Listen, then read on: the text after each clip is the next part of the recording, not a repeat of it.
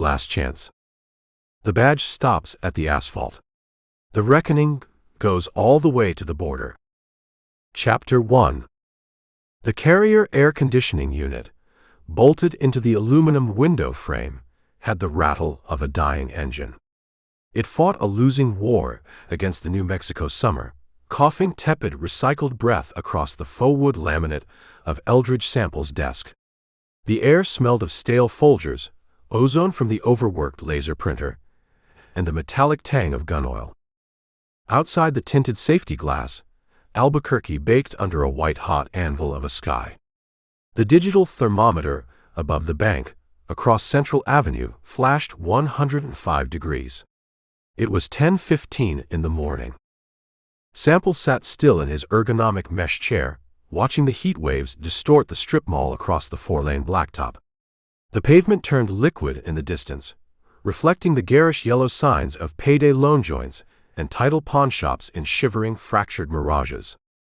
A lifted Dodge Ram rolled past, its mud tires slapping the melting asphalt. Sample tracked it with his eyes, categorizing the tint on the windows, the suspension lift, the lack of a front plate, before dismissing it.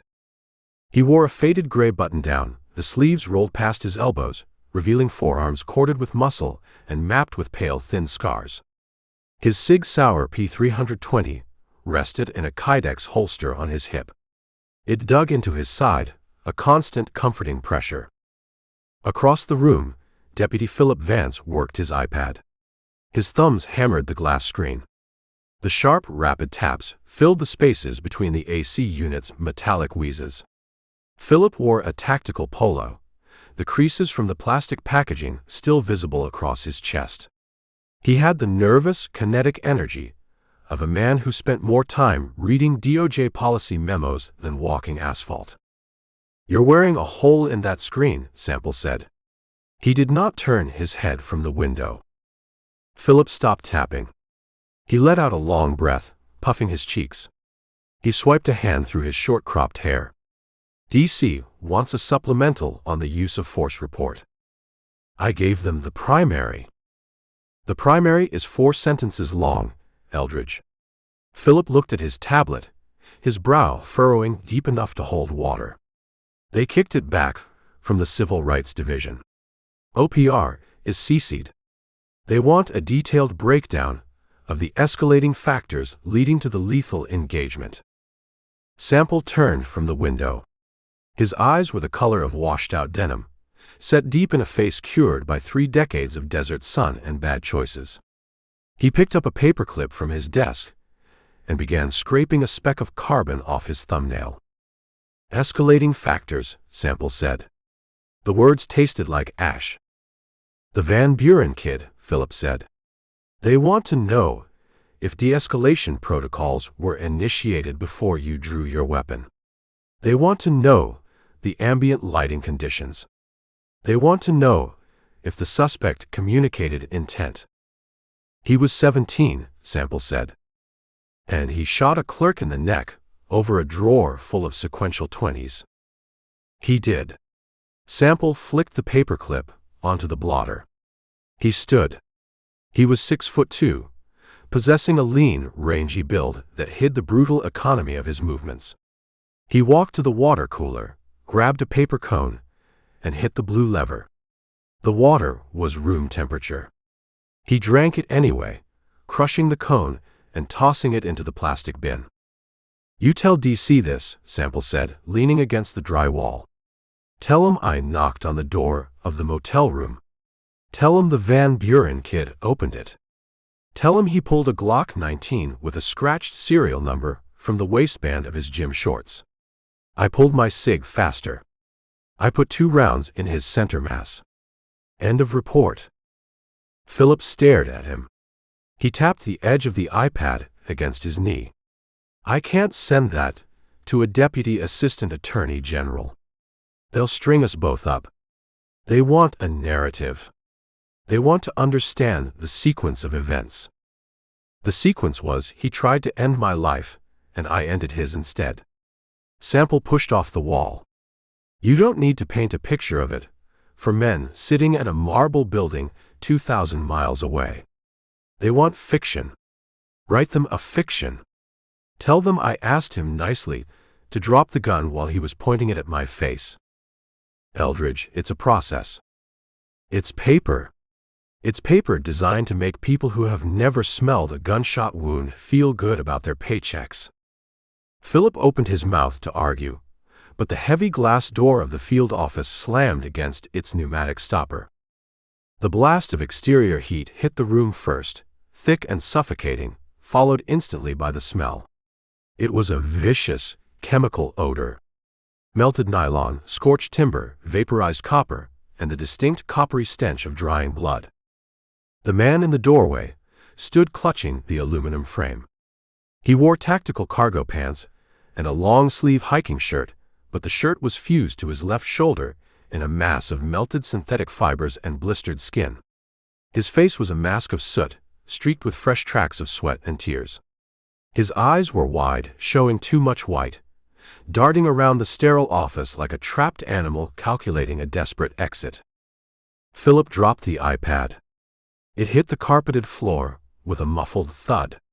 He stood, his hand dropping instinctively to the retention hood of his holster. Hey! Freeze right there. Show me your hands. Sample crossed the room in 3 strides. He did not touch his weapon. He looked at the man's eyes, saw the profound shock, saw the utter absence of aggression. This man wasn't a threat. This man was prey.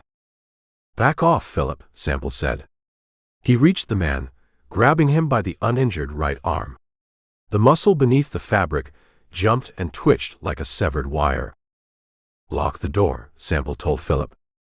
Philip hesitated, then moved, twisting the deadbolt and dropping the security blinds over the glass. The office plunged into a dim, amber gloom. Sample guided the man to the interrogation chair, bolted to the floor near the holding cell. The man collapsed into the molded plastic, his head rolling back against the cinder block wall. He dragged air into his lungs in ragged, tearing gasps. Name, Sample said. The man stared at the acoustic tiles on the ceiling. His lips were cracked, bleeding from the corners. Evans. The word was a dry scrape. Aaron Evans. Sample went to the cooler, grabbed another cone, filled it and brought it back. He held it to Evans's mouth. Drink. Evans lunged for the water, his hands shaking so violently he crushed the paper cone, spilling half the water down his soot-stained chin. He choked, coughed a fine mist of black phlegm, and sagged back. You need an ambulance, Philip said, hovering behind Sample. I'm calling EMTs. That burn on his shoulder is 3rd degree. No radios, Evans croaked.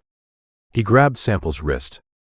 His grip had a terrifying, hysterical strength. No sirens.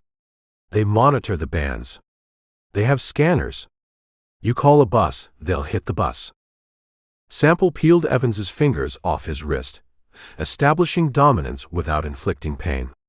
Who has scanners, Aaron? The trucks. Evans squeezed his eyes shut. A fresh tear cut a clean line through the black soot on his cheek. The black trucks. Sample pulled up a rolling stool and sat. He put his face level with Evans.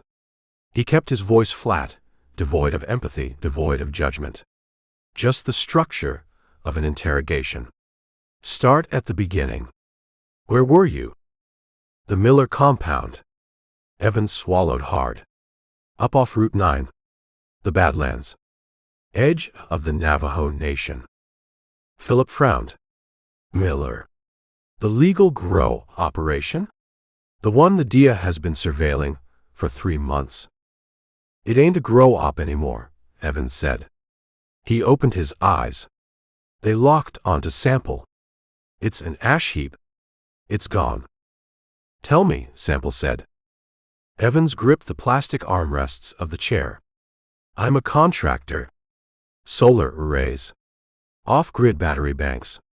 Jed Miller hired me to upgrade the inverters for his climate control systems. He pays cash. Lots of cash in a floor safe. I was out back, running conduit trench behind the main processing barn. Evans stopped. He looked at his shaking hands. Keep going, Sample said. I heard the engines. Not local traffic. High output. Big blocks. 3 lifted trucks rolled up the main dirt grade. No dust clouds. They crept in slow. Tactical. Evans took a shuddering breath. I stayed in the trench. I peered over the dirt mound. 3 trucks. 8 men. Cartel? Philip asked. No. Evans shook his head violently. Cartel guys are loud. They yell. They want you to know who they are. These guys, they didn't say a word. It was a machine. Moving parts. Suppressed weapons. Short-barreled rifles. Plate carriers. They swept the perimeter in 2-man elements. Sample leaned forward. The AC unit rattled, spitting its useless air. Who was leading them? A guy in a matte black Ford Raptor. No plates. Dark tint. He parked in the center of the compound. Didn't even cut the engine. He just sat there, watching the other 7 work. Work, Sample repeated. They breached the main house, Evans said. His voice dropped to a hoarse whisper. Jed came out the front door, holding a registered shotgun. He didn't even rack it. A skinny guy with a Benelli blew his chest out. Just like that. Center mass. Jed fell back onto the porch. Philip turned away, pressing his palm against the wall. Jed's wife, Evans continued, the words spilling out in a rush of pure trauma. Sarah. She started screaming from the kitchen window. The men, they didn't run.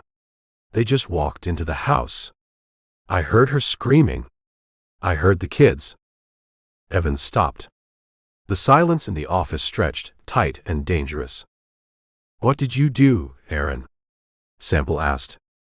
I put my face in the dirt, Evans whispered. The shame radiating from him had a physical weight. I smelled the wet earth. I covered my ears. I laid in the trench while they tore the house apart. I heard the cutting torch on the floor safe. I heard the gunshots inside. Muffled. Suppressed. Pop. Pop. Pop. How did you get the burn? Sample pointed at the fused nylon on his shoulder. They brought out jerry cans. High-octane fuel. They doused the barn, the house, the processing sheds. The skinny guy with the shotgun threw a road flare. The whole compound went up. A fireball. The heat wave hit the trench. It melted my shirt right to my skin. And the crew. They got back in the trucks. Loaded the cash bags into the Raptor. They drove right past the trench. I saw the driver. Sample's eyes narrowed. Give me the driver. Big guy, Evans said. Built like a brick wall. Face like dried clay. No expression. The whole place is burning, bodies on the porch, and he's lighting a cigar. He just looked at the fire, smiled, and keyed his radio. He drove north. Deeper into the reservation. Evans leaned forward, the hysterical energy draining out of him, leaving a hollow, broken shell. I crawled out a mile down the wash.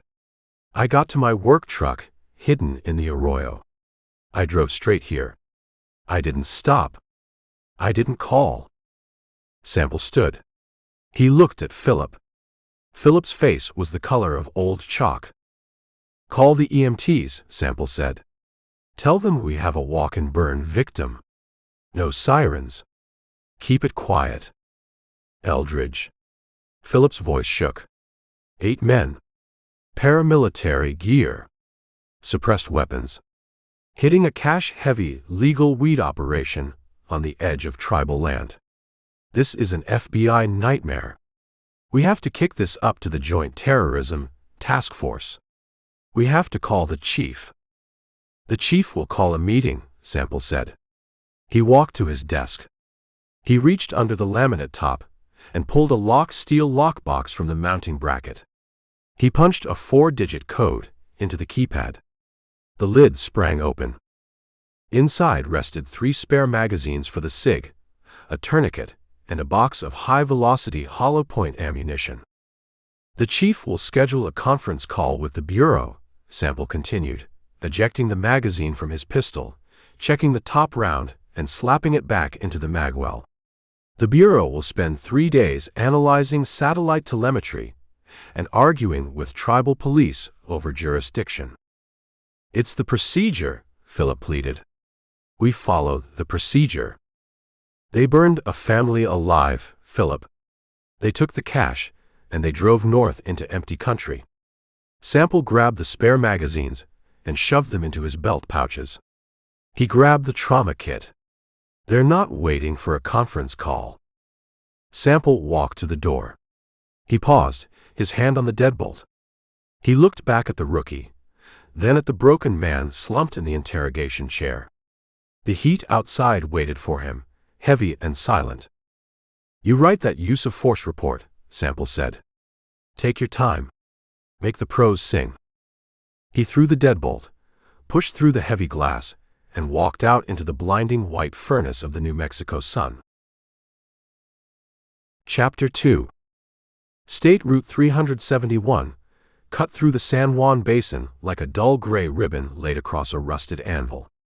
The midday sun hammered the asphalt, baking the oil out of the aggregate, creating a shivering, liquid mirage a half-mile ahead. Nothing moved in the brutal geometry of the Badlands except a column of 3 lifted trucks eating up the miles. The lead vehicle, a Ford Raptor wrapped in matte black vinyl, absorbed the sunlight and reflected nothing. It rode on 35-inch mud-terrain tires that chewed the highway with a monotonous, vibrating hum. Inside the Raptor's cab, the climate control roared. The air rushing from the vents had an artificial, frigid edge, but it failed to mask the smell. The cab reeked of adrenaline, sour sweat, and the heavy, undeniable stench of wood smoke and vaporized copper. Canyon Jack Tate drove. He did not grip the leather-wrapped steering wheel. He commanded it, resting thick, calloused hands at the 10 and 2 positions. Jack wore a tan tactical shirt, the sleeves pushed up to reveal forearms thick as fence posts. A pair of polarized Oakley sunglasses hid his eyes. His face resembled a slab of dried river clay, devoid of moisture, devoid of expression. He drove a steady 85 miles per hour. The needle on the tachometer held absolute still. Andrew sat in the passenger seat. He wore a damp polo shirt that clung to his ribs. Despite the blasting AC, a bead of sweat tracked down his temple, cutting a pale line through a smudge of black soot on his cheek. Andrew's right knee bounced. A relentless, rhythmic twitch. His fingers picked at a frayed seam on his denim jeans. "Stop doing that," Jack said. The voice emerged low, a rumble of gravel lacking any inflection. Andrew froze. His knee stopped bouncing. He looked at his hands, then out the side window at the endless expanse of scrub brush and cracked earth. "Doing what?" "Vibrating. You're shaking the center console." Andrew swallowed. He reached out and adjusted the plastic louvers of the air vent, aiming the freezing air directly at his face. "Just processing." It went fast. "Back there. Faster than we briefed." "It went exactly how it was supposed to go," Jack said. He checked the rearview mirror. 200 yards back, a primer gray Toyota Tacoma held position. Behind that, a dark blue Chevy Silverado. Spaced perfect. Tactical intervals. In the back seat of the Raptor, Peter shifted. The movement produced the synthetic scratch of Cordura nylon. Peter wore a minimalist plate carrier over a stained black t-shirt. He held a customized Benelli M4 tactical shotgun across his thighs. The weapon's barrel remained warm to the touch. Peter leaned forward, thrusting his head between the front seats. His pupils dilated to the size of dimes. He chewed on the inside of his cheek, a frantic grinding motion. "Smells like burnt pork," Peter said. A jagged laugh escaped his throat. "You smell it, Andrew." "The pork." Andrew flinched away from the center console. "Back off, Pete. Point that muzzle at the floorboard." Safety's on, corporate. Peter tapped the trigger guard with a dirty fingernail. It's a machine. It does what I tell it. Just like Jed Miller. I told him to drop the scattergun. He didn't listen. So I made him a convertible. Shut up, Jack said. Peter shrank back into the leather seats. The manic energy remained, trapped beneath his skin, but he clamped his jaw shut. You did not push Canyon Jack Tate. Andrew cleared his throat. He stared through the windshield at the wavering horizon. Jack. The smoke. You could see that column from 30 miles out. The fire department is rolling. State police. Dia probably had a drone up. Let them roll, Jack said. We got the cash. Andrew gestured toward the 3 olive-drab canvas duffel bags crammed into the footwells of the back seat. The bags smelled of scorched canvas. It's heavy. We got what we came for. We hit the interstate, pointed south. Nagalas. We crossed the border tonight. We're drinking tequila by breakfast. Jack did not look at Andrew. He watched the road. Nagalas is a choke point. Every badge, from Albuquerque to Tucson, is looking for a convoy heading to the border. We swapped the plates. Plates don't hide 3 tactical rigs smelling like a barbecue. Jack tapped his thumb against the steering wheel. We don't run south. Everyone runs south. Law enforcement plans for south. We push deeper into the void. Andrew shifted his weight. The leather seat squeaked. The reservation? It's empty, Jack. There's nowhere to hide. Empty is the hiding place, Jack said. Navajo Nation covers 27,000 square miles. Tribal police have maybe 200 officers. They patrol the paved roads. They respond to domestic calls and drunks. They don't have the assets to track a ghost convoy through the badlands. Feds need warrants and interagency sign-offs to wipe their own asses out here. My truck, Andrew said, his voice tightening. The Tacoma. The front left tire has a slow leak. I caught a nail outside Albuquerque. It needs a patch. It needs pavement. Your truck will survive, Jack said. Or it won't. The mission dictates the gear. The gear doesn't dictate the mission. A green highway sign blurred past. Bisti di Nazin Wilderness 40 miles. Jack eased his foot off the accelerator. He signaled right. There was no road, just a break in the barbed wire fencing and a pair of ruts carved into the hardpan dirt.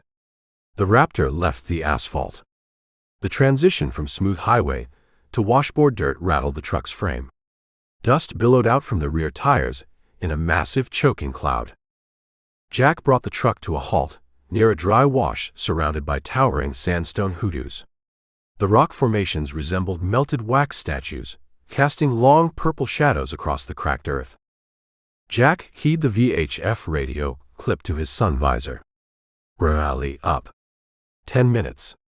Check the loads. The radio crackled. Copy lead, Thaddeus's voice replied, calm and static-laced. The Tacoma and the Silverado pulled off the highway, disappearing into the dust cloud left by the Raptor. They parked in a loose triangle, the engines idling, the exhausts ticking in the brutal heat. Jack popped his door. The heat hit the cab like a physical blow. It sucked the moisture from the air, instantly drying the sweat on Andrew's face. Jack stepped out. His boots crunched on the baked soil. He walked to the rear door, opened it, and hauled one of the heavy olive-drab duffels onto the dry dirt. He unzipped the heavy brass zipper. Stacks of bundled currency filled the bag. Used 20s, 50s, 100s. Rubber bands holding thick bricks of dirty money. The edges of some bills carried brown scorch marks. The other men emerged from their trucks. They moved with the stiff, rolling gait of men coming down from an adrenaline dump. Thaddeus walked over from the Tacoma. He wore a faded flannel shirt over a t-shirt, a quiet man with a graying beard and eyes that missed nothing. Bartholomew, The youngest of the crew trailed behind him. The kid looked pale, his eyes fixed on the canvas bag at Jack's feet. From the Silverado, Simon, James, and John piled out. Simon stretched his back, the joint popping loud in the dry air. He spat a stream of chewing tobacco into the dust. The liquid rolled into a tight ball coated in dirt. "Hotter than Hell's Kitchen out here, Jack," John said, wiping his brow with a greasy rag. "AC in the Chevy is blowing warm. We need a stop. A real stop. Ice. Beer." Jack looked at John. The silence stretched. John's smile faltered, the gap in his front teeth showing. He stuffed the rag into his back pocket. "We stop when I dictate," Jack said. He kicked the duffel bag. Miller had $250,000 in the floor safe. "We split it 3 ways. 1 share for me. 1 share for the operations fund. 1 share divided among the 7 of you." "Math works," Simon grunted. "Easy money." "The easiest," Jack said. He reached into his tactical shirt and pulled out a topographic map, unfolding it across the Raptor's hot hood. Miller was the warm-up. A soft target full of cash. But the fire makes noise. Noise draws uniforms. Jack placed a thick finger on the map, pointing to a blank space devoid of roads. "There are 3 more off-grid cash businesses between here and the border," Jack said. "A credit union operating out of a double-wide in Clarity. A rogue scrap metal yard moving copper. A private way station on the old freight line. They sit outside federal jurisdiction. They sit outside tribal interest. They rely on isolation for security." Andrew stepped up to the hood. He looked at the map, then at the endless expanse of baking rock surrounding them. "Jack, we got $250,000. Why push it? We hit another spot, we multiply the risk. We get a blown tire out here, we're stranded." Jack turned his head slow. He stared at Andrew through the dark lenses of his Oakleys. "Risk," Jack said, tasting the word. "You contracted with me, Andrew, because you owed $50,000 to a bookie in Vegas who likes to break fingers. You took the job because you lack the stomach to do the math yourself." Andrew's jaw clenched. He looked down at the dirt. "We are a machine," Jack addressed the circle of men. "A machine requires momentum. We stop, we rust. We stop, they catch us. We hit the targets. We take the capital. The people out here, they don't have the law to protect them. They only have the distance." Jack rolled up the map. He shoved it back into his shirt. "Thaddeus," Jack said. "Take point. Keep us off the ridges.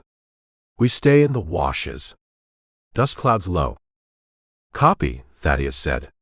He turned and walked back to the Tacoma. Jack looked at Peter, who was leaning against the Raptor, stroking the barrel of the Benelli. "Get in the truck, Peter. Keep the weapon out of sight." Jack grabbed the heavy duffel, throwing it into the back seat. He slammed the door. The metallic thud echoed off the sandstone hoodoos, a harsh, unnatural sound in the ancient silence of the desert. Jack climbed into the driver's seat. He didn't look back to see if Andrew was following. He put the Raptor in drive. Andrew scrambled into the passenger seat, pulling the door shut just as the truck lurched forward.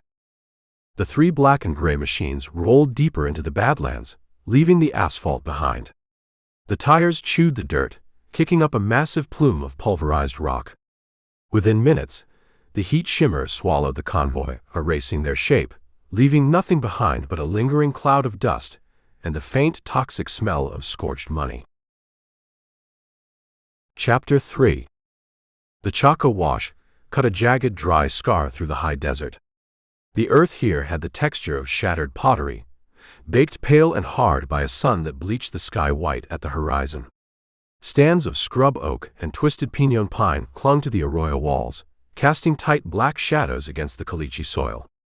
The air smelled of sage, hot rock, and ancient dust. Joe White Eagle stopped. He raised a hand. 10 feet behind him, his grandson, Leo, froze. The boy wore faded denim jeans and a gray t-shirt bearing the faded logo of the Arizona Diamondbacks. Dust coated his sneakers. He breathed through his nose, watching the broad back of his grandfather. Joe knelt. He moved with a deliberate, practiced economy.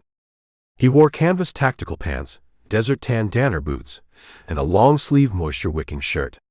The fabric clung to a frame built of wire and old leather. At 62, Joe carried the physical residue of 2 combat tours in Fallujah. He had a stillness the desert demanded.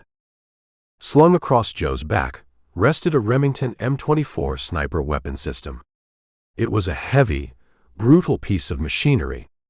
The synthetic stock bore a custom Rattlecan paint job, layers of tan and brown scratched down to the black fiberglass beneath.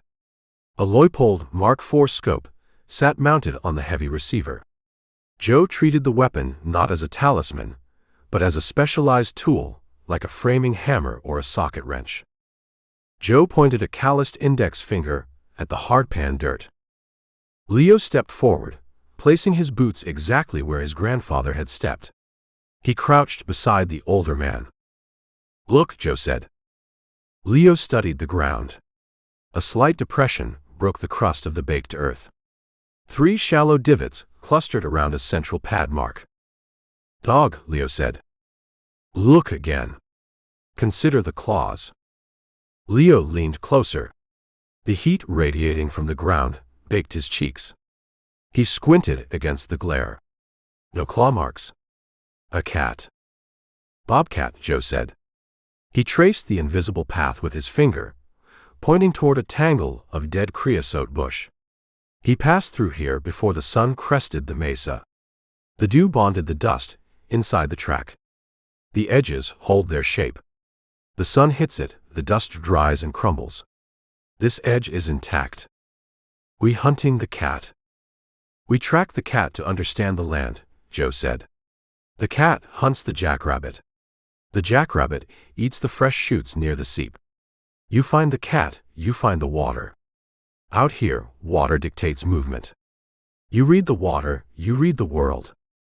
Leo nodded. He touched the track. He's big. 30 pounds. Hungry. Joe stood. He unslung the M24, bringing the heavy rifle across his chest. He popped the scope caps. They flipped up with a sharp plastic snap. He checked the glass, wiping a speck of dust from the ocular lens with his thumb. "Can I hold it?" Leo asked. "Stand up." Leo scrambled to his feet. Joe cleared the chamber, pulling the heavy steel bolt back. The action slid smooth as oiled glass. He visually inspected the breech. Empty. He handed the weapon to the boy. Leo grunted as the weight transferred to his arms. The rifle weighed nearly 15 pounds. It pulled the boy's shoulders down. "Heavy," Leo said. "Weight absorbs recoil." "Weight provides stability," Joe said. "A light rifle kicks. A light rifle drifts in the wind." This machine puts a 175-grain hollow point boat tail exactly where you tell it to go, 1,000 yards out. The weight is the price of the accuracy. Leo pressed his cheek against the synthetic comb of the stock. He looked through the Leupold glass. The magnification pulled a distant mesa right into his eye. The heat shimmer turned the rock face into a rippling pool of orange and red water. "Keep both eyes open," Joe instructed. The glass eye sees the target. The flesh eye sees the environment. You close one eye, you cut the world in half. You lose situational awareness. Leo opened his left eye. His brain struggled to merge the magnified image with the wide-angle desert. He lowered the rifle, exhaling a long breath. He handed the weapon back. Joe took it. He fed a 5-round internal magazine, pressing the heavy brass cartridges down until they clicked. He slid the bolt forward, chambering around and engaged the safety. The metallic, mechanical sounds rang sharp in the dead silence of the arroyo. "We keep moving," Joe said. The cat went toward the ridge. They hiked out of the wash, climbing a gentle slope covered in loose shale and dried rabbit brush. The sun climbed higher. The shadows shrank, pulling tight beneath the rocks. The silence had a heavy, suffocating quality. No birds called. No insects buzzed. The heat smothered everything. Then the earth vibrated. Joe stopped. He did not hear a sound. He felt a frequency in the soles of his boots. He turned his head, angling his right ear toward the west. A low guttural growl breached the silence. It lacked the high-pitched whine of a dirt bike. It lacked the rattling clatter of a tribal police Tahoe. This sound had a deep, industrial bass. High-output combustion. Big block V8 engines. Multiple vehicles. "Grandpa?" Leo asked, watching Joe's face change. The grandfather vanished. The soldier replaced him. Joe's jaw clamped tight. His eyes narrowed, scanning the horizon line where the dirt track crested a low rise 2 miles out. "Get behind the boulder," Joe said. He did not yell. He used a voice devoid of negotiation. Leo scurried toward a massive slab of rusted sandstone jutting from the hillside. He crouched behind it, peering around the rough edge. The noise intensified. The growl became a roar. A massive plume of dust erupted over the western ridge. It billowed into the bleached sky like smoke from an oil fire. A truck crested the rise. It was a Ford Raptor wrapped in matte black. The sun hit the vehicle and died on the vinyl surface. The truck had an aggressive, predatory stance, sitting high on oversized, aggressive mud tires. It tore down the dirt track, indifferent to the ruts and washboards. 2 more vehicles broke the skyline behind it. A primer gray Tacoma and a dark blue Silverado. They maintained a precise, tactical interval. 50 yards between bumpers. They did not slow down. Joe watched them. Tourists drove slow, terrified of breaking an axle. Locals drove steady, knowing the ruts by heart. These drivers commanded the terrain through brute force and expensive suspension. "They running from something?" Leo asked, his voice trembling. "No," Joe said. He flicked the safety off the M24. "They are hunting." The Raptor reached the valley floor. The driver did not keep to the established dirt track. He wrenched the steering wheel. The black truck vaulted the shallow ditch, crushing a patch of ancient sagebrush beneath its heavy skid plates. It angled directly toward the hillside where Joe and Leo stood. The Tacoma and the Silverado mirrored the maneuver. They broke from the track, fanning out left and right. A classic pincer movement. They flanked the hillside, cutting off the escape routes. Dust washed over the slope, choking the air with the taste of pulverized rock and burnt hydrocarbons. Joe stood his ground. He held the heavy sniper rifle across his chest, port arms. He did not raise it to his shoulder. He knew the rules of engagement. Raising the optic constituted a threat. Standing with a weapon constituted defense. The Raptor roared up the incline. The engine screamed, the massive tires throwing rooster tails of dirt and shale. It stopped 30 yards from Joe. The suspension settled with a heavy, metallic sigh.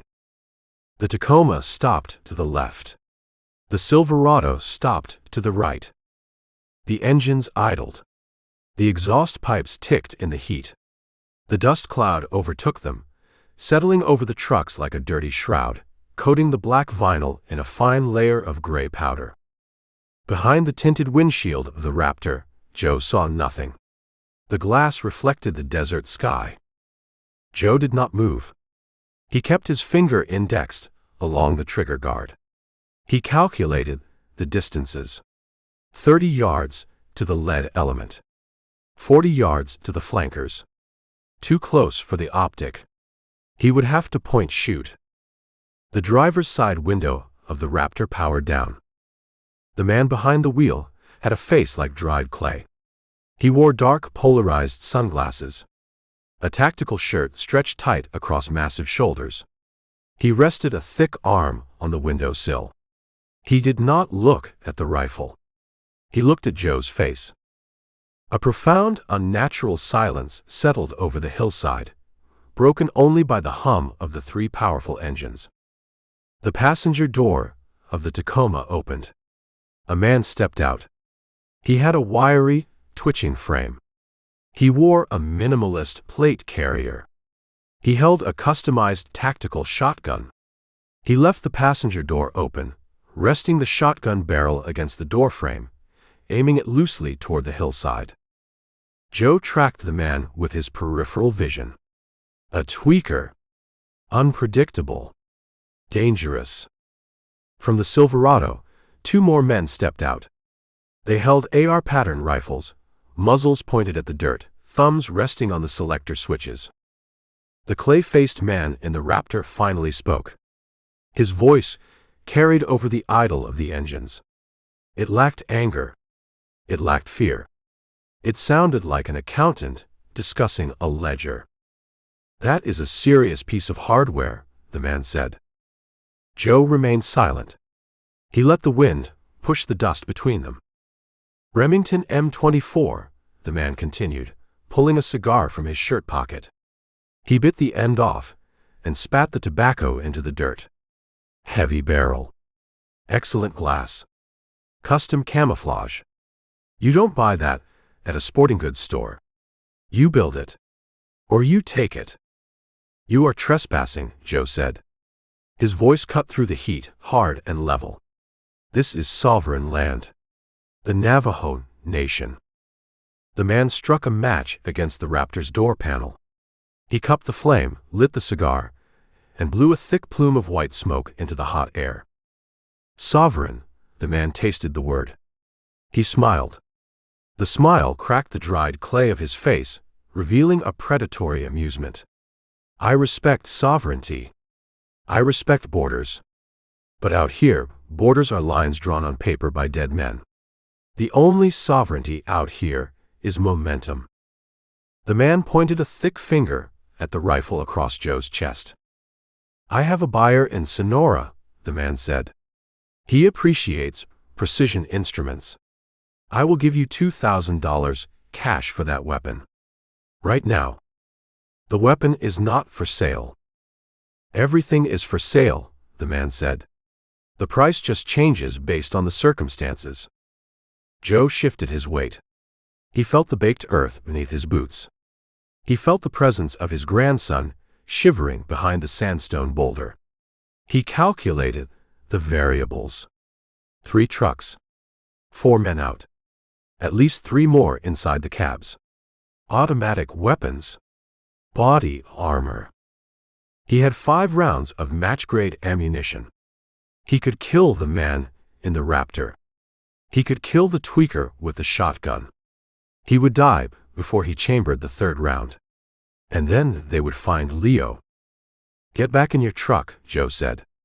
"Turn around. Go back to the highway." The man in the Raptor sighed. He took a long drag from the cigar. He looked at the vast empty sky, then looked back at Joe. The amusement faded from his face, replaced by a cold, mechanical detachment.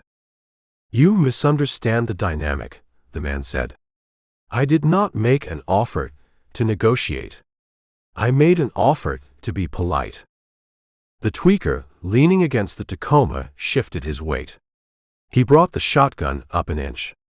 His finger slipped inside the trigger guard. "Hand me the rifle," the man in the Raptor said. "No," Joe said. The man in the Raptor did not raise his voice. He did not change his expression. He simply turned his head, looked at the tweaker standing behind the open door of the Tacoma, and gave a single, almost imperceptible nod. Chapter 4. The nod had the fraction of an inch. A microscopic dip of Canyon Jack Tate's chin behind the tinted glass of the Ford Raptor. Peter reacted. He did not aim. He pointed the Benelli M4 tactical shotgun. His twitching finger compressed the heavy trigger. The weapon detonated. The blast fractured the ancient silence of the arroyo. A 3-inch magnum shell, packed with double-aught buckshot, pushed 9 lead pellets, each a third of an inch across, out of the muzzle at 1,300 feet per second. A muzzle flash painted the primer gray paint of the Tacoma in a brief, harsh yellow glare. Joe White Eagle read the movement. He recognized the shift in Peter's shoulder a split second before the trigger break.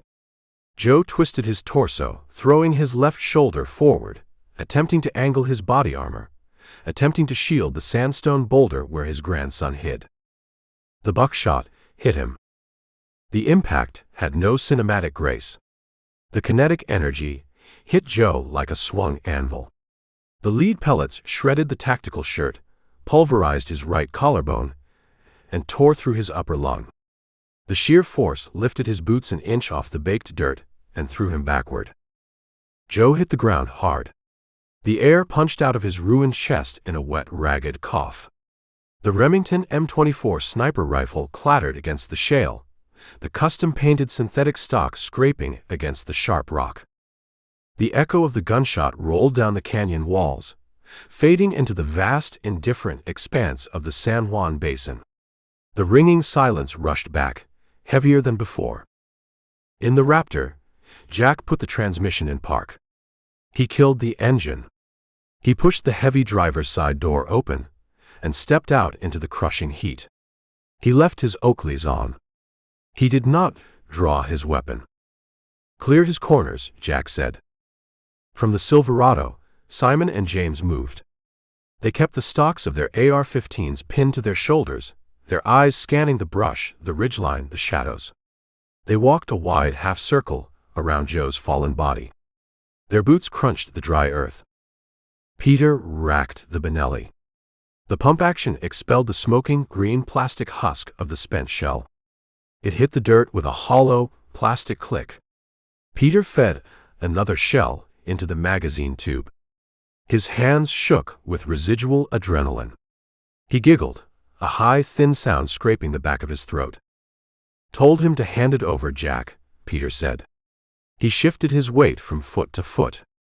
He didn't listen to the program. Jack ignored the tweaker. He walked to the body. Joe lay on his back. His eyes stared at the bleached white sky. His chest heaved in shallow, frantic jerks. Bright, frothy blood pulsed from the ruins of his shoulder, pooling in the dust, turning the pale dirt into dark, sticky mud. Jack crouched. He did not look at Joe's face. He looked at the Remington M24 lying in the dirt. Jack reached out with a thick, calloused hand and picked up the heavy rifle. He cradled the stock, balancing the weapon's 15 pounds across his palms. He ran a thumb over the Leupold scope, wiping a smear of red dust from the objective lens. He checked the action, noting the chambered round. "Flawless piece of machinery," Jack said. He slung the rifle over his shoulder. "Check his rig," Simon called out, maintaining his sector of fire. "He got a sidearm?" Jack patted Joe's waist. He found a Kydex holster. He drew a Glock 19. He checked the magazine, snapped it back into the grip, and tucked the pistol into the waistband of his own tactical pants. He patted the chest rig, finding 2 spare magazines and a radio. He took the magazines.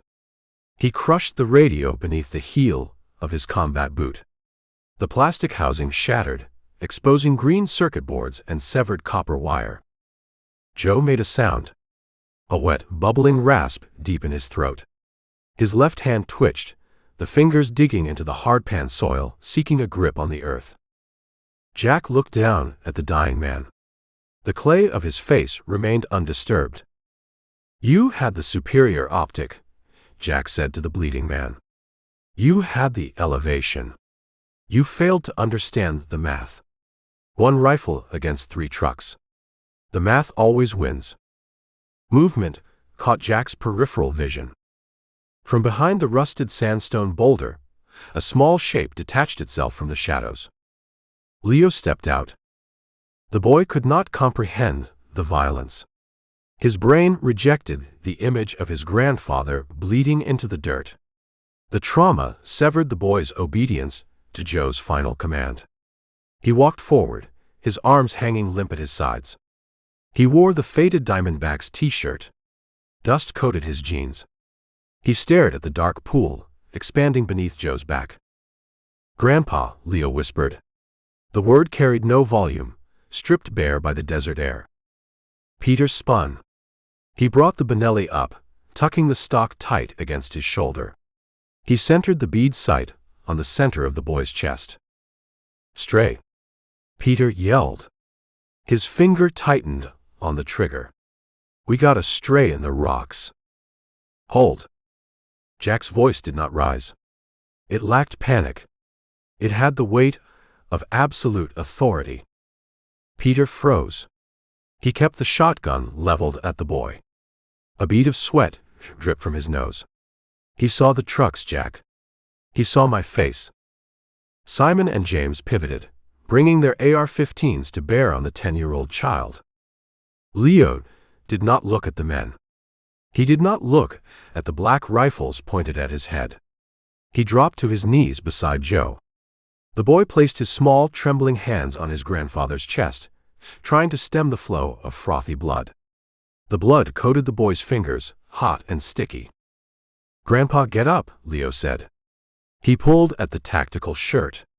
"We have to go back to the truck." Joe's eyes shifted.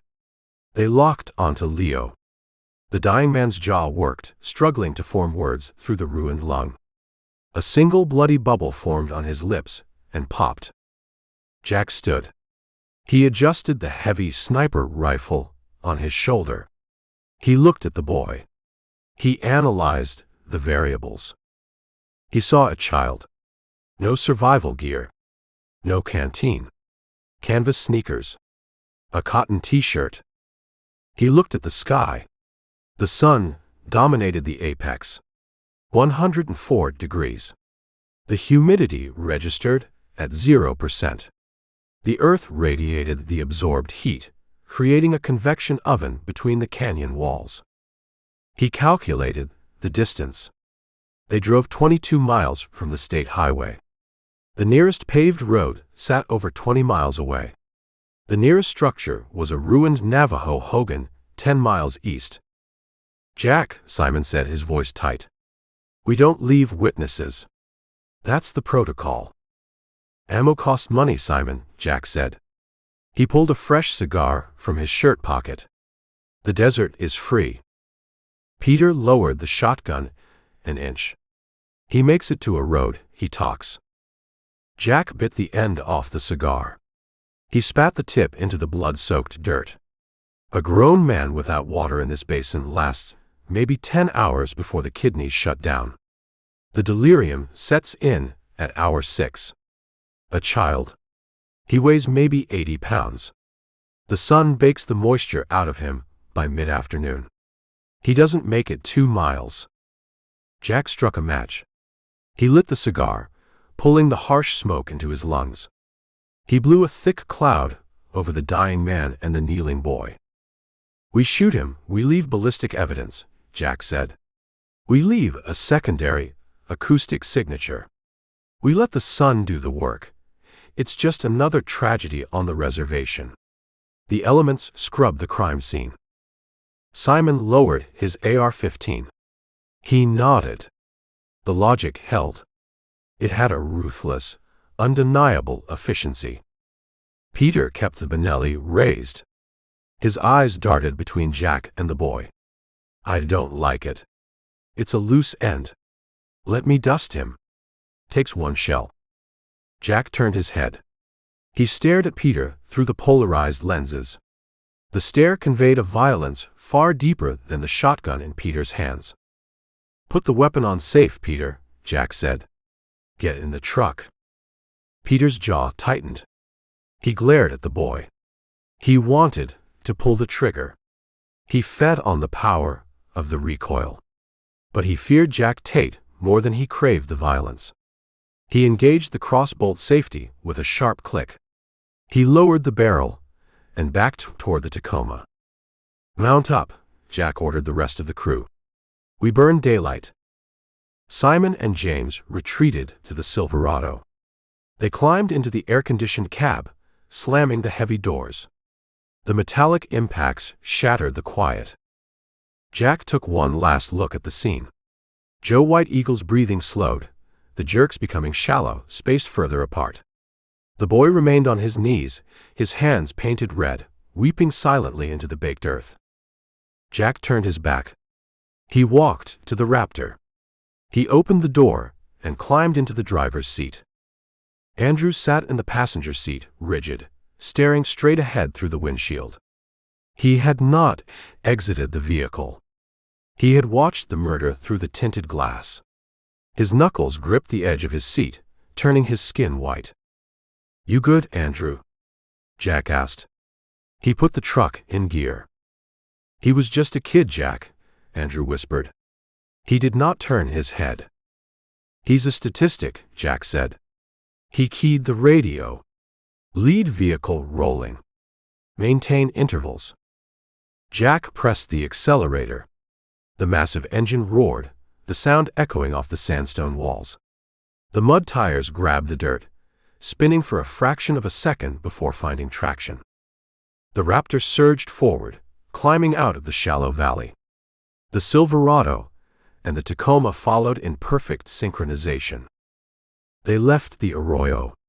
The three trucks crested the western ridge, their silhouettes breaking the skyline for a brief moment, before disappearing down the other side. They left behind a massive cloud of gray dust.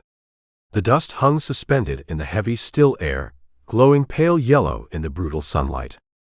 Slowly, gravity pulled the pulverized dirt back to the earth. The dust settled over the scrub oak. It settled over the rusted sandstone boulder. It settled over the body of Joe White Eagle. It coated the blood, turning the dark red pool into a thick brown paste. The silence returned.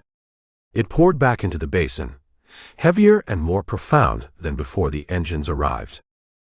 The heat radiated from the rock. The sun beat down, an indifferent, unblinking eye. Leo sat alone in the vast baking emptiness. He held his grandfather's hand. The skin grew cold beneath the hot sun. The boy did not scream. He did not run. He watched the last of the dust settle, listening to the crushing silence of the badlands, waiting for the heat to finish the job the men in the black trucks had started. Chapter 5. The asphalt turned to gravel, then to packed dirt. The Ford Bronco's suspension groaned over the washboard ruts. Dust filled the cab, coating the vinyl dashboard and Phillips' pressed tactical polo in a fine chalky grit. Sample drove with one hand on the cracked leather wheel. He kept his eyes on the smudge of gray smoke staining the northern horizon. The smoke no longer formed a pillar. The high-altitude winds sheared the top off, smearing it across the bleached blue sky like a dirty thumbprint. The air conditioner in the Bronco blew hot air. Sample rolled his window down. The wind rushing into the cab offered no relief. It felt like the exhaust from a jet engine. It carried the scent of baked sage and pulverized rock. Philip gripped the passenger side grab handle. His knuckles showed white through his skin. He stared through the bug-splattered windshield. Evans said, a half hour off the state route. We crossed that 10 miles ago. We cover ground, Sample said. He did not look at the rookie. Evans ran in a panic. Panic stretches time. Panic stretches distance. The Bronco crested a low ridge of shattered red shale. The Miller compound sat in a depression below them. The men in the black trucks wiped it from the map. Sample put the transmission in park. He killed the engine. The silence rushed in, broken only by the tick of the cooling engine block and the faint, unsettling hiss of escaping steam from the ruins below. A chain-link fence surrounded the property, topped with razor wire. The primary gate lay flat in the dirt, ripped off its hinges. Beyond the gate, the earth turned black. The legal marijuana grow operation relied on isolation and heavy infrastructure. The infrastructure became fuel. The hydroponic processing sheds, constructed of corrugated steel and fiberglass, collapsed into twisted, smoking heaps. Melted plastic formed thick, toxic puddles in the dirt, bubbling and popping in the ambient heat. A bank of off-grid solar panels on the western slope shattered, the silicon cells cooked bare, the massive lithium battery banks ruptured and spewing caustic acid smoke into the air. "Mother of God," Philip whispered. Sample opened his door. The heat rolled off the blackened earth and hit him in the chest. It brought the smell. The odor lacked the clean, sharp scent of a forest fire. It carried a vicious, chemical density. Burning tires, scorched insulation, melted PVC pipe. Beneath the chemical layer lay a heavier, organic stench. Roast meat, burnt hair, copper. Sample stepped out of the Bronco. His boots crunched on the baked, ash-covered dirt. He unlatched the rear tailgate, pulled out his AR-15, and slapped a 30-round magazine into the magwell. He chambered a round. He did not engage the safety. He let the rifle hang on a single-point sling across his chest. Philip stumbled out of the passenger side. He drew his Sig Sauer. His hands shook. He brought his left forearm up, pressing his face into the crook of his elbow to block the smell. "Clear the perimeter," Philip said, his voice muffled by his sleeve. "The perimeter cleared itself," Sample said. He walked past the ruined gate. They finished their work. They left. Sample moved through the devastation with a heavy, measured stride. He processed the scene, stripping away the horror, looking only at the mechanics of the violence. He had a mind built for this geometry. He found the main house. The structure burned to the foundation blocks. A stone chimney stood alone amidst the smoldering ash, a grave marker pointing at the sky. The front porch remained partially intact. The fire burned the roof away, leaving the charred decking. Jed Miller lay on his back near the front steps. Sample stopped 5 feet from the body.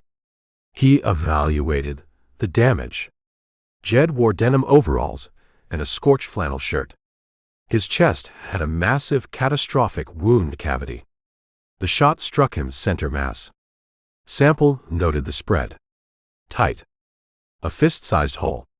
The shooter engaged from close range. Within 10 feet. The sheer kinetic energy threw Jed backward.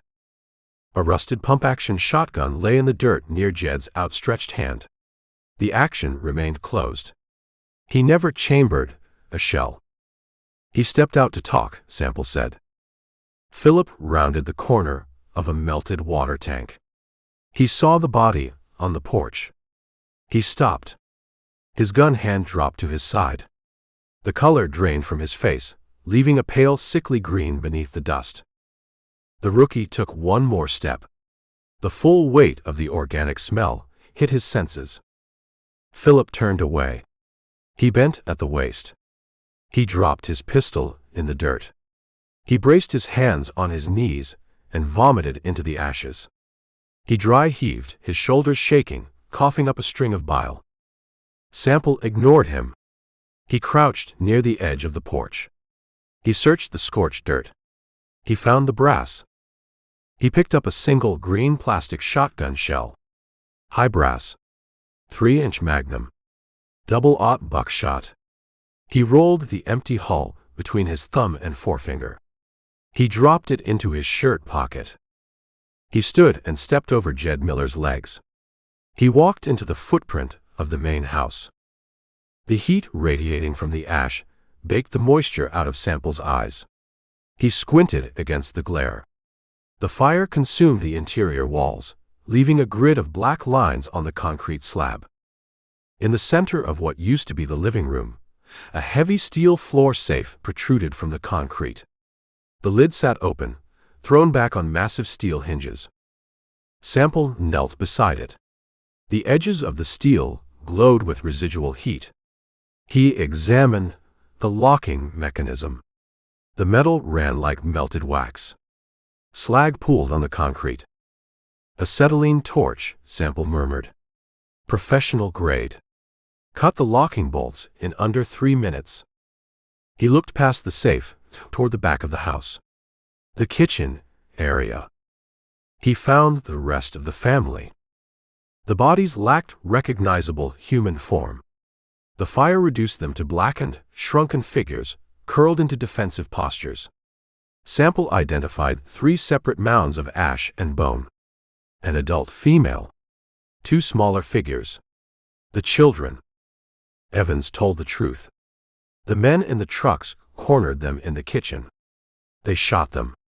They poured the fuel. They lit the flare. Sample did not look away. He absorbed the sight.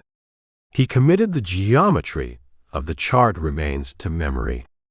He let the cold, hard reality of the slaughter settle deep in his gut, a heavy iron weight replacing any trace of empathy. Empathy hindered the work. The work required a machine. He walked out of the ruins, stepping off the back edge of the foundation. He found the trench. A narrow ditch cut through the caliche soil, running parallel to a bank of destroyed power inverters. Sample followed the trench. He saw the disturbed earth, the scuff marks on the side walls, the handprints in the dirt where Aaron Evans pressed himself flat against the earth. Sample climbed out of the trench. He turned his back to the smoldering compound and looked at the open ground separating the structures from the dirt access road. They parked here, Sample said. Philip stood near the Bronco. He wiped his mouth with the back of his hand. He picked up his cig, ejected the magazine, blew the dust off the top round, and slapped it back in. He holstered the weapon. He walked toward Sample, keeping a wide berth around the porch. "We secure the scene," Philip said. His voice cracked. He cleared his throat and tried again, aiming for authority. "We string tape. We call the chief. We need a forensics team out here. We need the coroner." "The coroner needs shovels and trash bags," Sample said. He pointed at the dirt. "Look at the ground, Philip. Read the text." Philip stared at the dust. "I see tire tracks." "Look harder." Sample walked the perimeter of the staging area. He read the impressions left in the baked soil. 3 distinct vehicles, Sample said, tracing a deep aggressive tread pattern with the toe of his boot. Heavy curb weight. 3/4 ton, minimum. Mud terrain tires. 35-inch diameter. Look at the depth of the lug marks. They carry armor plating or a heavy payload. Sample moved 10 feet to the left. He crouched. "The lead vehicle parked here," Sample said. He pointed to a smooth depression in the dirt. The driver never cut the engine. The vibrations packed the dust under the engine block. No oil drips. No coolant leaks. Late model. Maintained. He stood and swept his arm across the lot. They approached in a tight column. They fanned out. They executed the perimeter. They executed the family. They cut the safe. They loaded the bags. They left. Sample walked the tire tracks toward the northern edge of the property. The fence line ended here, giving way to the vast unbroken expanse of the badlands. The Navajo Nation. "They drove straight out," Sample said. "They didn't double back to the highway. They cut through the wire. They pointed the grills north." Philip pulled his phone from his pocket. He stared at the screen. "No signal. I have no bars. We have to drive back to Route 9 to make the call. The chief needs to coordinate with tribal authorities. The FBI will take the lead on a multiple homicide with stolen capital on federal land. The FBI will spend a week deciding which field office pays for the hotel rooms," Sample said.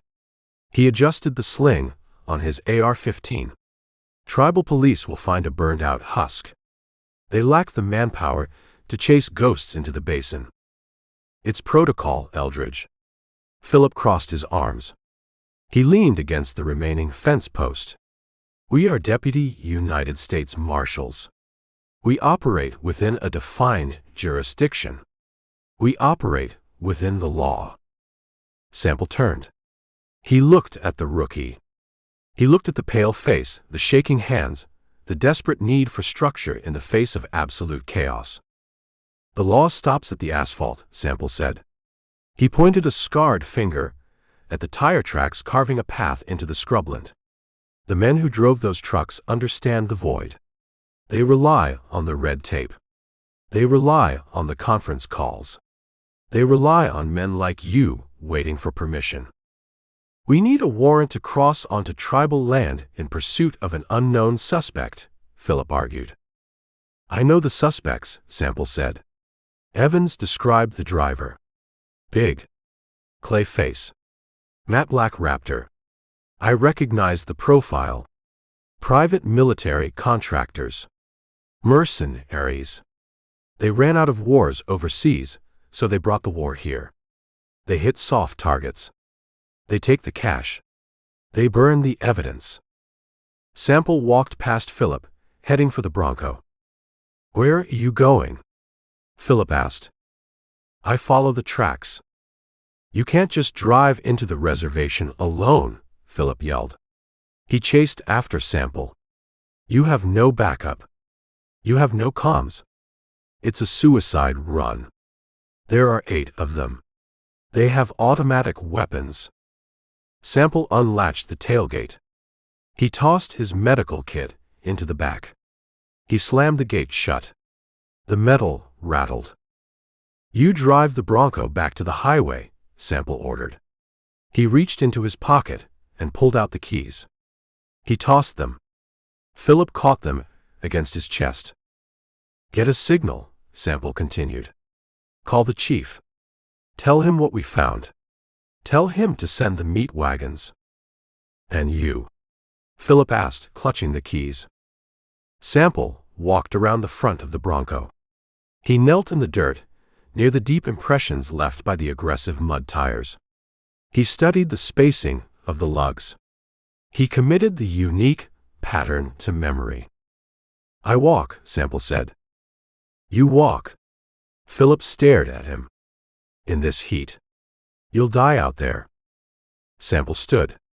He looked north, into the shimmering, unforgiving void of the Badlands. He felt the heavy, comfortable weight of the AR-15 against his chest. He felt the spare magazines digging into his waist. He thought of the family burned to ash behind him. He thought of the shotgun shell in his pocket. The tracks hold for a few hours before the wind takes them, Sample said. He turned his back on the rookie. He turned his back on the burning compound. I followed the machine. He stepped over the broken fence line. His boots hit the unpaved earth. He did not look back. He settled into a steady, relentless pace, tracking the deep gouges left by the black trucks, walking straight into the white heat of the desert. Chapter 6. The sun hammered the San Juan Basin, turning the Badlands into a kiln. Heat radiated from the shattered shale and cracked caliche, baking the moisture from Eldridge Sample's skin the moment it breached his pores. He walked. He measured his strides, conserving energy, breathing in through his nose and out through his mouth. His boots kicked up small puffs of pale dust. He kept his eyes locked on the deep, aggressive tread patterns carving a path through the scrub brush. 3 trucks. They ran a staggered column. The matte black Ford Raptor took the lead, pressing the brush flat, breaking the trail. The Silverado and the Tacoma followed, their tires overlapping the Raptor's tracks, creating a wide, churned scar across the pristine desert floor. Sample checked the sky. A flawless, punishing blue. The color lacked any trace of cloud or haze. The sheer intensity of the azure expanse induced a subtle vertigo. High above, a single turkey vulture rode a thermal updraft. The bird inscribed slow, lazy circles in the dead air, a black speck drawn to the scent of decay. The vibration hit the soles of Sample's boots before the sound reached his ears. He stopped. He turned. He brought the AR-15 across his chest, his thumb resting flush against the fire selector. A vehicle chewed through the brush a half-mile back, following his path. Sunlight caught the windshield, flashing a harsh, blinding signal across the scrub. The battered shape of the Federal-issue Ford Bronco materialized from the heat shimmer. Sample lowered the rifle. He waited. The Bronco ground to a halt, 10 feet away. The suspension squeaked. Dust washed over the hood. Philip shoved the transmission into park and leaned across the center console. He rolled the passenger window down. Sweat plastered his short hair to his skull. A frantic, exhausted energy vibrated through his frame. "Get in the truck, Eldridge," Philip said. The words cracked dry in his throat. "I gave you an order," Sample said. He did not move toward the door. The radio in this piece of garbage caught a dead zone. I drove 5 miles back toward Route 9. Nothing. No bars on the cell, no signal on the VHF. Philip gripped the steering wheel. "I am not leaving a senior deputy to walk into a cartel-adjacent wilderness alone. It violates every protocol in the manual. Get in the truck." Sample looked at the rookie. He saw the frayed edges. He saw a kid desperate to cling to the rulebook while the world burned outside the window. Sample walked to the Bronco. He opened the door and climbed into the passenger seat. The ambient temperature inside the cab matched the desert outside, but the roof offered a shield against the direct radiation of the sun. "Follow the tracks," Sample said. Philip put the Bronco in gear. He eased the vehicle forward, straddling the churned earth left by the mercenary convoy. They drove in silence. The tires crunched over the baked soil. Sample tracked the tire marks through the bug-splattered glass. The convoy maintained a relentless, straight-line trajectory, pushing deeper into the reservation, putting miles between themselves and the slaughtered family at the legal grow operation.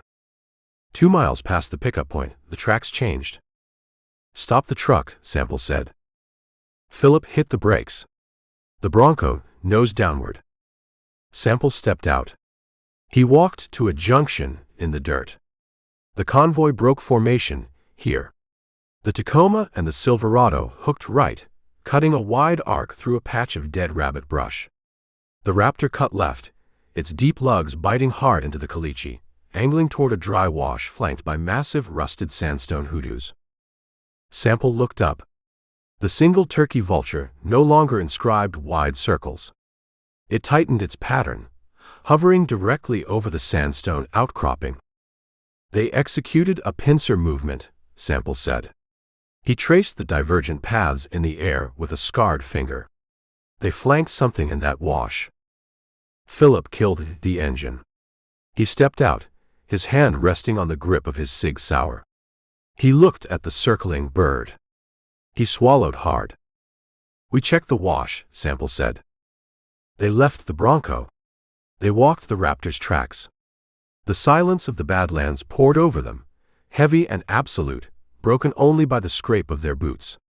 The air trapped between the rock formations had a stagnant, suffocating density.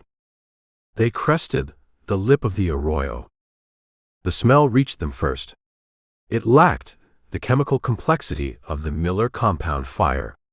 It carried the raw, metallic stench of fresh blood exposed to 100-degree heat, mixed with the voided bowels of sudden death.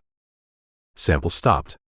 He scanned the scene, his eyes cutting through the harsh glare, categorizing the geometry of the slaughter. Joe White Eagle lay on his back in the center of the wash. His chest presented a catastrophic ruin of shredded flesh and pulverized bone. The baked earth beneath him absorbed the blood, turning it into a thick, dark brown paste. Philip gagged. He turned his head away, pressing a hand over his mouth and nose. God Almighty. Sample descended the slope. He moved with a cold, mechanical precision. He approached the adult male. He noted the tactical clothing. The empty Kydex holster on his hip. The shattered plastic housing of a VHF radio crushed into the dirt near his boots. Sample crouched. The man had the calluses and muscle density of a seasoned operator. He carried himself, ready for a fight. He lost.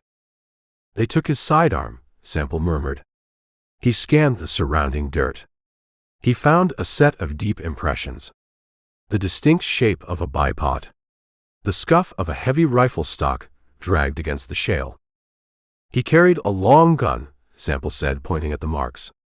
Heavy barrel. Sniper system. They took that too.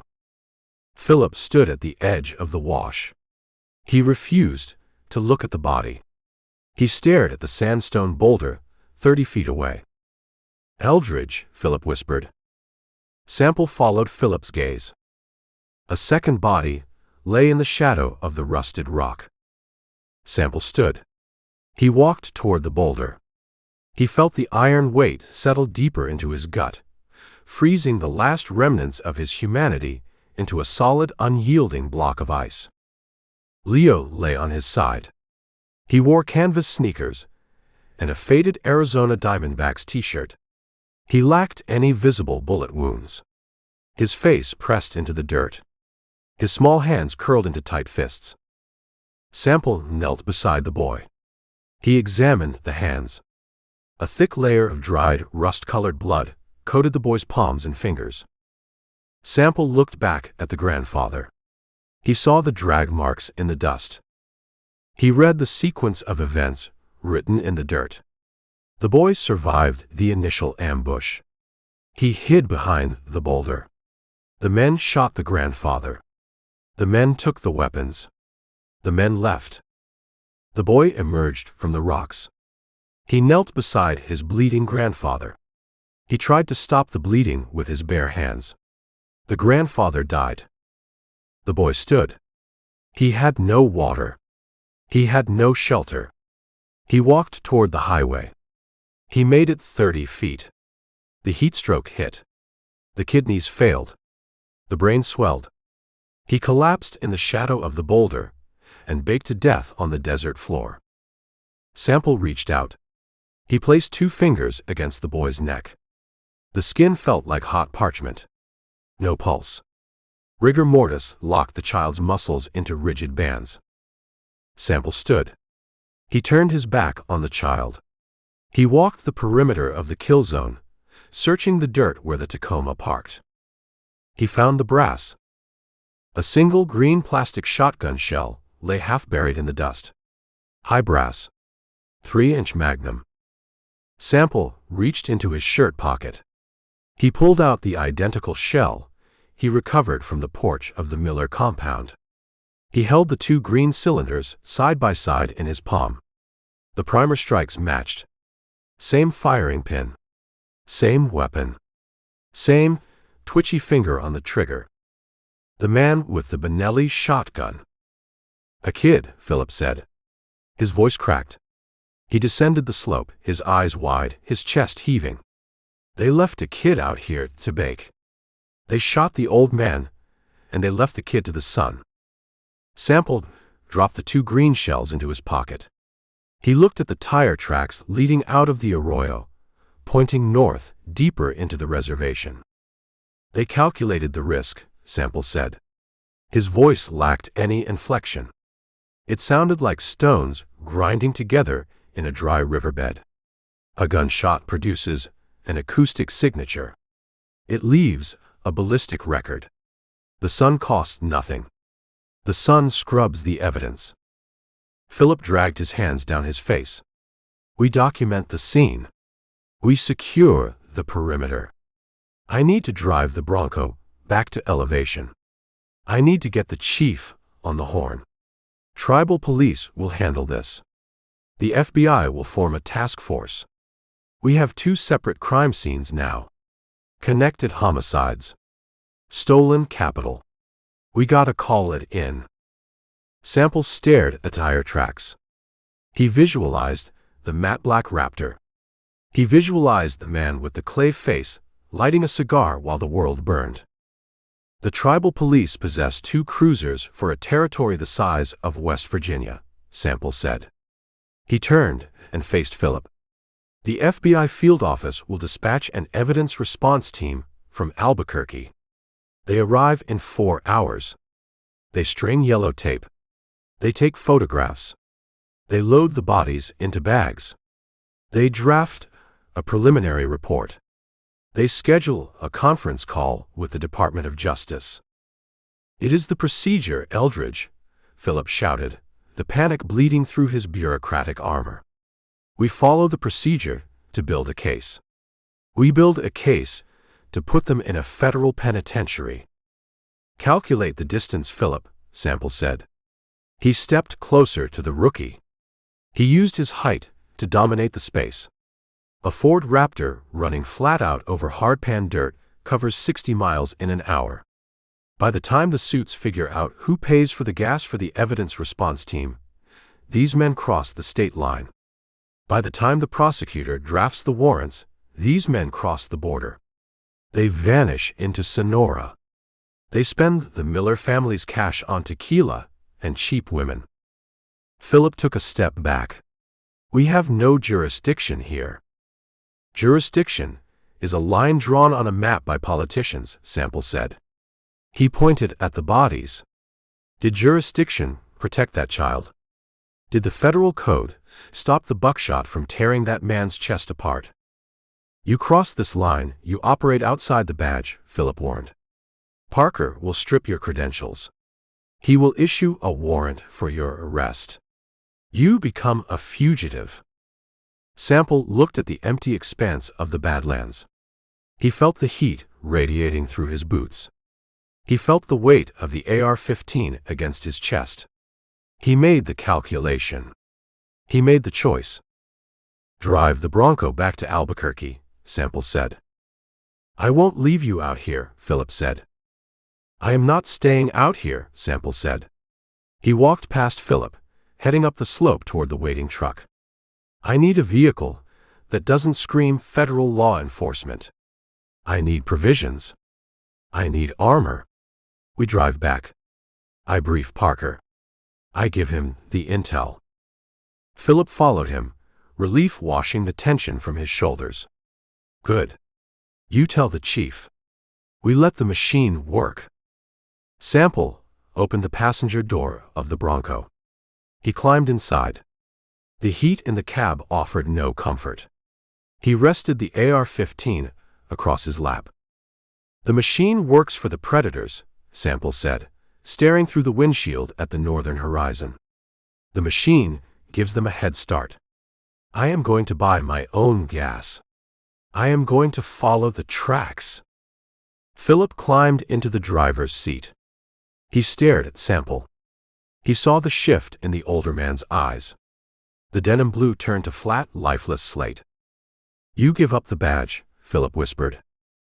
"The badge stops at the asphalt," Sample said. "Drive the truck, Philip." Chapter 7. The elevator doors lit apart with a muted hydraulic hiss. Eldridge Sample stepped onto the fourth floor of the Pete V. Domenici United States Courthouse. The air conditioning hit him, freezing the sweat into a tight, uncomfortable crust against his collar. The environment had the sterile, vacuum-sealed quality of federal bureaucracy.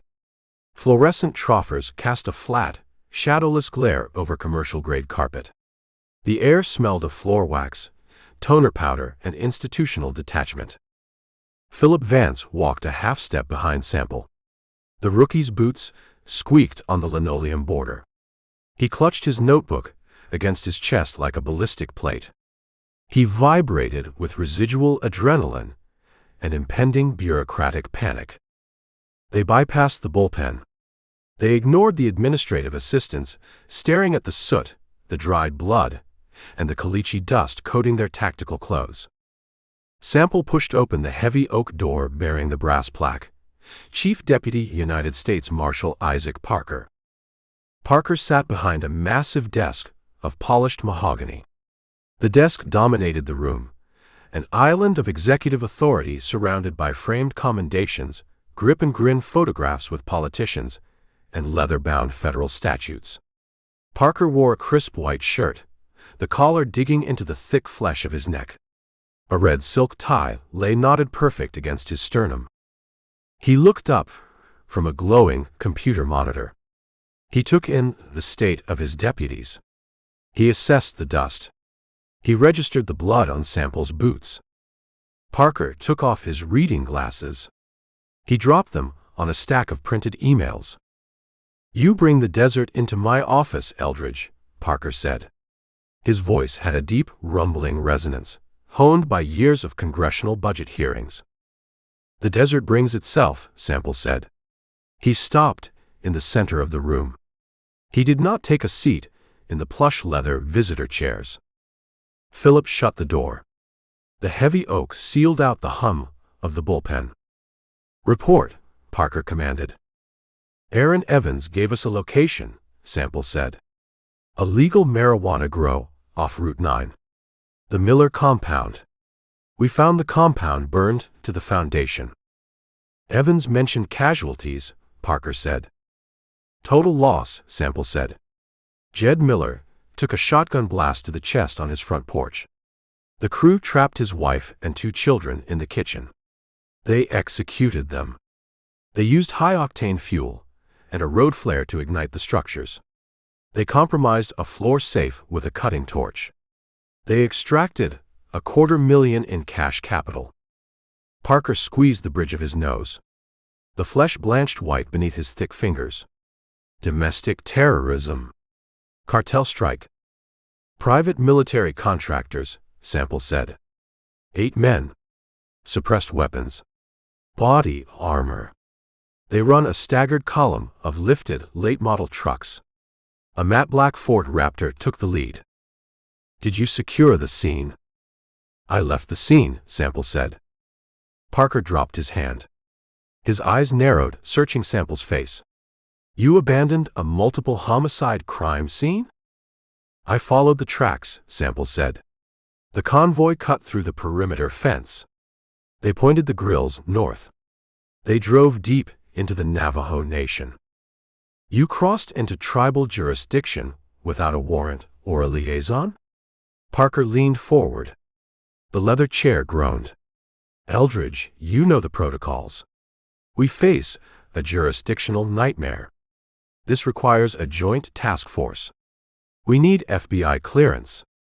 We need the BIA. "I found 2 more bodies in a dry wash," Sample said. He ignored the lecture.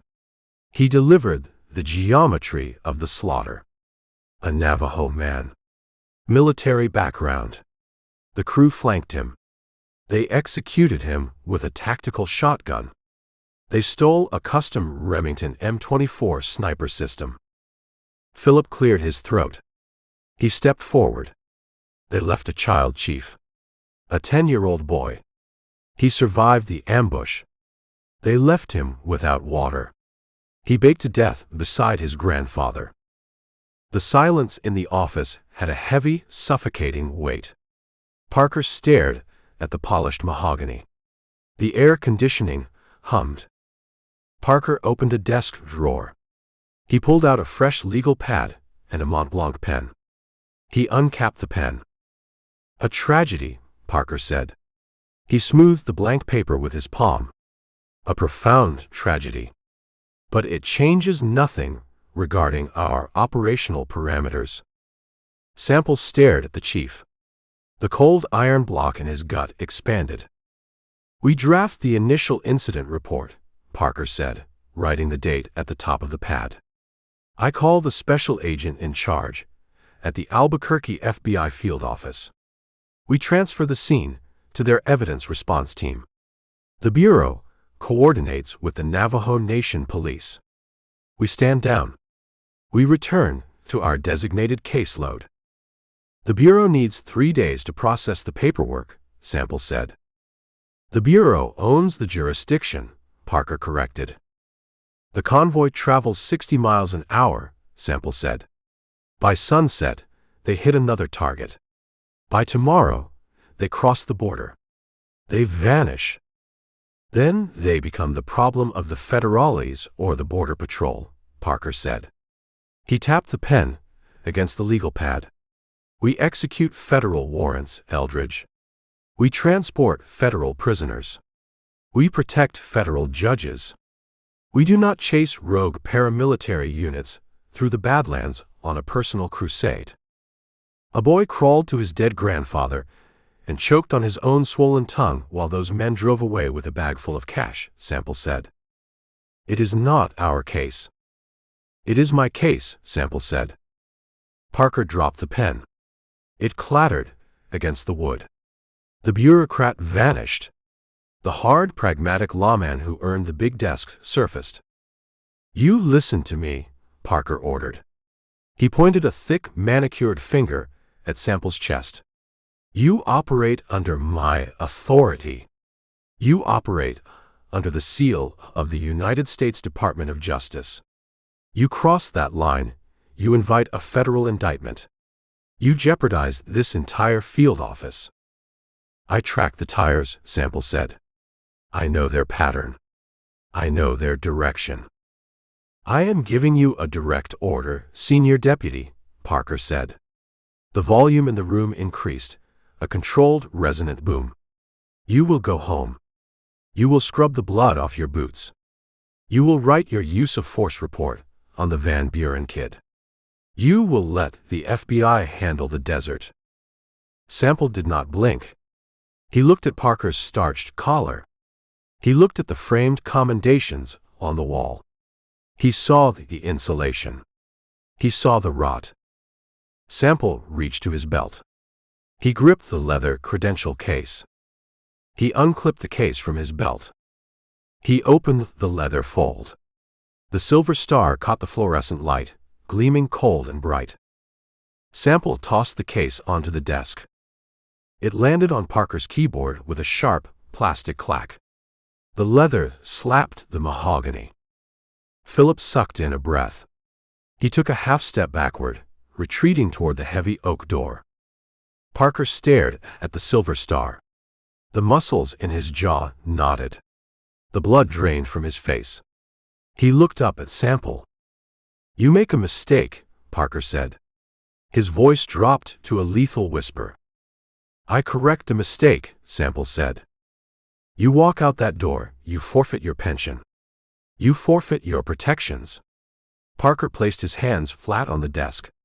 You become a civilian with a gun. You cross onto tribal land, the BIA will arrest you. You fire a weapon at those men, the local district attorney will charge you with murder. I will not send a team to extract you. I don't need a team, Sample said. They are 8 trained operators, Parker said. You are a 50-year-old man with a badge on my desk. I count the odds, Sample said. Sample turned his back on the chief deputy. He walked toward the door. Eldridge. Sample stopped. He did not turn around. You drive out there, Parker said, you will die in the dirt. And the machine will keep turning. I intend to break the machine, Sample said. He pushed the oak door open.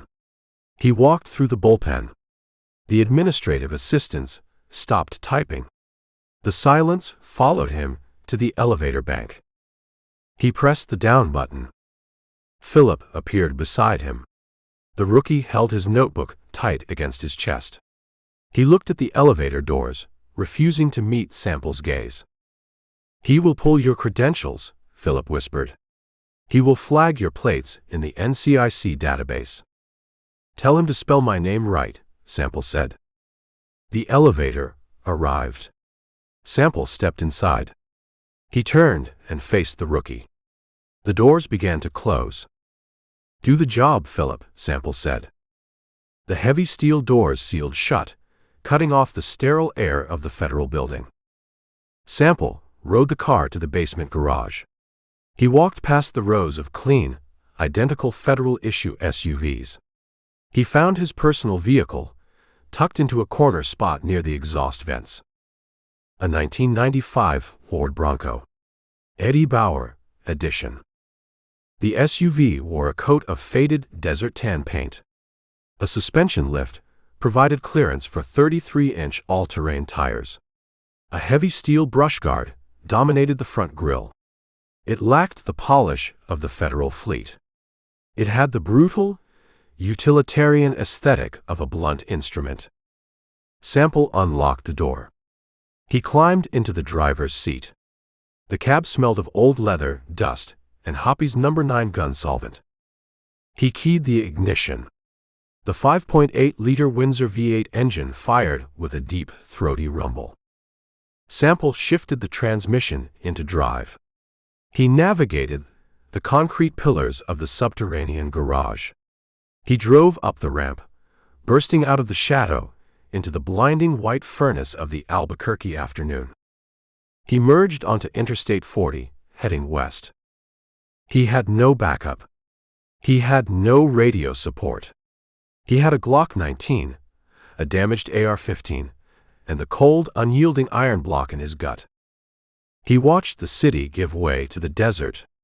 The concrete structures dissolved into endless tracts of shattered rock and scrub brush. The heat waves rose from the asphalt, turning the horizon into a shimmering pool of liquid silver. Sample pressed the accelerator. The old Bronco surged forward, eating the miles. He pointed the grill toward the badlands. He pointed the grill toward the tracks of the Black Raptor. The lawmen stayed in the air conditioning. The hunters went into the fire. Chapter 8. The two-lane blacktop of State Route 371 cut a straight, dead line through the high desert. The asphalt absorbed the afternoon sun, turning the road surface into a black mirror. Heat waves rippled upward, distorting the horizon, making the distant mesas writhe and shiver against the bleached sky. Eldridge Sample drove the Ford Bronco into the furnace. The 5.8-liter engine roared a steady, monotonous drone. The air conditioning compressor had a blown seal. It pushed dead hot air through the vents. Sample rolled the windows down. The wind rushed the cab, carrying the scent of baked creosote, pulverized sandstone, and the sharp chemical tang of hot asphalt. He drove with his right hand on the wheel. He kept his left arm resting on the open window frame. The sun cooked his skin, turning the pale scars on his forearm an angry red. He ignored the burn. He kept his eyes on the road surface. He tracked the convoy. The men in the black trucks left the dirt of the reservation 10 miles back. They transitioned to the paved highway. Mud-terrain tires carry deep, aggressive lugs. They trap clay, caliche, and pulverized rock.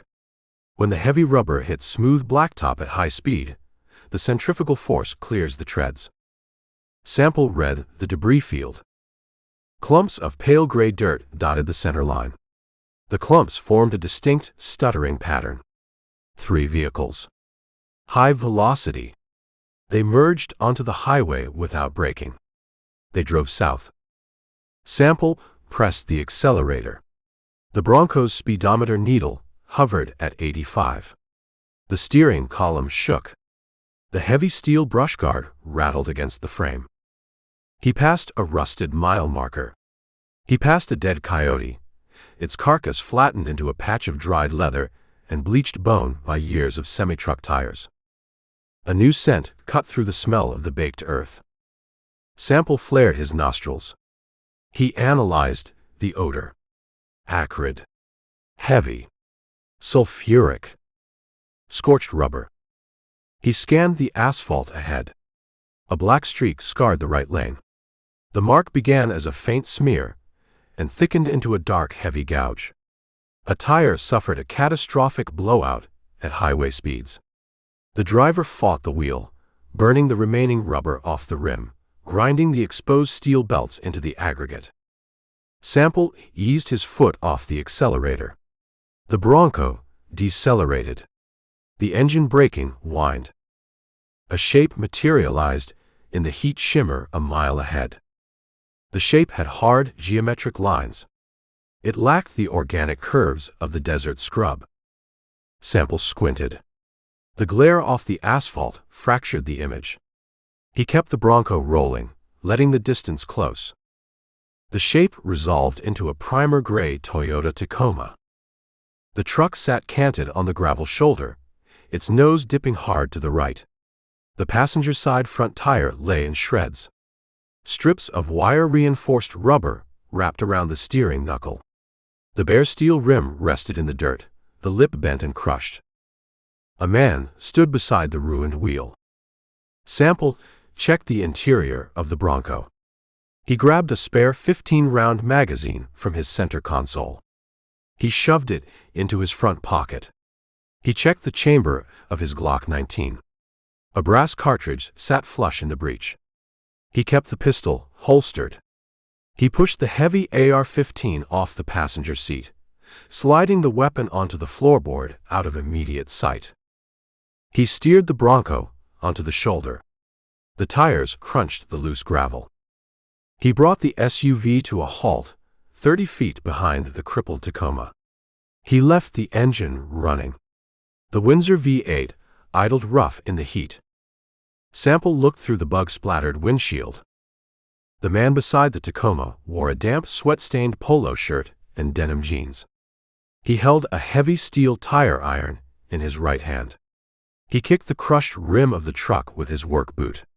He kicked it a second time. The impact produced a dull, hollow thud. Dust puffed from his boot. The man turned. He heard the Bronco. Sample recognized the profile from Aaron Evans's description. This man rode in the passenger seat of the lead vehicle at the Miller compound. He lacked the tactical plate carrier of the shooter. He lacked the cold, clay-faced demeanor of the driver. He had the frantic, erratic energy of a low-level operator pushed past his breaking point. The man wiped his forehead with the back of his hand. He smeared a stripe of black soot across his pale skin. He squinted at the Bronco, attempting to read the driver through the glare. Sample put the transmission in park. He opened the door. The heat rolled over him, a physical weight. He stepped onto the gravel. He shut the door. The latch clicked shut.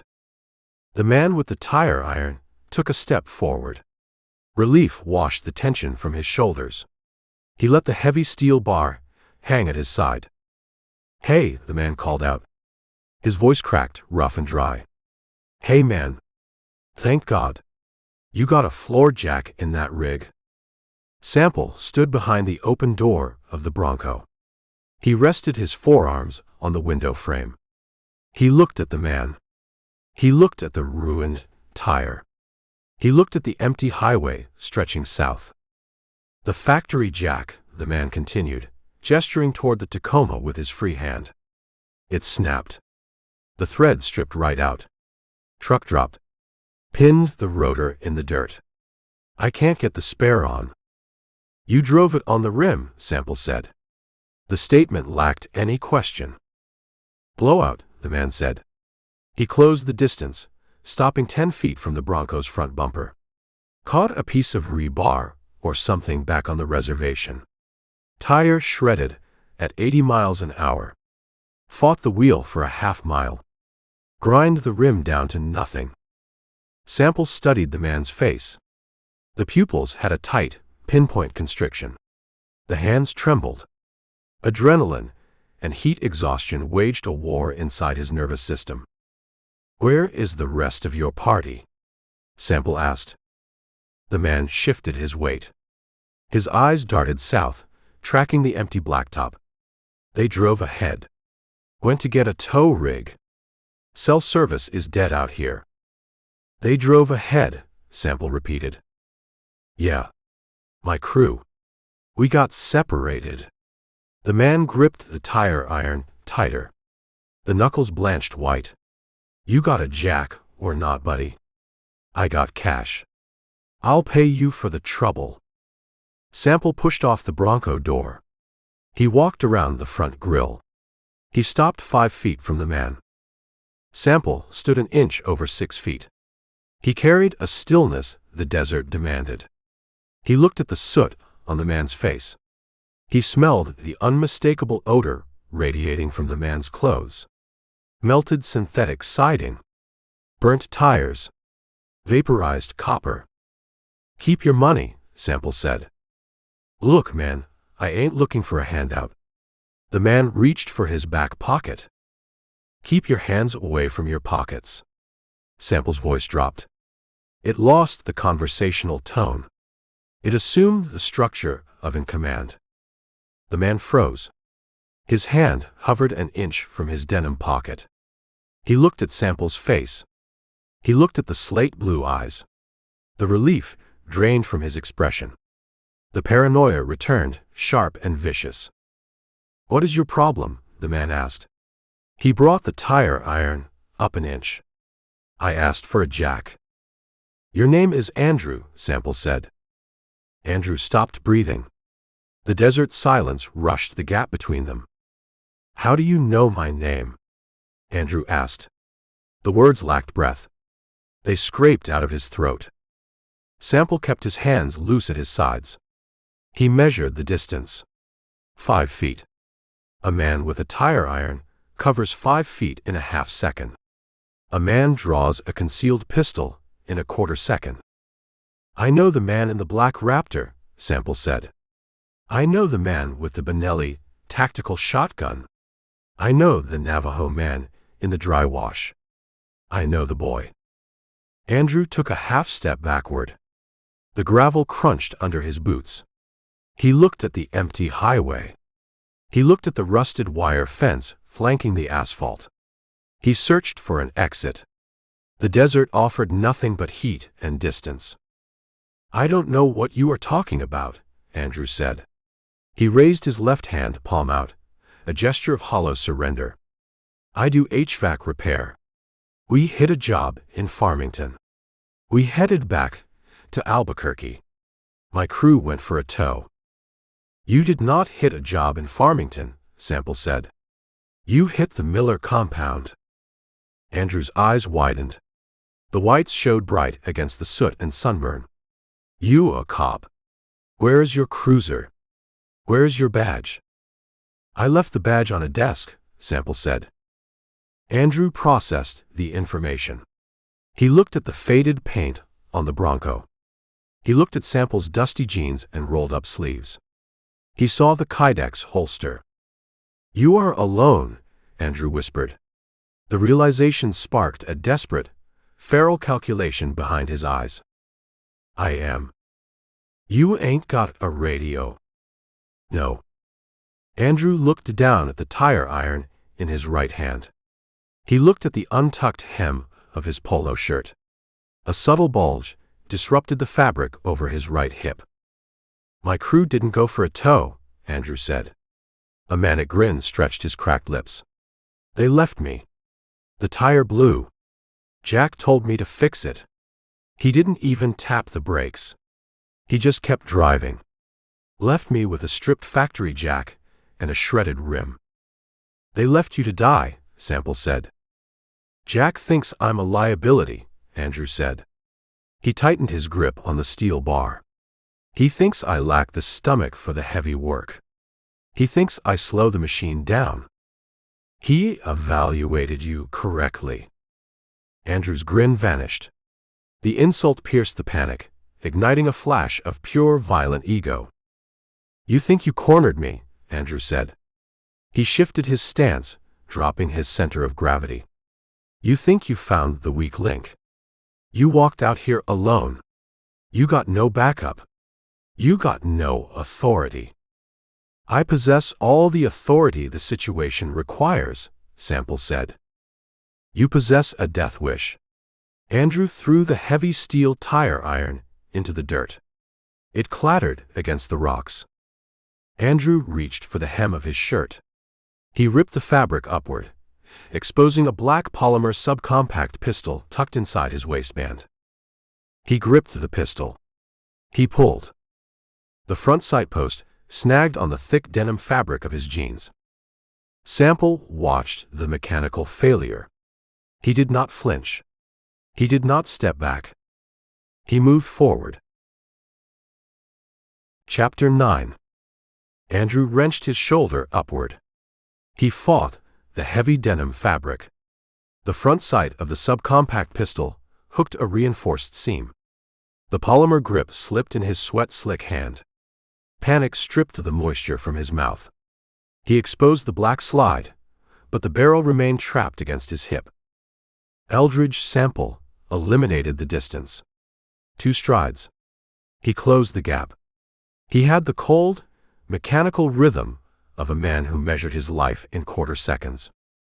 His right hand dropped to his side. His fingers established a master grip on the Glock 19. He defeated the retention hood with a push of his thumb. The pistol cleared the Kydex holster. The draw presented a singular fluid motion, stripped of hesitation or conscious thought. Sample punched the weapon forward. He locked his elbows. The black sights aligned against the center of Andrew's damp polo shirt. Sample compressed the trigger. Crack. Crack. The twin detonations shattered the desert silence. The sound bounced off the distant sandstone hoodoos, returning as a dull, rolling echo. Gunpowder smoke bloomed in the stagnant air, carrying the bitter scent of sulfur and burned carbon. The first hollow-point round punched through Andrew's sternum. The impact folded his torso inward.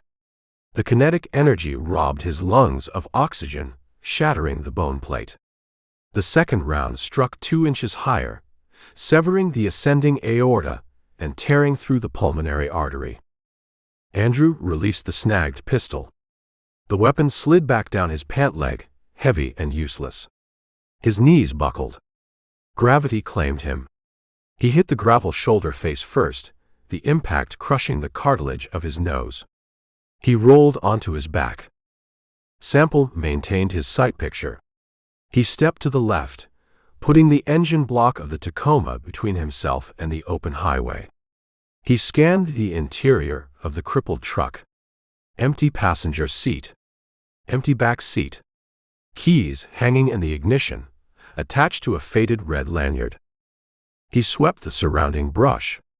Brittle creosote, twisted yucca, and baked caliche offered no concealment. The badlands hid nothing. He lowered the Glock. He kept it unholstered. He walked to the fallen man. Andrew stared at the blinding white sky. His chest heaved once, a massive, involuntary spasm. Pink foam crested his lips and spilled down his chin, mixing with the soot and sweat. The bright arterial blood painted a harsh, vivid contrast against his pale skin. The sun beat down on his face, illuminating the dilated pores and the dirt caked in the creases of his neck. Andrew tried to form a word. The ruined lungs produced a wet, hissing scrape. "You," Andrew managed. The syllable carried the weight of profound disbelief. It carried the realization of his own mortality. "Me?" Sample said. He offered no comfort. He offered no monologue. Andrew's jaw went slack. The tension left his facial muscles. His pupils expanded, swallowing the iris, fixing on the infinite blue expanse above. The chest ceased its hitching. The spark extinguished. The unforgiving heat baked the asphalt. A thick, dark pool of blood expanded beneath Andrew's torso. It crept across the gravel and touched the jagged edge of the blacktop. The liquid hit the scorched aggregate. It bubbled. It hissed. The metallic stench of copper overwhelmed the smell of burnt rubber. Sample holstered his weapon. The Kydex shell secured the Glock with a firm click. He knelt in the gravel. He ignored the spreading pool of blood. He ignored the vanguard of black flies descending from the scrub brush, drawn by the sudden feast. He began the search. He checked the right front pocket. He found a folded wad of currency. 20s and 50s. Blood stained the edges of the paper, turning the green ink a murky brown. Sample left the cash. He checked the left front pocket. He extracted a cheap, plastic prepaid cellular phone. A burner. The screen bore a spiderweb crack across the upper left corner. The plastic housing felt warm from Andrew's body heat. Sample pressed the power button. The screen illuminated, casting a weak, artificial glow against the harsh daylight. The display showed 0 signal bars. He navigated the crude menu interface. He opened the messaging application. He found the outbox. One message sat in the queue, marked with a red failure icon. The lack of cell towers saved the rest of the crew from early warning. Tire shredded. Send Thad back. Meet at the Clarity Bank job. Sample read the text twice. He closed the phone. He slipped the device into his own shirt pocket, feeling the square edge press against his ribs.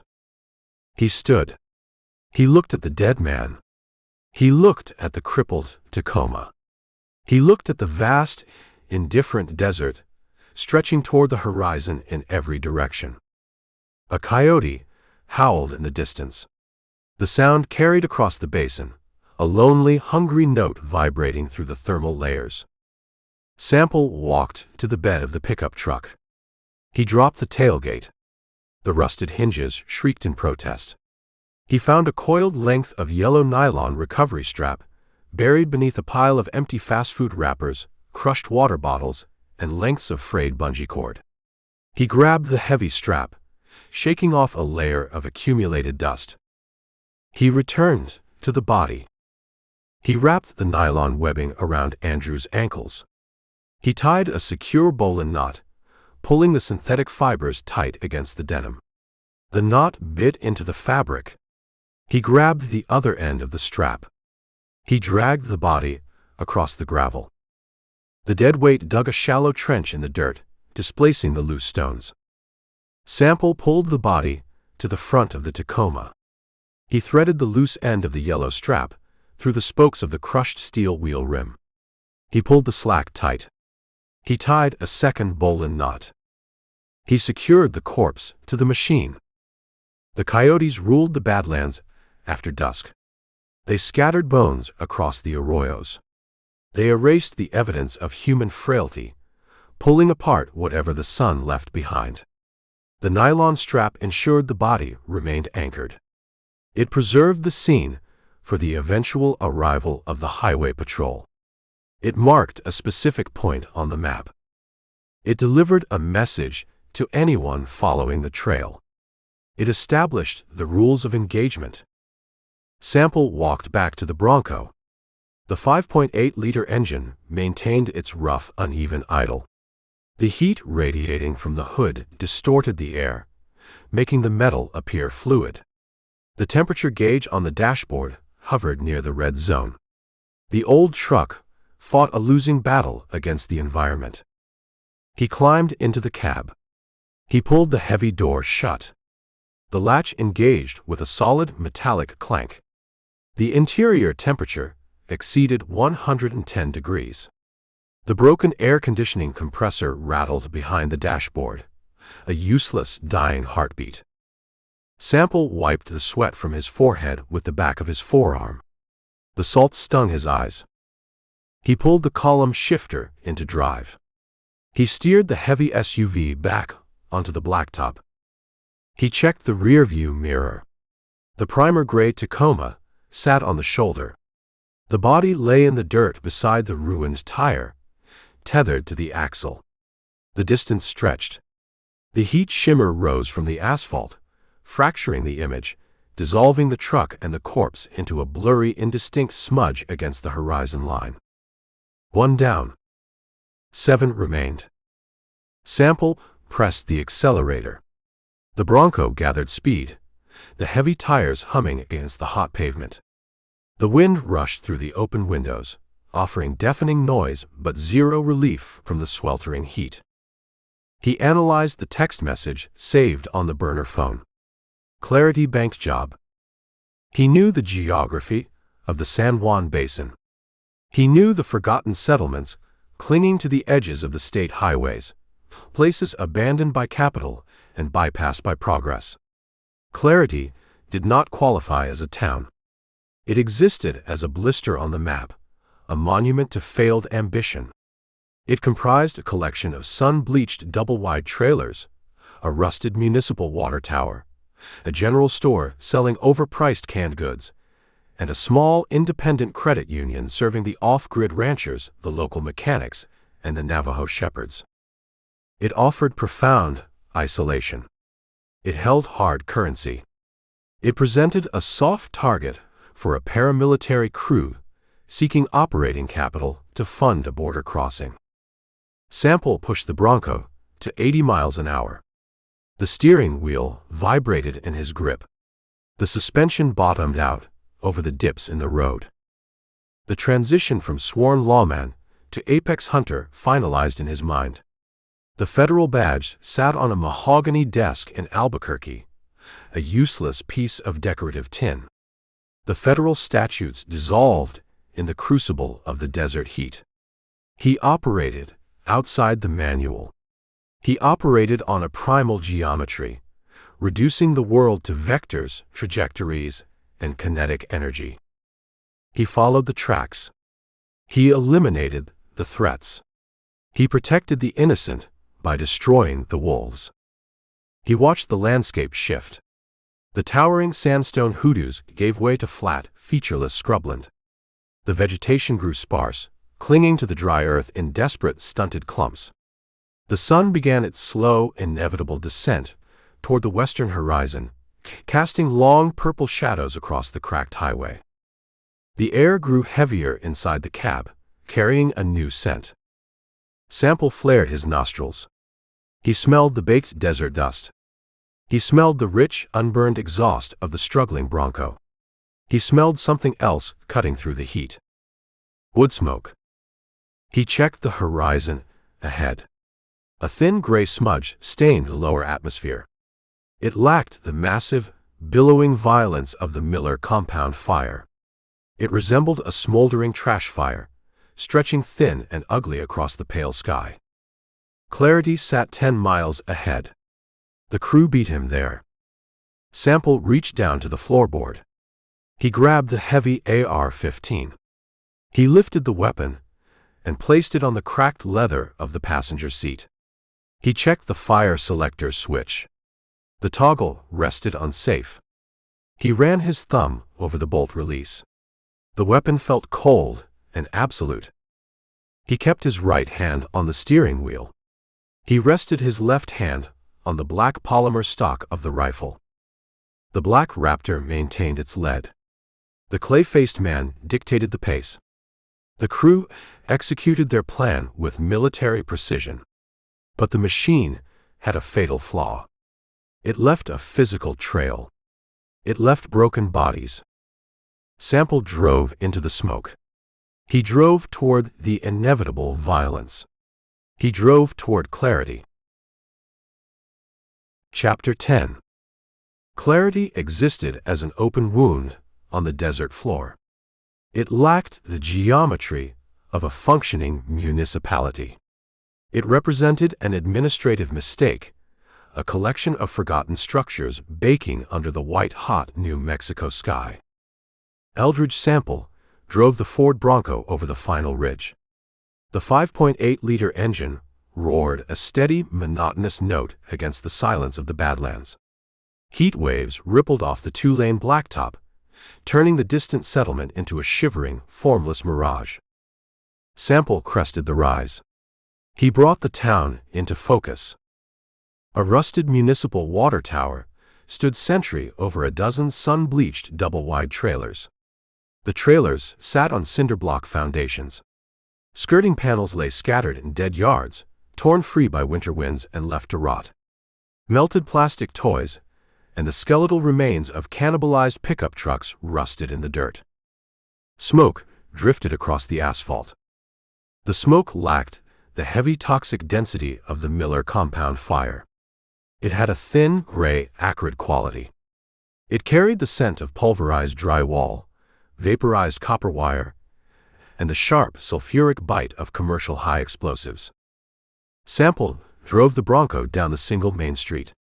A weathered wooden sign hung from a single rusted chain hook. The painted letters spelling clarity peeled away from the timber. He found the source of the smoke. The Clarity Municipal Credit Union occupied a modular building wrapped in a cheap brick veneer. A violent overpressure event ripped the front facade open. Aluminum framing twisted outward, peeled back like the lid of a tin can. The blast pulverized the tempered safety glass of the storefront windows. The glass coated the cracked concrete sidewalk. The sun hit the thousands of fractured shards. They glittered. They shone like cheap diamonds scattered across a dirty floor. Sample stopped the Bronco. He put the transmission in park. He kept the engine running. A man sat on the curb near the glittering glass. Sample picked up his AR-15 from the passenger seat. He stepped out of the SUV. The heat hit him, an oppressive physical weight. He closed the door. The latch clicked shut. Sample walked toward the man on the curb. His boots crunched over the shattered safety glass. The man wore a cheap, polyester security uniform. The dark blue fabric trapped the heat. Blood soaked the man's collar, turning the blue a murky, wet black. He held a wadded piece of gray fabric against the right side of his head. Crimson fluid seeped between his fingers. The blood dripped onto his black work boots, pooling in the dust. The man stared at the tire tracks, carving deep gouges into the dirt shoulder. He did not look up at the sound of Sample's approach.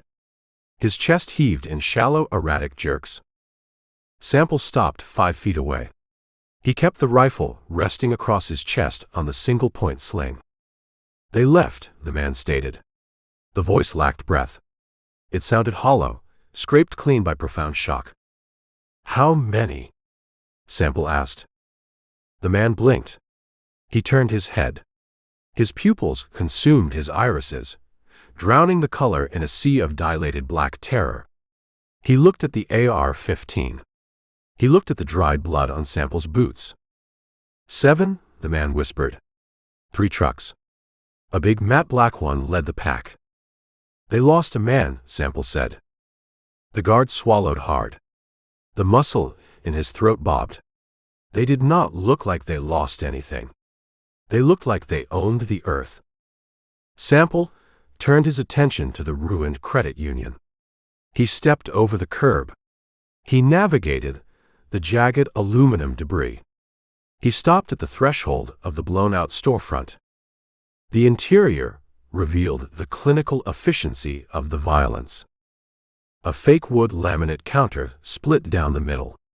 Acoustic ceiling tiles blanketed the floor, brought down by the concussive wave. A thick layer of white gypsum dust coated every surface. Behind the counter, a heavy steel vault door lay flat on the cheap industrial carpet. The explosive charge sheared the locking pins. The hinges tore free from the reinforced concrete frame.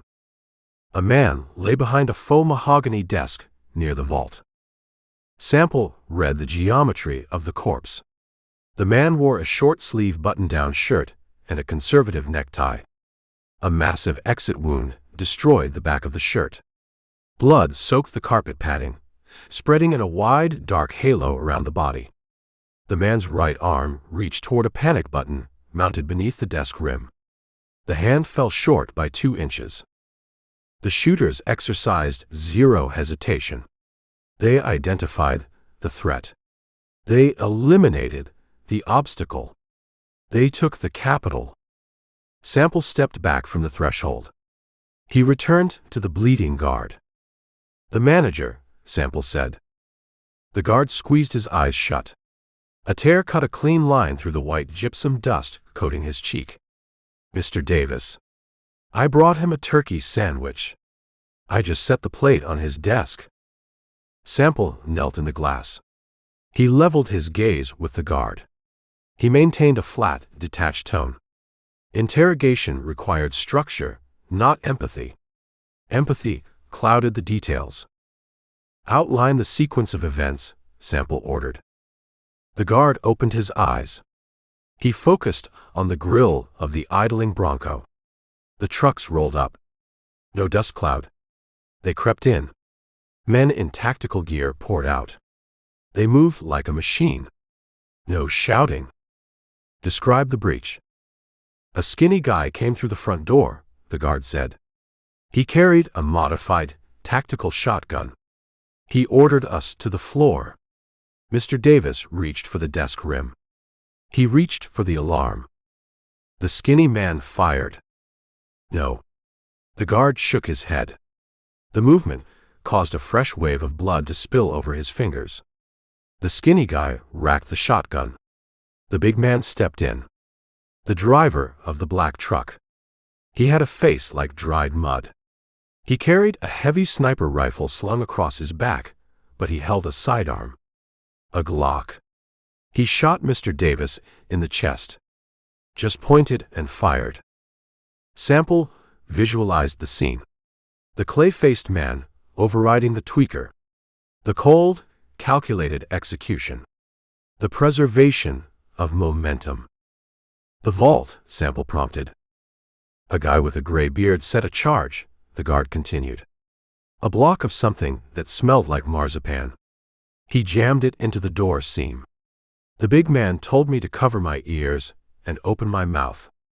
The blast picked me up. It threw me through the front windows. The aluminum frame hit my head. The guard pulled the wadded fabric away from his temple. A jagged laceration exposed the white gleam of skullbone. Blood pulsed from a severed vein. Sample reached into his left cargo pocket. He extracted a vacuum-sealed trauma dressing. He tore the plastic packaging with his teeth. He pressed the thick sterile pad against the guard's head wound. "Hold that," Sample commanded. "Apply direct pressure. Do not let go." The guard pressed his hand against the white pad. The fabric turned crimson. "They took the cash bags," the guard said, his voice dropping to a harsh whisper. "They loaded the black truck." They laughed. The skinny guy with the shotgun kicked my ribs on the way out. He laughed. Sample stood. He turned his back on the guard. He examined the dirt shoulder of the road. The mud-terrain tires left deep, aggressive impressions in the soil. The tracks overlapped, a chaotic churn of heavy rubber. Sample found the exit vector. The convoy accelerated hard. The tires spun, digging twin trenches in the dirt before finding traction on the blacktop. They did not head north, back toward the reservation. They pointed the grills south. They pushed deeper into the borderlands.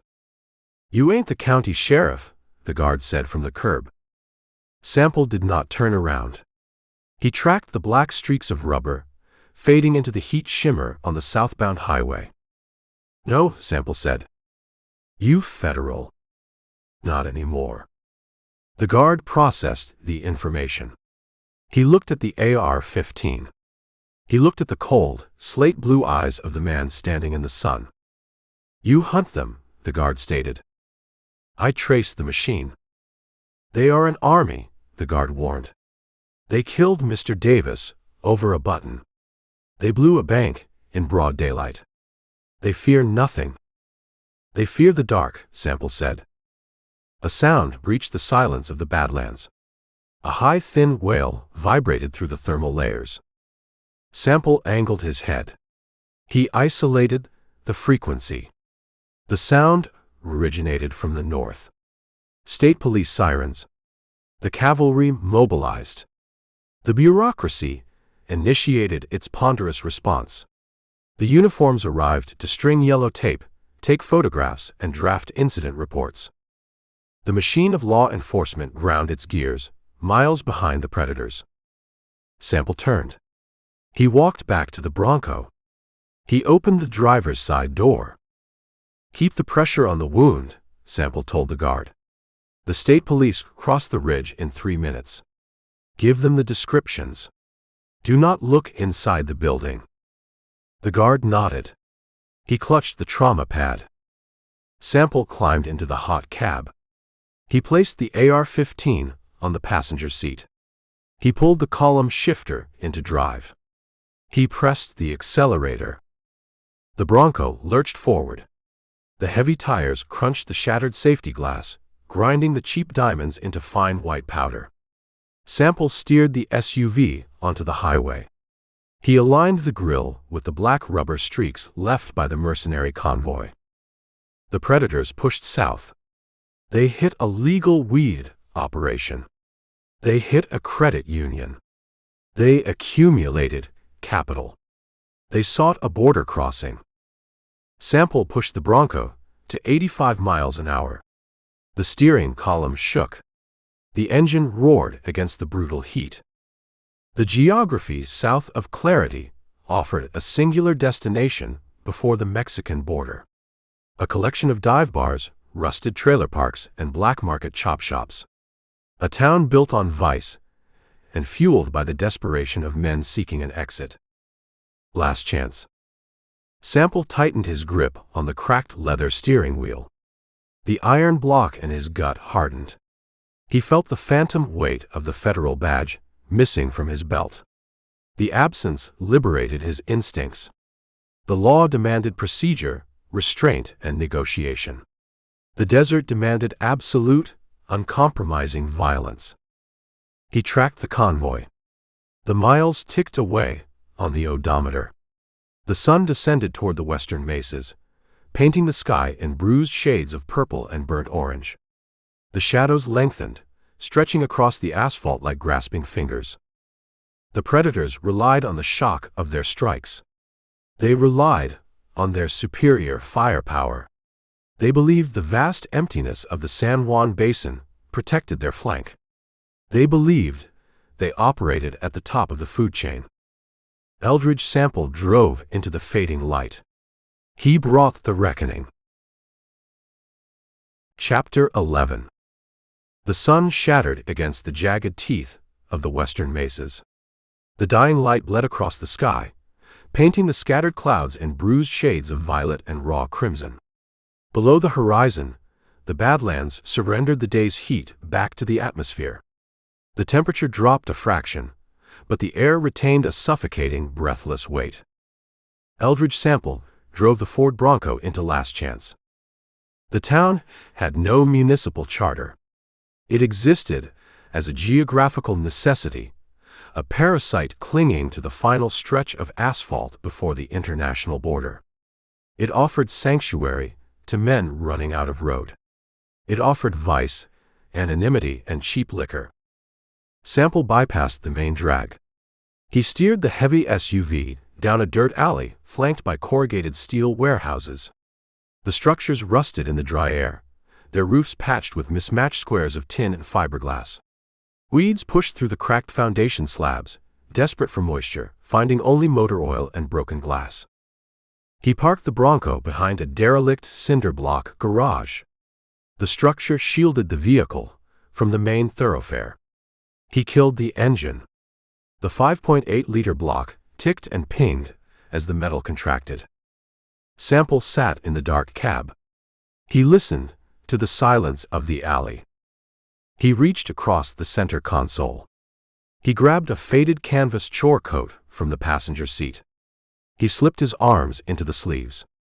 The heavy fabric trapped the heat against his skin, but it provided concealment. The hem fell past his hips, covering the Kydex holster and the Glock 19.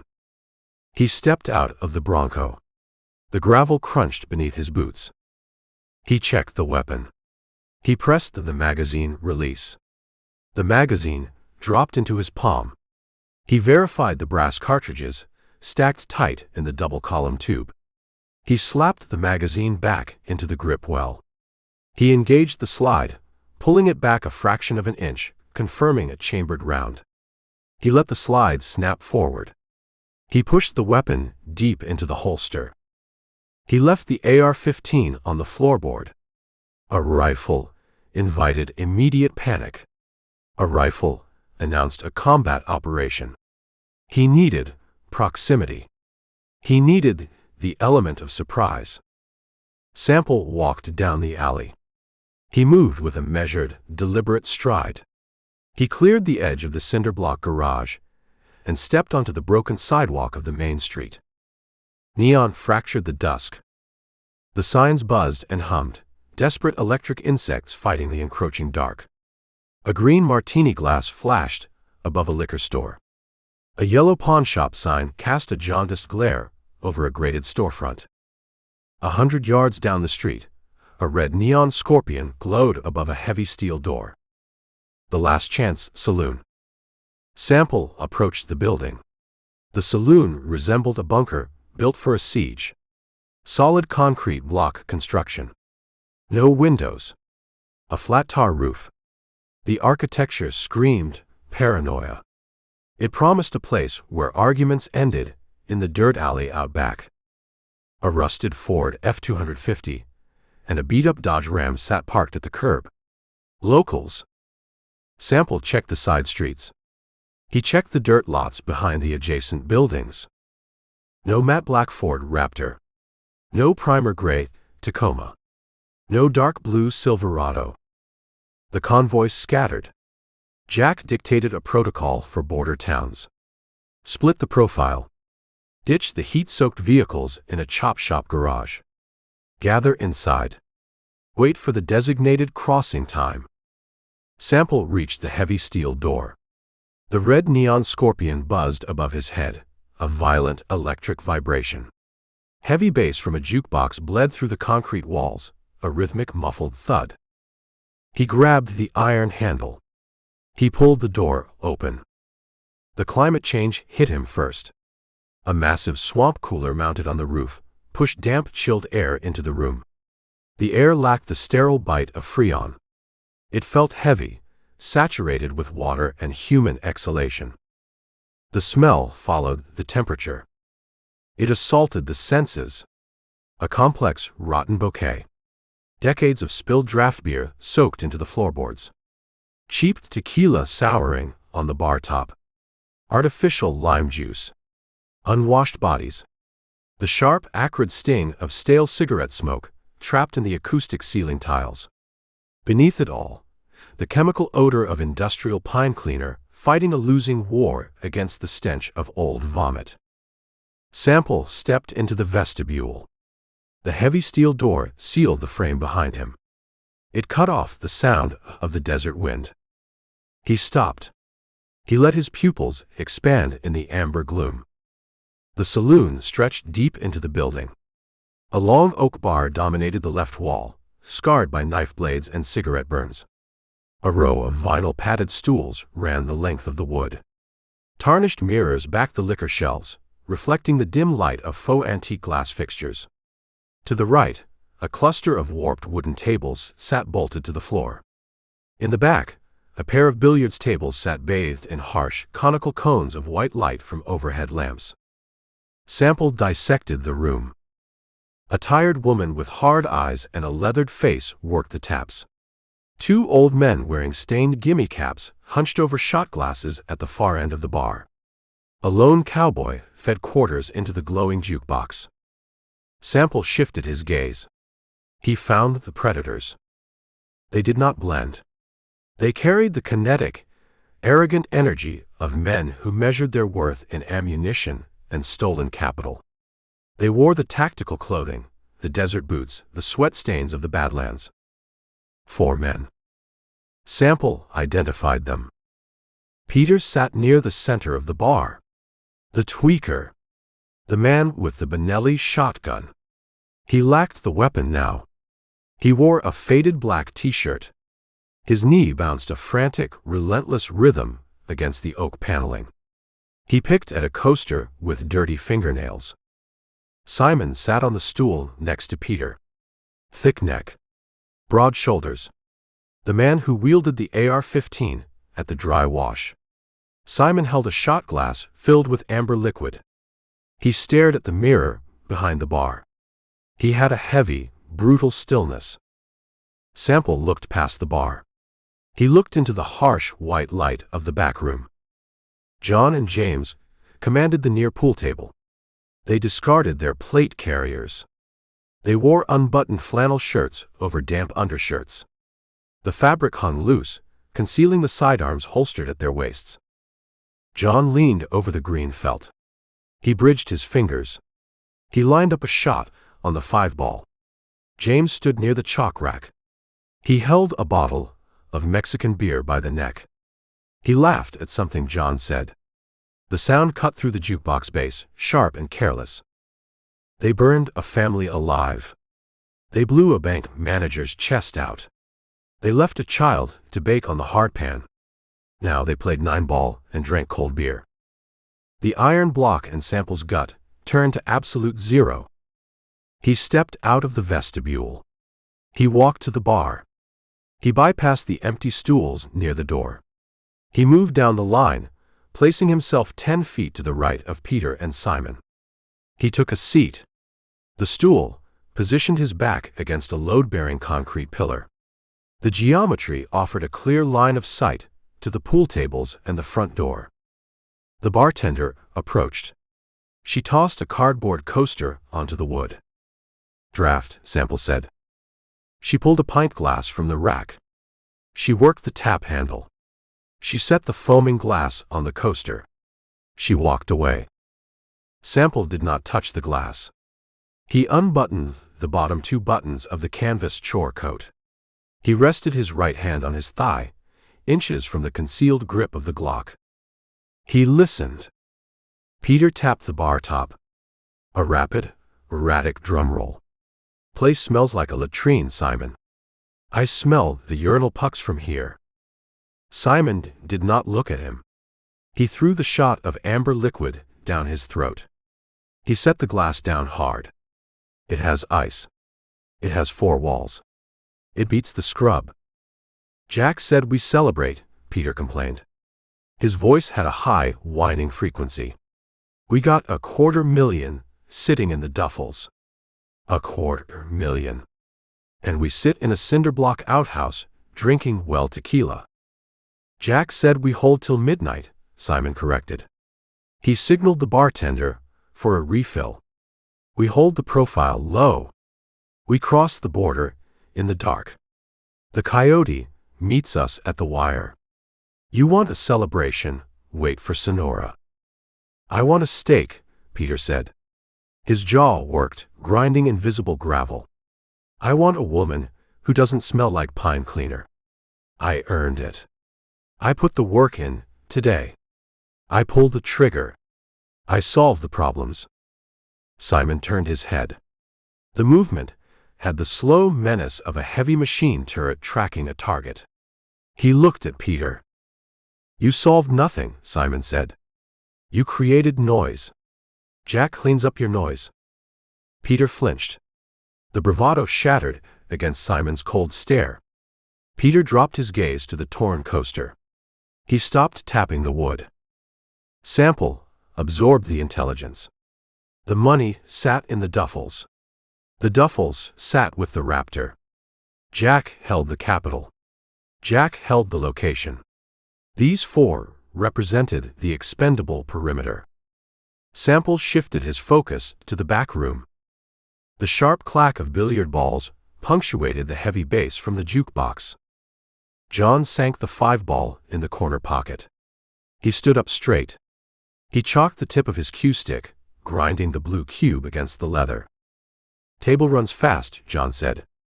James took a swig of beer. "Felt is worn down to the slate. You got the 6-ball on the rail. No shot." "I always have a shot," John said. He leaned back over the table. Sample evaluated the geometry of the back room. The overhead lamps created a theater of combat. The shadows fell harsh and deep outside the cones of light. The pool table offered heavy cover. An inch of solid slate rested beneath the green felt. A bullet from a handgun shatters against slate. He evaluated the men. John and James had focus on the game. Their situational awareness dropped. They felt secure in the pack. They felt secure in the isolation of the town. Sample knew the dynamic of a gunfight. Action beats reaction. The man who initiates the violence dictates the terms of the engagement. The man who talks dies. The man who moves lives. Sample stood up from the bar stool. The movement drew no attention from Peter or Simon. They remained locked in their resentful silence. The locals ignored him. The bartender washed glasses in a plastic tub. Sample stepped away from the oak bar. He left the full pint of beer on the cardboard coaster. He walked toward the back room. He bypassed the cluster of warped wooden tables. The jukebox switched tracks, dropping into a slow, grinding blues rhythm. He reached the edge of the illumination. The white light from the overhead lamp spilled across the floorboards, drawing a stark line between the shadows of the bar and the green felt of the pool table. Sample stopped. He stood in the dark margin. He opened the flap of the canvas coat. He established his grip on the Glock 19. He left the weapon in the Kydex shell. He prepared the draw stroke. John stroked the cue stick. He sent the cue ball across the felt. It struck the 6-ball. The 6-ball kissed the rail and dropped into the side pocket with a muffled thunk. "Told you," John said. He stood up, smiling. James shook his head. He lifted his beer bottle. Lucky bounce. Sample took a breath. He drew the cold air of the swamp cooler into his lungs. He banished the memory of the badge. He banished the memory of the mahogany desk. He brought forth the image of the ruined Miller compound. He brought forth the image of the boy and the dust. He stepped out of the shadows. He stepped into the harsh, conical light. He locked his eyes on the men across the green felt. He abandoned the element of absolute surprise for the psychological devastation of recognition. He wanted them to know the hunter found them. "John," Sample said. The voice cut through the blues music. It lacked volume. It carried the density of an anvil dropping on a concrete floor. "James." The two men froze. John stopped chalking his cue. James lowered the beer bottle. They turned their heads. They looked past the glare of the overhead lamp. They saw the tall man in the canvas coat. They saw the slate-blue eyes. They saw the scars on the forearms. They recognized the cold, mechanical stillness of a predator stepping onto the killing floor. Chapter 12. James recognized the eyes. He saw the cold, slate-blue emptiness. He read the geometry of the stance. The Mexican beer bottle slipped from James's fingers. Gravity claimed the glass. The bottle struck the scarred floorboards. It shattered. Amber liquid and foam splashed across the toes of James's boots. The sound of breaking glass severed the tension. The violence commenced. James dropped his right hand toward the hem of his unbuttoned flannel shirt. His fingers sought the grip of a 1911 pistol tucked into his waistband. Sample did not draw his weapon. He bypassed the predictable response. He exploited the environment. Sample closed the distance between the shadow and the pool table in 2 massive strides. He dropped his center of gravity. He drove his boots into the sticky floor. He jammed his hands under the heavy oak rail of the billiard table. He bent his knees. He braced his core. He exploded upward. A regulation slate pool table weighs 800 pounds. Sample did not lift the entire mass. He weaponized the fulcrum. He heaved the side rail toward the ceiling. The antique wood groaned. The pedestal legs snapped under the sudden, off-axis torque. The center of gravity shifted. The massive slate slab slid from its housing. The table tipped forward. It became a falling wall of oak and stone. James cleared his pistol from his belt. He brought the muzzle up. The tilted pool table slammed into James's chest. The sheer kinetic energy threw him backward. The heavy slate crushed him against the beadboard wainscoting. Plaster cracked. Wood splintered. James screamed, a wet, breathless sound forced through compressed lungs. The 1911 pistol fired into the floorboards, a useless reflex discharge. John stood at the head of the table. The sudden upheaval of the furniture ruined his line of sight. He stepped to his left, clearing the obstruction. He drew a Sig Sauer P226 from a shoulder rig. Sample finished his own draw stroke. The Glock 19 cleared the canvas chore coat. Sample did not aim with the sights. He pointed the weapon, relying on muscle memory and the alignment of his body. He pressed the trigger. The Glock detonated. The muzzle flash illuminated the chalk dust hanging in the air above the green felt. The hollow point round struck John in the throat. The impact shattered the thyroid cartilage and severed the carotid artery. John's head snapped back. Blood sprayed the conical lampshade overhead, painting the white plastic a stark, wet crimson. John dropped his pistol. His hands flew to his ruined neck. He collapsed, his knees folding, his body hitting the floor with the dead weight of a felled tree. Behind the tilted slate, James fought for air. The table pinned him at the waist. His pelvis fractured. Pain blinded him. He managed to raise his right hand. He pointed his 1911 pistol over the edge of the angled wood, aiming blind. Sample stepped to the side, altering his angle. He locked his elbows. He acquired the front sight focus. He placed the illuminated dot on the center of James's face. Sample fired a single round. The bullet pierced James's left cheekbone. The kinetic energy scrambled the brain stem. James's head hit the beadboard wall. His body went limp.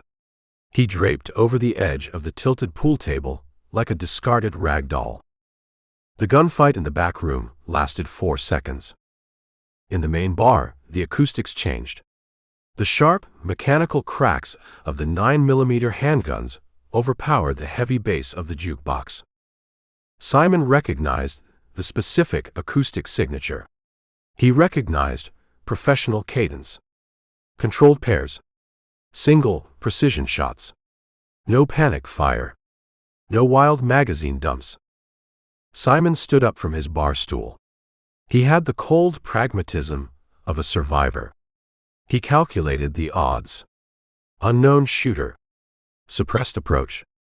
2 men down in the back room.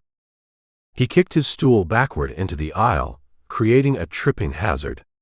He turned toward the rear exit hallway. Peter shattered. The tweaker's nervous system overloaded. The gunfire triggered a massive adrenaline dump. He screamed a raw feral screech. Peter vaulted the mahogany bar. His boots kicked the brass rail. He landed behind the taps. The bartender shrieked. She dropped a pint glass into the plastic wash tub. She threw her hands over her head and dropped to the wet floor mats. Peter scrambled over her. He shoved her aside. He grabbed the handle of a short-barreled, side-by-side coach gun mounted on 2 rusted nails beneath the cash register.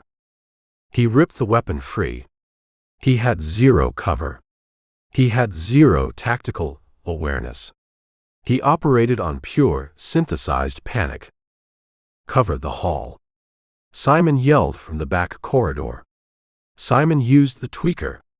He utilized Peter's panic to secure his own exit. Simon shoved the heavy steel fire door open and disappeared into the alley. Peter leveled the coach gun across the bar top. He aimed at the entrance to the pool room. Sample recognized the shift in the dynamic. He heard the scream. He heard the scrape of boots behind the mahogany bar. Sample dropped to the floorboards.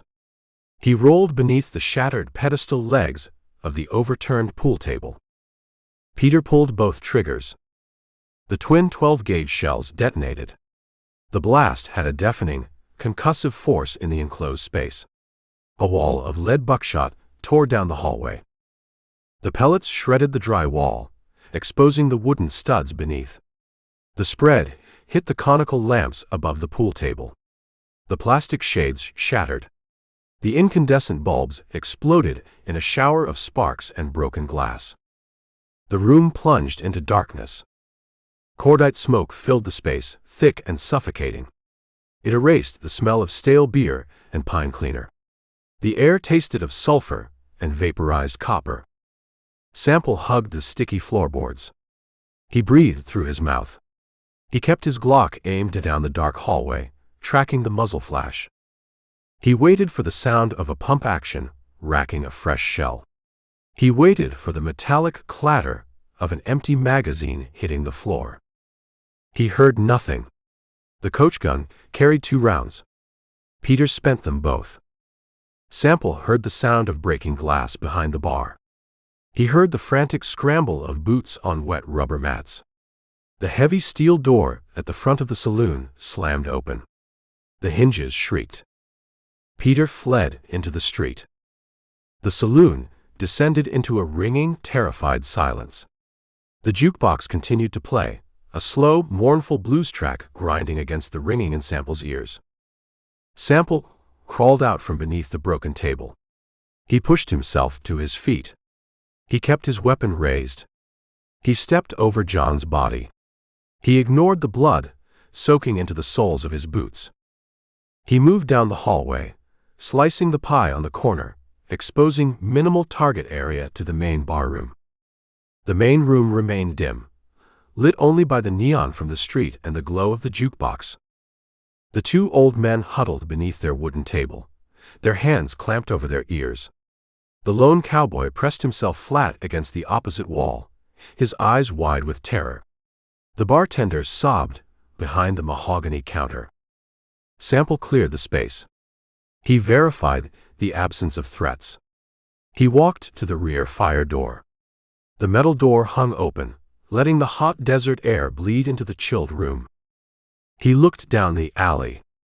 Empty darkness. Simon had a head start. Simon had the discipline to vanish. Sample returned to the main room. He walked to the front vestibule. He pushed the heavy steel door open. He stepped out under the red neon scorpion. The Last Chance Main Street offered no targets. The rusted pickup trucks sat undisturbed at the curb. The neon signs buzzed. A stray dog sniffed a trash can across the asphalt. Peter ran. He abandoned the town. He sought the safety of the desert, driven by a panic that defied logic. Sample holstered the Glock 19. He pulled the canvas chore coat tight over the weapon. He turned his back on the saloon. He walked down the broken sidewalk, his boots crunching on the loose gravel. He maintained a steady, measured pace. He did not run. Running attracted attention. Running signaled guilt. He turned into the dirt alley between the corrugated steel warehouses. He found the Ford Bronco parked behind the cinderblock garage. The vehicle sat silent, the engine block cool to the touch. Sample opened the driver's side door. He climbed into the cab. He shut the door. He locked it. He gripped the steering wheel with both hands. He let his head rest against the cracked leather. He closed his eyes. He mapped the damage. He analyzed the encounter. He eliminated John and James. He removed 2 shooters from the board. He depleted Jack's operational strength. He compromised the mercenary machine. But he failed to contain the perimeter. Simon escaped with intelligence. Peter escaped with paranoia. They had the ability to warn Jack. The element of surprise vanished in the cordite smoke. Sample opened his eyes. The slate-blue irises reflected the dim light of the dashboard instruments. He keyed the ignition. The heavy V8 engine roared to life, a deep mechanical growl echoing off the cinderblock walls. He shifted the transmission into reverse. He backed out of the alley, aiming the grill toward the southbound highway. The hunt entered a new phase. The predators knew his face. They knew his capability. They realized the desert no longer offered sanctuary. They realized a counterforce tracked their movements, a force willing to execute them over green felt and spilled beer. Sample steered the Bronco onto the blacktop. He pressed the accelerator. The heavy tires gripped the asphalt. He needed to find the Black Raptor. He needed to find the money. He needed to find Jack Tate. 3 men remained. Simon, Peter, and the man with the clay face. Plus the young kid, Bartholomew, and the point man, Thaddeus. 5 men total. Wait. He recalculated. Andrew died on the highway. John died on the floor. James died on the table. 5 men remained. Sample drove into the night. The headlights cut twin beams of white light through the darkness, illuminating the endless expanse of scrub brush and shattered rock. The air rushing through the open windows cooled the sweat on his face. He felt the fatigue pressing against the edges of his consciousness. The adrenaline dump receded, leaving a hollow ache in his muscles and a sharp, pulsing throb in his temples. He ignored the pain. The pain distracted the mind. The pain compromised the mission. He reviewed the map in his head. The terrain south of Last Chance turned hostile. The flat badlands gave way to a labyrinth of deep box canyons, sheer sandstone cliffs, and dry riverbeds. The geography favored the hunted. It offered ambush points, choke points, and high ground. Jack Tate had military training. Jack Tate understood terrain. Sample knew the trap waited for him. He knew the Raptor sat parked on a ridgeline, the heavy Remington sniper rifle trained on the access road. He drove toward the trap anyway. He relied on the momentum of the machine. Jack needed to cross the border. The border crossing required coordination. It required a specific window of time. The delay caused by the shootout in Last Chance compressed Jack's timeline. It forced Jack to make a decision. Fight or run? Sample pushed the Bronco to 70 miles an hour. The headlights illuminated a rusted highway sign. The green reflective paint peeled away in jagged strips. Diablo Canyon 10 miles. Sample eased his foot off the accelerator. He let the vehicle decelerate. He listened to the pitch of the tires against the asphalt. He listened to the wind. He prepared for the canyon. He prepared for the dark. He prepared for the men waiting in the rocks. Chapter 13. The rented trap house sat on the western edge of Last Chance, a decaying blister on the boundary line between the rusted town and the open desert. It consisted of a single-story stucco shell. The desert claimed the front yard, choking the rusted chain-link fence with dead tumbleweeds and baked caliche. Plywood sheets covered the windows, secured by rusted drywall screws. Inside the structure, the heat pooled stagnant and heavy. The air smelled of stale methamphetamine smoke, cat urine, and human anxiety. A single 40-watt bulb hung from a frayed wire in the center of the living room ceiling. It cast a jaundiced, hollow glare over cracked linoleum and punched-out drywall. Canyon Jack Tate occupied a rusted folding chair in the center of the room. He held the stolen Remington M24 across his thighs. He had an oiled rag in his right hand. He worked the steel bolt, wiping the metal, checking the action, listening to the smooth mechanical slide of the machined parts. He ignored the heat. He ignored the stench of the house. 3 olive-drab canvas duffel bags sat on the floor near his combat boots. They bulged with the stolen capital from the Miller compound and the Clarity Credit Union. Thaddeus stood near the back door. He kept a fraction of an inch of space open between the door frame and the slab door, watching the dark alley. Thaddeus held his AR-15 at the low ready. He maintained the discipline of a veteran point man. He breathed through his nose. He watched the shadows. Bartholomew paced the length of the hallway. The kid wore a tactical plate carrier over a sweat-soaked t-shirt. The armor looked too big for his frame. He chewed his thumbnail down to the quick. He stared at the canvas duffels, then stared at the plywood windows. The violence of the day vibrated in his muscles. "Stop wearing a groove in the floorboards," Jack commanded. The voice lacked elevation.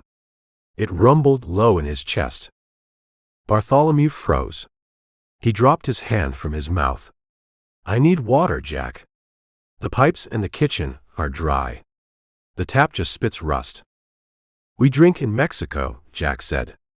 He ran the rag over the Leupold scope.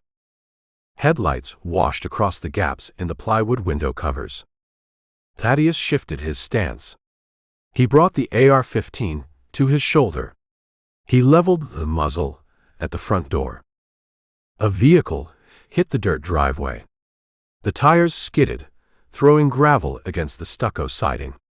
An engine died. Car doors slammed. Heavy boots pounded the concrete porch. A fist hammered the front door. 3 rapid strikes. A pause. 2 more strikes. The designated knock. Jack nodded. Thaddeus unbolted the deadbolt. He pulled the door open. Simon and Peter spilled into the living room. Peter resembled a man pulled from a car wreck. He shook.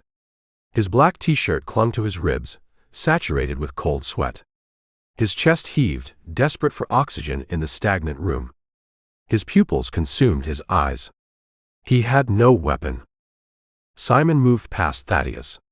Simon retained his posture, but the heavy, brutal stillness vanished. A tremor lived in his thick hands. Blood speckled the cuff of his left sleeve. Thaddeus shut the door. He threw the deadbolt. Jack set the oily rag on the floor. He kept the sniper rifle across his lap. He looked at Simon. He looked at Peter. He looked at the space behind them. "You lack 2 men," Jack said. Peter dropped to his knees. He grabbed his hair with both hands. "He came out of the dark, Jack. He came right out of the shadows. I fired the scattergun. I gave him both barrels. The lights went out. The smoke. I couldn't see." Jack ignored the tweaker. He kept his gaze locked on Simon. "Report," Jack ordered. Simon swallowed. He wiped his mouth with the back of his hand. He looked at the canvas bags on the floor. "John and James are dead," Simon stated. The words lacked emotion. They presented pure data. Left them in the back room of the saloon, bleeding out on the floorboards. Bartholomew let out a choked gasp. He backed into the hallway wall. Both of them. The locals hit them? "Not locals," Simon said. "One man. He tracked us. He walked into the bar." Jack stopped wiping the rifle. He rested his hands on the synthetic stock. "Describe the shooter." "Tall," Simon said. 6'2". Lean build. Wore a canvas chore coat over a sidearm. Eyes like slate. He had a professional cadence. He did not yell.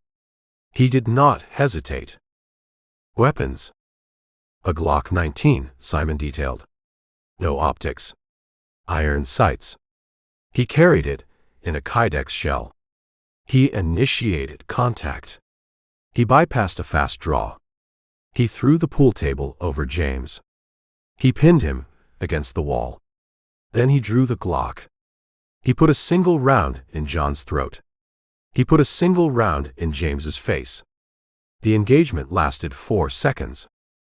Jack processed the data. He built the profile. A man who uses the environment.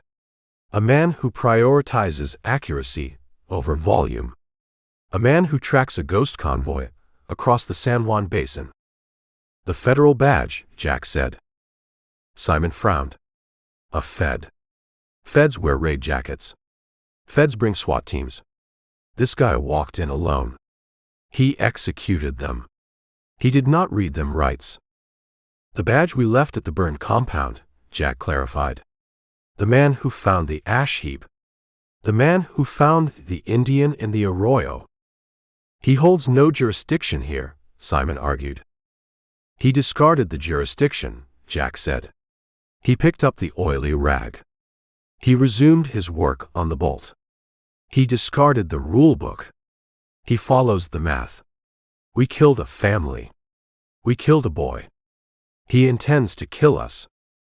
Peter let out a high, fractured laugh. The sound scraped against the peeling wallpaper. "He's going to kill us. He's outside. He's coming for the house. We have to run, Jack. We have to hit the border." Jack turned his head. He stared at Peter. The unblinking, clay-faced stare silenced the tweaker. Peter clamped his mouth shut. "The timeline collapsed," Jack announced to the room. He addressed the group, a commanding officer briefing a squad. The gunfight in the saloon draws the state police. The state police seal the highways. The hunter tracks our movements. He possesses our scent. We cross the border tonight. We walk into a trap. The coyote waits at the wire at midnight, Simon reminded him. The coyote waits for money, Jack said. He cares nothing for our survival. We approach the wire with a rogue lawman and the state police on our tail. The coyote sells us out for the bounty. Jack stood. He slung the heavy M24 over his shoulder. He walked to the kitchen counter. A set of car keys rested on the stained formica. A plastic rental tag dangled from the ring. Jack picked up the keys. He walked back to Simon. He held the keys out. A Nissan sedan, Jack said. Parked behind the cinder block wall in the back alley. Clean plates. Full tank of gas. It blends with the highway traffic. Simon looked at the keys. He looked at Jack's face. He understood the geometry of the offer. You split the pack, Simon said. I manage the risk, Jack corrected. You and Peter take the Nissan. You drive south. You push for the border crossing. Peter scrambled to his feet. Hope ignited in his dilated eyes. Yes. We take the car. We ditch the trucks. We get out. Simon did not move his hand. He stared at the keys.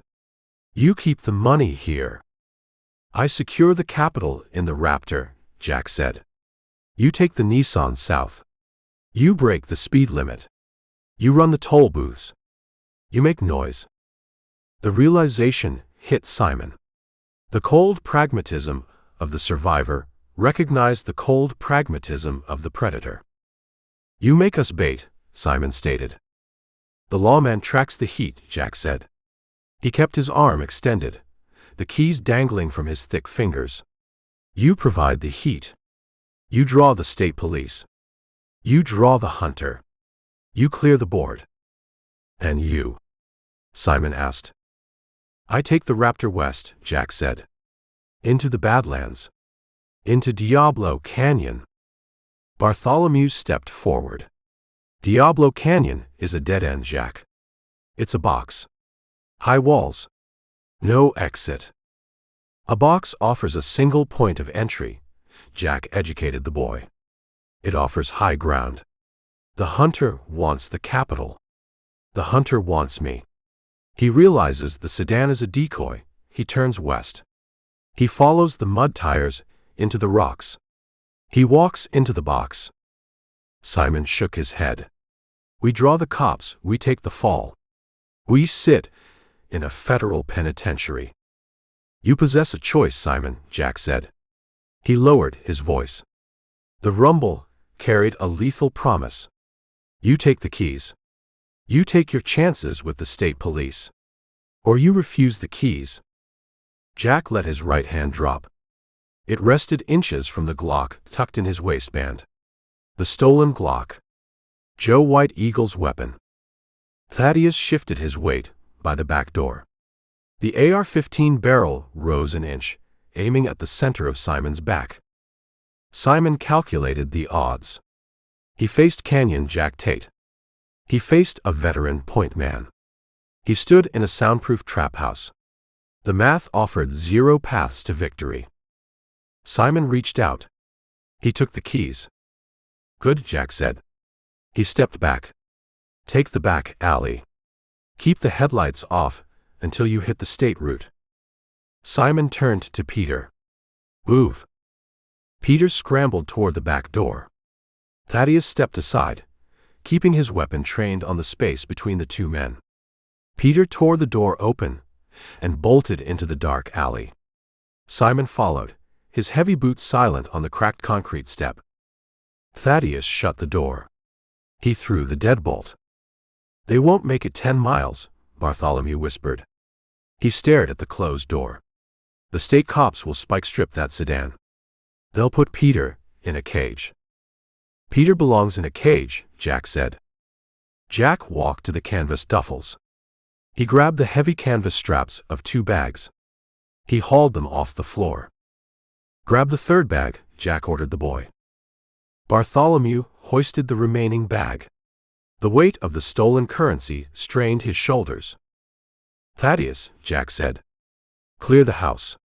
Wipe the surfaces. Leave 0 intelligence." Jack kicked the front door open.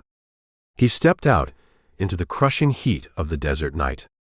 The matte black Ford Raptor sat idling in the dirt driveway.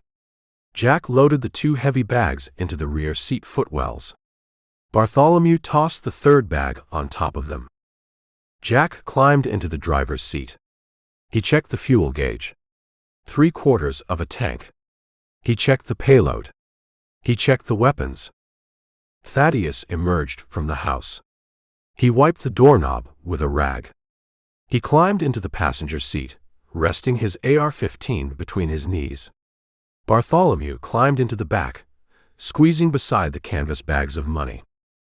"Simon and Peter give us 2 hours," Jack announced. He pulled the column shifter into drive. 2 hours of misdirection. Jack steered the heavy truck onto the dirt road. He did not turn on the headlights. He navigated by the pale light of the rising moon. The ambient glow illuminated the scrub brush and the jagged silhouette of the western mesas. He drove away from the border. He drove away from the sanctuary of Mexico. He steered the machine toward the jagged teeth of the badlands. He sought the high ground. He sought the sheer rock walls of Diablo Canyon. The lawman utilized the shadows of the saloon to execute his men. Jack intended to utilize the geography of the earth to execute the lawman. The Raptor chewed the dirt. The massive tires left deep, aggressive tracks in the caliche soil. Jack did not attempt to hide the trail. He wanted the hunter to find the tracks. He wanted the hunter to follow the breadcrumbs into the dark. The machine rolled west, carrying the stolen capital and the architect of the slaughter deep into the killing jar. Chapter 14. 10 miles south of Last Chance, the 2-lane blacktop fractured. The state route maintained a straight, determined path toward the Mexican border. A secondary artery broke from the asphalt, a jagged scar of graded dirt and crushed caliche cutting west. The dirt road vanished into the bruised purple silhouette of the badlands. Eldridge Sample stopped the Ford Bronco at the junction. He killed the headlights. He let the 5.8-liter engine idle. The mechanical vibration hummed through the floorboards. The night air rushed through the open windows, carrying the scent of cooling asphalt, baked sage, and the metallic tang of hot brake rotors. Sample grabbed a heavy aluminum maglite from the center console. He opened the door. He stepped onto the shoulder. He clicked the flashlight on. He aimed the harsh white beam at the ground. He read the narrative written in the dust and rubber. The convoy reached this point. The pack split. Sample traced a set of fresh rubber streaks on the asphalt. The tracks indicated a passenger sedan. Narrow wheelbase. Shallow, street-legal tread. The tires hooked hard to the left, accelerating south down the state route. They left a thin layer of pulverized dirt on the blacktop. Sample shifted the beam. He aimed the light at the western dirt trail. Deep, aggressive lugs gouged the earth. Wide stance. The heavy curb weight of a 3/4-ton truck compressed the loose gravel into tight, hard ridges. The tires displaced the dirt with sheer rotational violence. The matte black Ford Raptor took the dirt road. Sample switched the flashlight off. He plunged the world back into the silver illumination of the rising moon. He stood at the edge of the asphalt. He looked west. He knew the geography. The dirt track led to a singular destination: Diablo Canyon. A million years of flash floods carved Diablo Canyon into the sandstone plateau. The water created a deep, winding fissure. The walls rose sheer and vertical, offering zero handholds, zero escape routes. The canyon snaked through the rock for 5 miles before terminating in a massive, impassable amphitheater of solid stone. A box canyon. A dead end. Canyon Jack Tate had military training. Jack understood terrain. Jack commanded a high-performance off-road machine.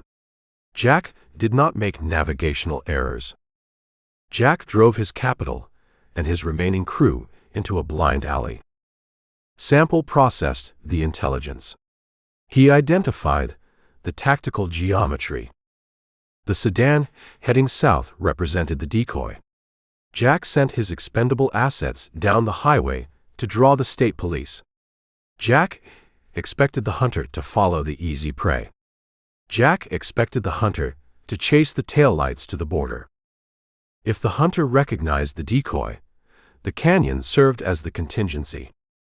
Jack utilized the geography to build a killing jar. He parked the Raptor at the end of the box. He took the stolen Remington M24 sniper rifle. He climbed the rim. He established a dominant overwatch position. He had the high ground, the superior optic, and the element of anticipation. Sample understood the math. Driving into a box canyon against an entrenched sniper constituted tactical suicide. The manual demanded a perimeter. The manual demanded daylight, air support, and a tactical team. Sample left the manual on a desk in Albuquerque. He operated on momentum. He operated on the cold, unyielding iron block in his gut. Jack Tate burned a family to ash. Jack Tate left a boy to bake in the sun. Jack Tate believed the vast emptiness of the Badlands offered a shield against consequences. Sample intended to deliver the consequences. He walked back to the Bronco. He climbed into the driver's seat. He shut the door. He reached down and engaged the four-wheel drive transfer case. The heavy gears meshed with a solid, metallic clank. He left the headlights off. Sample grabbed the AR-15 from the passenger floorboard. He checked the chamber by moonlight. The brass cartridge gleamed. He rested the heavy rifle across his lap. He checked the spare magazines in his cargo pockets. He shifted the transmission into drive. He steered the heavy SUV off the asphalt. The tires crunched onto the caliche dirt. He pointed the grill west. He drove into the Badlands. The moonlight offered a monochromatic vision of the world. The scrub brush cast long, jagged shadows across the pale earth. The twisted branches of dead pinon pines resembled skeletal hands reaching from the dirt. The Bronco rolled over washboard ruts, the suspension groaning under the strain. Sample tracked the deep gouges left by the Raptor's mud tires. Jack made no attempt to conceal his path. Jack laid a breadcrumb trail. The terrain shifted. The flat scrubland gave way to rising slopes of shattered shale. The earth swallowed the road. Sample reached the mouth of Diablo Canyon. The sandstone monoliths rose on either side of the Bronco, twin pillars of rusted rock flanking the entrance. The moon illuminated the upper ridges, painting the stone in cold silver light. The canyon floor descended into absolute, suffocating darkness. The rock absorbed the brutal New Mexico sun for 14 hours.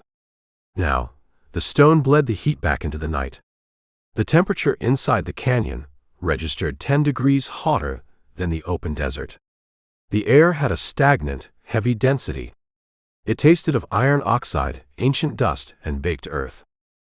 Sample drove the Bronco past the sentry stones. He entered the box. The walls closed in. The passage narrowed. The sky shrank to a jagged ribbon of stars trapped between the towering cliffs.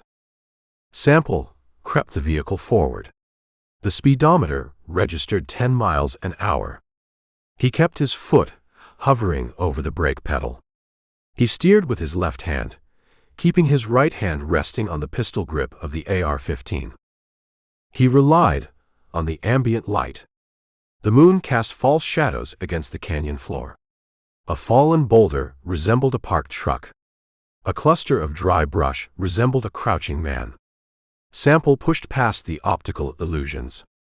He trusted the deep grooves of the tire tracks. The silence inside the canyon had a crushing weight. The wind failed to breach the high walls. The only sound existed within the machine. The low rumble of the 5.8-liter V8. The crunch of rubber against gravel. The whine of the transfer case. The acoustic signature echoed off the sheer rock faces. The sound announced his arrival. It traveled up the canyon walls, reaching the rim, signaling the hunter's approach. Sample accepted the noise. He weaponized his presence. He wanted Jack to feel the relentless mechanical advance of the consequence. He drove deeper. The canyon floor twisted. The path navigated dry washbeds filled with loose, deep sand. The Bronco bogged down. The engine RPMs spiked. The all-terrain tires spun, throwing sand against the undercarriage. Sample feathered the accelerator. He maintained his forward momentum, floating the heavy vehicle over the soft earth. He cleared the sand trap. The tires found hardpan rock. Sample scanned the rim. The sheer vertical walls offered zero visibility. The darkness pooled in the crevices, creating 1,000 hiding places for a man with a rifle. Sample knew the crosshairs tracked his movement. He felt the phantom pressure of the Leupold scope pressing against his temple. The heavy sniper rifle fired a 175-grain bullet. The projectile traveled at 2,600 feet per second. It shattered engine blocks. It pierced steel doors. It turned a man's chest cavity into mist. Sample did not flinch. He kept his eyes on the trail. He focused on the geometry of the ground. 2 miles into the canyon. The walls constricted further. The passage narrowed to a width of 30 feet. The Bronco scraped the encroaching brush. The branches screeched against the faded desert tan paint. Sample smelled the exhaust. The unburned hydrocarbons hung trapped in the stagnant air, mixing with the scent of the hot engine block. He found the first sign of the prey. A discarded cigarette butt lay in the center of the tire tracks. The white paper glowed faint in the moonlight. The red ember remained dead, but the tobacco scent lingered, sharp and artificial against the natural odor of the canyon. They grew careless, or they grew confident. Sample pressed the accelerator. The Bronco lurched over a shelf of exposed limestone. 3 miles into the canyon. The path hooked a sharp left, wrapping around a massive sandstone abutment. Sample took the corner wide. He kept the vehicle tight against the outer wall, maximizing his angle of sight. The canyon opened into the terminal amphitheater. The box. A massive bowl of sheer rock surrounded the flat floor. The walls rose 300 feet, a seamless, unclimbable prison of rusted stone. The moon hung directly overhead, flooding the bowl with cold silver illumination.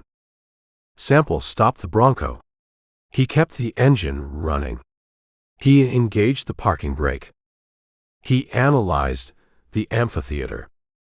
The matte black Ford Raptor sat parked in the center of the bowl. The truck faced the entrance.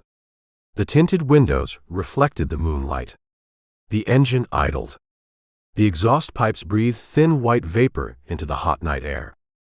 Sample evaluated the threat. The Raptor offered zero concealment. It sat exposed in the center of the open ground.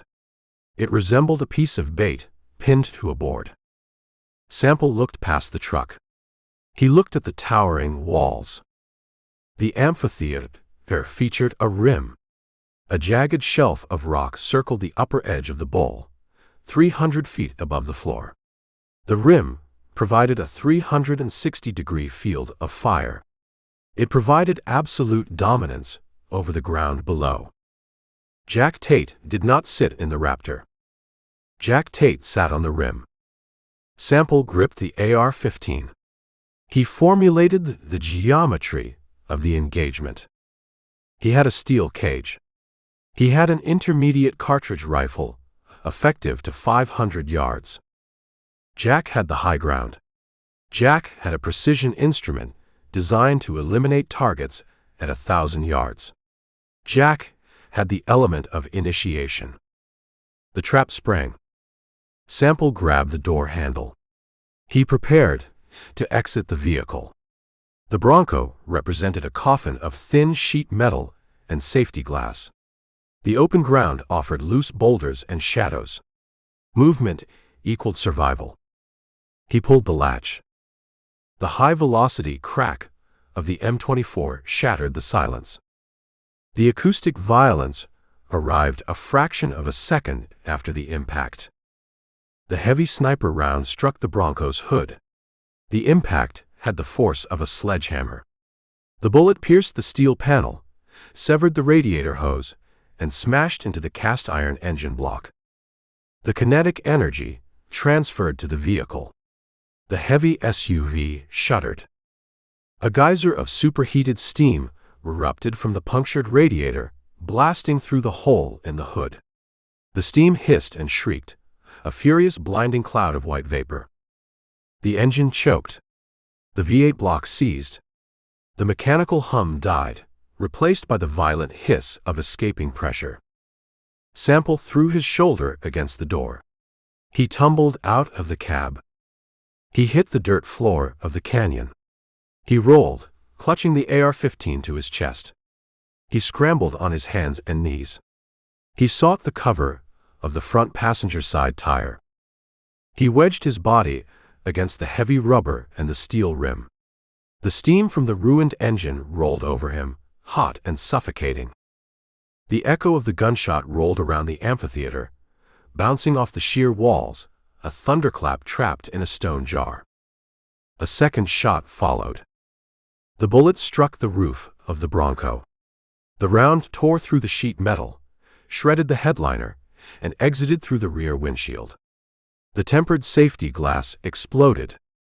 A shower of glittering cubes rained down on the dirt. Sample pressed his back against the tire. He wiped the sweat and grit from his eyes. He breathed the hot steam and the vaporized antifreeze. He looked up. He scanned the rim through the blinding white cloud. He searched for the muzzle flash. He searched for the silhouette against the stars. He saw nothing but stone and shadow. The canyon held him. The machine died.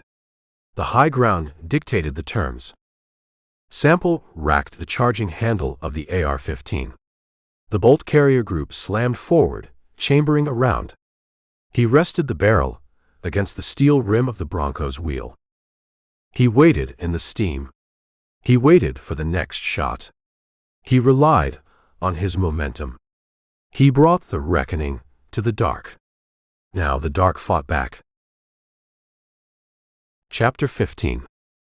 A third gunshot fractured the canyon air. This acoustic signature lacked the massive concussive boom of the sniper system.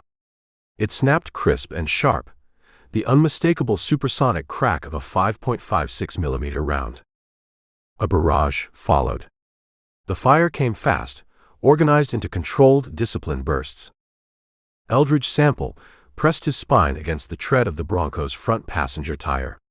He pulled his knees tight to his chest, shrinking his profile to fit behind the cast-iron engine block and the heavy steel brake rotor. Above his head, the Ford Bronco disintegrated. Copper-jacketed lead tore through the passenger side door panels. The impact sounded like ball-peen hammers striking an empty oil drum. The rounds punched through the exterior sheet metal, shredded the faux leather interior panels, and exited the driver's side. Foam stuffing burst from the upholstery, raining down over the dirt floor like dirty yellow snow. Sample identified the shooters. The heavy single shots belonged to Canyon Jack Tate on the M24. The rapid, controlled bursts belonged to Thaddeus running his AR-15. A third weapon joined the chorus. The cadence erratic. The burst long and uncontrolled.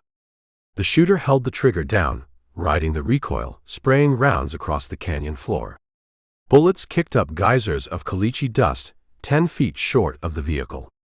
Others whined off the canyon walls, chaotic ricochets buzzing through the air like angry hornets. Bartholomew. The kid dumped his magazines, fueled by adrenaline and terror. Sample kept his head down. He breathed the acrid mixture of cordite smoke and vaporized ethylene glycol leaking from the punctured radiator. Hot drops of green coolant dripped from the undercarriage, hissing as they hit the baked earth inches from his boots. He analyzed his cover. The front axle offered solid steel. The V8 engine block stopped anything short of a .50 caliber armor-piercing round. But the vehicle sat exposed. A heavy round from the M24 struck the front grille. The brush guard snapped. The bullet hit the engine block, spalling the cast iron. Fragments of hot metal showered the dirt beneath the chassis. A jagged shard of iron struck the fabric of Sample's canvas chore coat, searing a hole through the tough weave before losing its momentum against his ribcage. The barrage ceased. The sudden silence rushed back into the amphitheater, leaving a ringing echo trapped between the high rock walls. The mechanical dying of the Bronco replaced the gunfire. Fluids bled out. The transmission pan dripped red ATF fluid into the dust. The radiator hissed a dying breath. Tires flattened, the heavy rubber sighing as the air pressure equalized. The chassis settled on its suspension, sinking 3 inches closer to the earth. Sample waited. He gripped the pistol grip of his AR-15. He did not return fire. Shooting blind from a suppressed position wasted ammunition. It revealed exact coordinates. He maintained strict noise discipline. High above, a voice boomed down from the rim. The acoustics of the box canyon acted as a natural megaphone, amplifying the sound, bouncing the syllables off the rusted sandstone walls. The voice seemed to originate from the sky itself. "I appreciate the delivery, Deputy." Jack Tate projected his voice over the edge. The tone lacked malice. It sounded conversational, almost cheerful, an instructor addressing a slow student. Sample did not move. He let a bead of sweat track down his nose and drop into the dust. "You traced the decoy," Jack yelled down. "You recognized the play. I respect the deductive reasoning. But you failed the geography lesson. You never push a hostile force into a box without an extraction plan." Sample shifted his weight, relieving the pressure on his cramped legs. The hot brake rotor radiated heat against his shoulder. He checked his watch. 2 o'clock in the afternoon. "You throw a pool table," Jack's voice echoed. "You shoot John and James. You force me to abandon my transit window. You owe me a great deal of money for the inconvenience, Deputy." The sun crested the edge of the rim. The shadow, protecting the ruined Bronco, vanished. Direct, unfiltered sunlight hammered the canyon floor. The temperature spiked. The metal skin of the SUV absorbed the radiation, turning the vehicle into a convection oven. Sample felt the moisture evaporating from his skin. The air tasted of copper and dry dust. "We hold the high ground," Jack called out. "We hold the water. We hold the shade. I look at your truck, Deputy. I see the radiator bleeding out. You lack transport.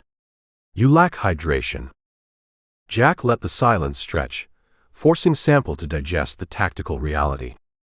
"You step out from behind that tire, Thaddeus puts a round through your pelvis." Jack continued. "You stay behind that tire, the sun bakes the water out of your brain. The kidneys shut down in 6 hours. The delirium sets in right after that." Sample unbuttoned his canvas coat. He pulled it off, leaving him in his sweat-stained gray shirt. He folded the heavy fabric and wedged it between his back and the hot steel of the brake rotor, creating a layer of insulation against the burning metal. "I intend to wait, Deputy," Jack yelled. "I intend to smoke a cigar and watch you die from 1,000 feet up." Sample did not rise to the bait. He preserved his moisture. He kept his jaw clamped shut. The psychological warfare commenced. Jack understood the attrition of the desert. He utilized the environment to break the will of his enemy. He expected the lawman to crack. He expected a desperate sprint for the tree line, or a blind spray of covering fire. Sample offered him nothing but the dead silence of the ruined machine. The hours dragged. The sun marched across the sliver of blue sky, visible between the canyon rims. The heat inside the killing jar became a physical adversary. It pressed against Sample's chest. It sucked the saliva from his mouth, turning his tongue into a dry, swollen sponge. His vision blurred at the edges, the glare off the caliche dirt creating shimmering spots in his retinas. Every 30 minutes, the shooters on the rim reminded him of their presence. A single sniper round would smash into the engine block, shaking the chassis. A burst of 5.56 would shred the remaining glass in the side windows. They kept him pinned. They prevented any attempt to crawl away. They managed his movements, restricting him to a 3-foot patch of dirt behind the passenger wheel. By 5 o'clock, the physical toll demanded payment. Sample's muscles cramped. Lactic acid built up in his thighs and shoulders. The salt from his sweat formed a white crust on his eyebrows and forearms. A dull, rhythmic throb established itself behind his eyes, the first warning sign of severe dehydration. He closed his eyes. He regulated his breathing. He slowed his heart rate. He dropped into a meditative stillness, a survival technique learned decades ago in places far worse than Diablo Canyon. He separated his consciousness from the suffering of his physical shell. He visualized the rim. 3 men. Jack commanded the center, utilizing the M24. Thaddeus flanked right, providing disciplined enfilading fire. Bartholomew flanked left, providing volume. The sheer rock face offered 0 obvious ascent routes. The walls resembled smooth, rusted iron. But water carved the canyon. Water exploits weakness. Water creates fissures. Sample studied the shadows climbing the eastern wall as the sun began its descent. The shifting light revealed subtle imperfections in the stone. A vertical crack running behind a cluster of scrub oak. A shelf of limestone jutting out at a 50-foot elevation. A jagged chimney formation leading toward the top. A free climb. 300 feet. No ropes. No harness. Operating under extreme dehydration and muscular fatigue. The math favored a broken neck. The math favored a sniper bullet catching him halfway up the wall. The sun finally dipped behind the western rim. The immediate cessation of direct solar radiation felt like a physical weight lifting from the canyon floor. The harsh glare vanished, replaced by a soft, bruised twilight. The temperature dropped 10 degrees in 15 minutes. The shooters on the rim ceased fire. The shadows lengthened, stretching across the dirt, swallowing the ruined Bronco in a pool of dark violet ink. Sample opened his eyes. He uncurled his legs. His joints popped, stiff and incooperative. He massaged the cramped muscles in his calves. He initiated his gear check. He ejected the magazine from the AR-15. He verified the stack of cartridges. He slapped it back in. He slung the rifle across his back, securing the single-point sling tight against his chest to prevent the weapon from swinging during the climb. He checked the Glock 19 on his hip. He drew the combat knife clipped to his belt. The blade measured 5 inches, forged from high-carbon steel, honed to a razor edge. He returned the knife to its sheath. He left the canvas coat wedged against the brake rotor. Extra weight meant early fatigue. Night finalized its grip on the Badlands. The stars emerged, cold and brilliant against the black sky. The moon had not yet crested the horizon. The amphitheater descended into pitch darkness. High above, a pinprick of orange light flared on the rim. It glowed for 2 seconds, then faded. A cigarette, cherry. The crew relaxed. The heat vanished. They believed the lawman lay dead or dying behind the wrecked truck. They waited for morning to verify the kill. They broke noise discipline. Faint laughter drifted down from the cliff edge. Sample moved. He slid out from beneath the chassis. He stayed low to the dirt, crawling on his elbows and knees. He cleared the rear bumper of the Bronco. He navigated the open ground, relying on the absolute darkness for concealment. He reached the base of the eastern wall. He pressed his hands flat against the sandstone. The rock retained a fraction of the day's heat. He felt the rough, granular texture beneath his calluses. He found the vertical fissure he mapped during the afternoon. Sample wedged his right boot into the crack. He reached up, his fingers probing the stone above his head.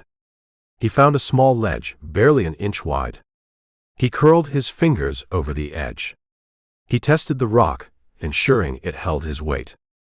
He pulled himself up. He left the canyon floor behind. He committed his body to the stone. The climb demanded absolute silence. A scraping boot, a shower of loose pebbles, a heavy breath would alert the men above. He moved with agonizing precision. 3 points of contact at all times. Test the hold. Transfer the weight. Find the next hold. 50 feet up, the fatigue attacked his forearms. The muscles burned. His grip weakened. The dehydration robbed his tendons of elasticity. His left foot slipped. His boot scraped against the sandstone. A cascade of small rocks tumbled down into the blackness below. They hit the canyon floor with a series of sharp, unnatural clicks. Sample froze. He pressed his face against the rock wall. He stopped breathing. He listened to the rim. The faint murmur of voices stopped. The men heard the rocks. "You hear that?" Thaddeus asked. His voice carried down, stripped of Jack's theatrical volume. "Coyote," Bartholomew answered. The kid's voice wavered, thin and nervous. "Or a rock slide. The stone shifts when it cools down." "Sweep the floor," Thaddeus ordered. A powerful beam of white light sliced through the darkness. A heavy tactical flashlight mounted to an AR-15. The beam hit the canyon floor, sweeping over the bullet-riddled Bronco, illuminating the shattered glass and the leaking fluids. The circle of light tracked across the dirt. It hit the base of the eastern wall. The beam began to climb.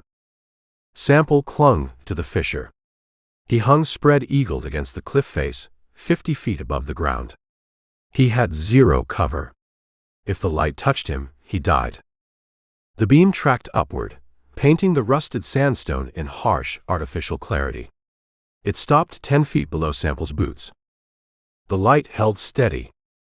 "See anything?" Bartholomew asked. "Just rock," Thaddeus said. The beam clicked off. The absolute darkness returned, thicker and more disorienting than before. He's still behind the engine block. Or he crawled under the chassis to die. Sample let out a slow, silent exhalation through his nose. He resumed the climb. He pushed past the pain. He treated his body as a machine, ignoring the warning lights flashing on the dashboard.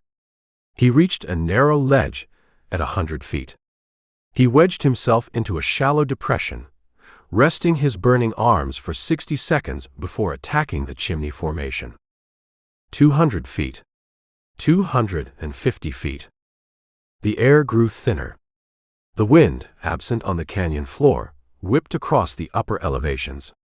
It chilled his sweat-soaked shirt, pulling the core heat from his body. He felt the edge of the rim. The angle of the rock flattened out. He reached over the lip, his fingers digging into dry dirt and sharp rabbit brush. He pulled his chest over the top. He rolled onto his back, lying flat on the jagged shale. He breached the high ground.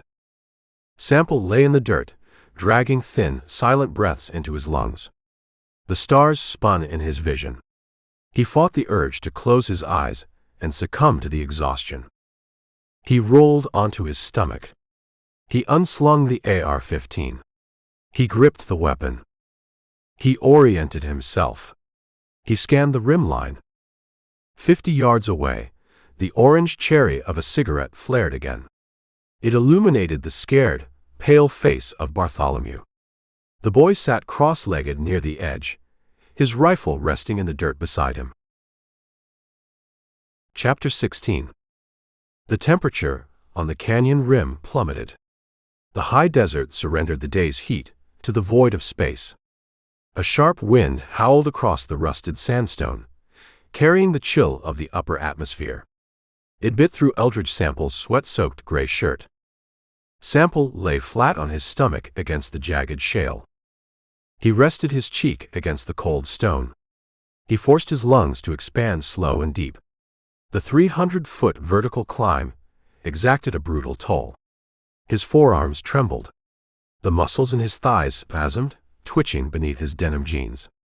Dehydration turned his saliva to thick paste. Every swallow felt like swallowing crushed glass. He ignored the biological warning signals. He separated his mind from the decaying machine of his body. He opened his eyes. He focused on the orange ember 50 yards away. Bartholomew sat cross-legged near the edge of the rim. The boy had the perimeter watch. He faced the canyon floor, aiming his attention at the wrecked Ford Bronco 300 feet below. His AR-15 rested in the dirt by his right knee. The kid pulled a long drag from his cigarette. The cherry flared, casting a weak, hellish glow over his pale skin. Sample read the boy's posture. Shoulders hunched. Knees pulled tight. Head snapping left and right at every gust of wind. Bartholomew lacked the cold discipline of a veteran operator. He ran on nervous energy, terror, and nicotine. He expected a ghost to rise from the black pit of the canyon. He did not expect the ghost to crawl over the lip of the rim behind him. Sample unslung his AR-15. He laid the heavy rifle on the stone. An intermediate cartridge rifle produces a muzzle blast visible for miles in the dark. The acoustic crack echoes across the basin. Gunfire alerts Canyon Jack Tate. Gunfire surrenders the element of absolute surprise. Sample reached to his belt. He wrapped his fingers around the textured, synthetic grip of his combat knife. He depressed the Kydex retention tab with his thumb. He drew the blade. The high-carbon steel slipped from the sheath without a whisper. The 5-inch blade had a matte black finish. It caught no starlight. It reflected no moon. Sample pushed himself up to a crouch. He initiated the stalk. He matched his movements to the rhythm of the wind. When the gale howled across the sandstone, he moved forward, letting the rushing air mask the crunch of his boots against the loose shale. When the wind died, he froze, becoming another shadow, another jagged rock against the skyline. 40 yards. Bartholomew flicked an ash over the canyon edge. He shivered. He rubbed his arms, trying to generate friction against the biting cold. He picked up his AR-15, checked the fire selector, and set it back down. 30 yards. Sample maintained a low center of gravity. His thighs burned. He placed each boot edge with deliberate care, feeling the ground for loose stones before transferring his weight. 20 yards. The wind died. A profound silence fell over the rim. Sample stopped mid-stride. He held his left foot 3 inches above the dirt. He balanced his entire weight on his right leg. His calf muscle shrieked in protest. He held the posture. Bartholomew turned his head. He looked over his left shoulder, staring into the darkness of the plateau. Sample remained motionless. He controlled his breathing. He did not blink. The boy squinted. His eyes darted across the shadows. He saw nothing but the dead silhouettes of scrub oak and twisted yucca. He turned back to the canyon. He brought the cigarette to his lips. He inhaled. 10 yards. Sample smelled the cheap tobacco. He smelled the sour chemical stench of the boy's unwashed tactical gear. He closed the final distance. He moved in a single fluid rush, crossing the last 10 feet before the boy could register the displacement of air behind him. Sample dropped his left knee into the dirt behind Bartholomew's spine. He shot his left hand forward. He clamped his calloused palm over the boy's mouth and nose. He locked his left arm, jerking Bartholomew's head backward, exposing the pale throat to the starlight. The boy's eyes went wide. Total, blinding panic seized his nervous system. His hands clawed at Sample's thick forearm. He kicked his legs, trying to find purchase in the loose dirt. He tried to scream, but the sound died against Sample's palm, a muffled, desperate squeak. Sample brought his right hand around. He placed the edge of the matte black blade against the taut skin of Bartholomew's neck, just below the jawline. He pulled the knife across the throat. The blade encountered zero resistance. It severed the carotid artery, the jugular vein, and the trachea in a single brutal stroke. Hot, bright arterial blood erupted from the wound. It sprayed the dust. It soaked the sleeve of Sample's shirt. The metallic stench of copper obliterated the smell of tobacco. Bartholomew's struggle ceased. The sudden drop in blood pressure collapsed his nervous system. His hands fell away from Sample's arm. The cigarette dropped from his slack fingers, the cherry hissing as it hit the spreading pool of blood. Sample held the boy tight. He did not let the body fall. A heavy drop creates a seismic vibration. A body hitting stone creates noise. He lowered Bartholomew to the rock.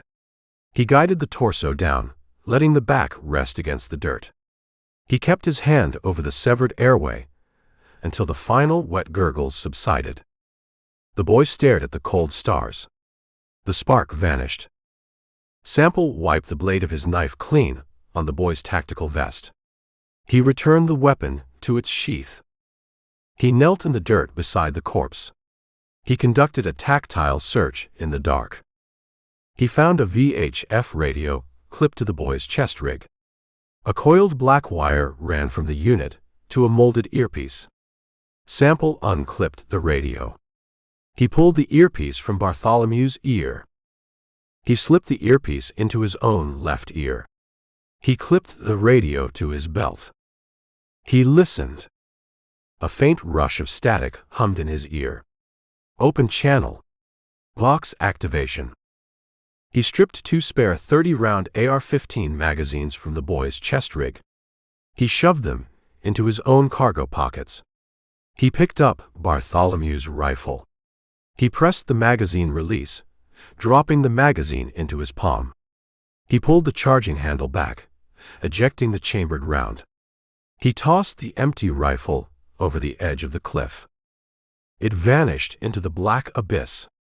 3 seconds later, a faint metallic clatter reached his ears as the weapon struck the canyon floor. Sample stepped away from the body. He turned his attention to the plateau. The rim stretched flat and wide, a vast expanse of broken rock leading away from the canyon edge. He needed to locate the main camp. He needed to locate Jack Tate. Sample moved along the rim, tracking the edge of the precipice. He kept his profile low. He bypassed the open ground, weaving through clusters of waist-high sagebrush. 200 yards from Bartholomew's position, he found them. The terrain offered a shallow depression in the sandstone, a natural bowl shielding its occupants from the biting wind. Sample dropped to his stomach. He crawled to the edge of the depression. He peered over the lip of the rock. Thaddeus sat on a rusted cooler. He held his AR-15 across his lap. He wore a heavy fleece jacket over his tactical gear. He stared out into the dark, his head on a slow, continuous swivel. He had the discipline Bartholomew lacked. He did not smoke. He did not fidget. He watched the night. 10 feet behind Thaddeus, Canyon Jack Tate slept. Jack lay on a thin foam bedroll. He slept on his back, his hands resting on his chest. He did not use a sleeping bag. He wore his tactical pants and a heavy canvas jacket. The custom Remington M24 sniper rifle lay parallel to his right leg, inches from his fingers. Sample evaluated the geometry of the camp. He had the element of surprise. He had a clear line of sight to Thaddeus. He could draw his Glock. He could put a round through the back of Thaddeus's head. But Jack Tate slept light. The gunshot wakes the veteran. The veteran rolls. The veteran acquires the sniper rifle. In the dark, against the jagged rocks, a close-quarters firefight against an entrenched operator carries a high probability of mutual destruction. Sample rejected the immediate strike. He retreated from the lip of the depression. He crawled backward, slithering through the dust until he put 50 yards between himself and the camp. He stood up. He formulated a new protocol. He required an overwatch position. He required an angle that dominated both Thaddeus and Jack simultaneously. He scanned the rim line. A massive spire of eroded sandstone rose from the edge of the cliff, 100 yards south of the mercenary camp. The structure resembled a jagged, broken tooth, pointing at the stars. It stood 30 feet higher than the surrounding plateau. Sample walked toward the spire. He reached the base. He slung his AR-15 across his back. He climbed the rock face. The ascent proved easier than the canyon wall. The spire offered deep handholds and wide ledges. He reached the summit. The top of the spire featured a flat slab of stone, roughly the size of a billiard table. A parapet of jagged rock rimmed the front edge, providing perfect concealment from the plateau below. Sample crawled to the parapet. He looked north. He had absolute visual dominance over the depression. He saw the top of Thaddeus's head. He saw the dark shape of Jack Tate lying on the bedroll. Sample unslung his AR-15. He extended the collapsible stock. He flipped the dust cover open. He rested the handguard on the natural stone parapet, using the rock as a stable firing platform. He pressed his cheek against the cold polymer stock. He looked through the iron sights. The distance measured 120 yards. A simple shot in the daylight. A complex, low-probability shot in the pitch black. Sample lowered the weapon. He did not force the engagement. He had the high ground. He eliminated their flank. He secured their communications. He settled in behind the rock. The attrition began. The wind battered the spire. The temperature dropped toward freezing. Sample's wet clothes turned into a suit of ice against his skin. The cramps returned, twisting the muscles in his legs into rigid, agonizing knots. The thirst clawed at his throat, a constant abrasive torment.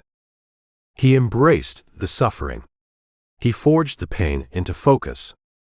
He listened to the silence of the radio earpiece. Jack and Thaddeus maintained radio silence. They believed the perimeter held. The hours ground past. The stars rotated across the black vault of the sky. Sample maintained his position. He did not sleep.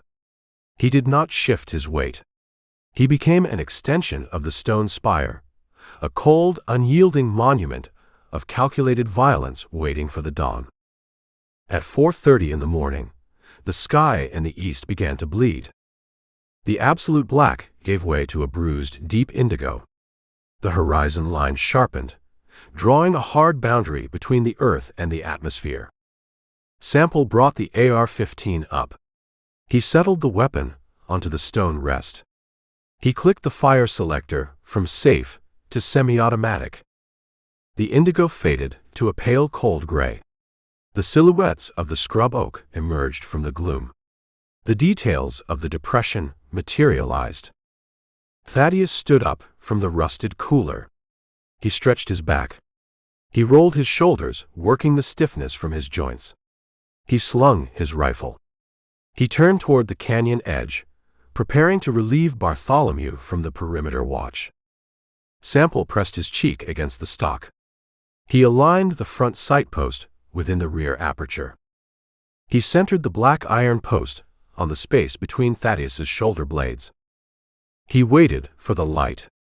He waited for the sun to clear the horizon, providing the contrast necessary for a perfect shot. He controlled his breathing, ignoring the violent shivers racking his freezing body. Chapter 17. The sun breached the eastern horizon. The rotation of the earth dragged the New Mexico badlands out of the absolute dark. The light hit the high atmosphere first, painting the sparse clouds in bruised shades of violet and raw crimson. The illumination descended the cliffs of Diablo Canyon. Eldridge Sample lay flat on the sandstone spire. He pressed his cheek against the cold polymer stock of the AR-15. He kept his right eye open. He kept his left eye open. He watched the shadows retreat from the shallow depression 120 yards away. The pale flat light of pre-dawn exposed the mercenary camp. Thaddeus stood near the rusted cooler. He rolled his neck. The vertebrae popped, a faint sequence of acoustic clicks carrying across the still, freezing air. Thaddeus brought his hands to his chest. He adjusted the straps of his tactical rig. He turned his back to Jack Tate's bedroll. He faced the rim, intending to relieve Bartholomew. Thaddeus exposed the center of his upper back. Sample aligned the iron sights. He placed the black front post in the center of the rear aperture. He bisected the space between Thaddeus's shoulder blades. Sample inhaled the freezing air. He let half the breath escape his lungs. He paused his respiration. He isolated his trigger finger from the shivering violence of his hypothermic body. He compressed the trigger. The sear broke. The firing pin struck the primer. The gunpowder detonated. The 5.56 millimeter round exited the 20-inch barrel at 3,000 feet per second. The muzzle flash illuminated the stone parapet. The supersonic crack shattered the silence of the plateau, a brutal acoustic whip cracking across the ancient rock.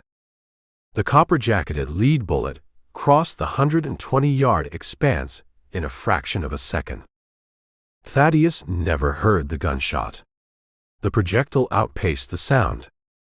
The round struck Thaddeus in the fifth thoracic vertebra. The kinetic energy shattered the bone. The bullet fragmented, sending jagged pieces of lead and copper tearing through his spinal cord and right lung. The impact threw Thaddeus forward. His chest hit the packed dirt of the depression. He bounced once. He lay still. His nervous system severed. His brain ceased communication with his limbs.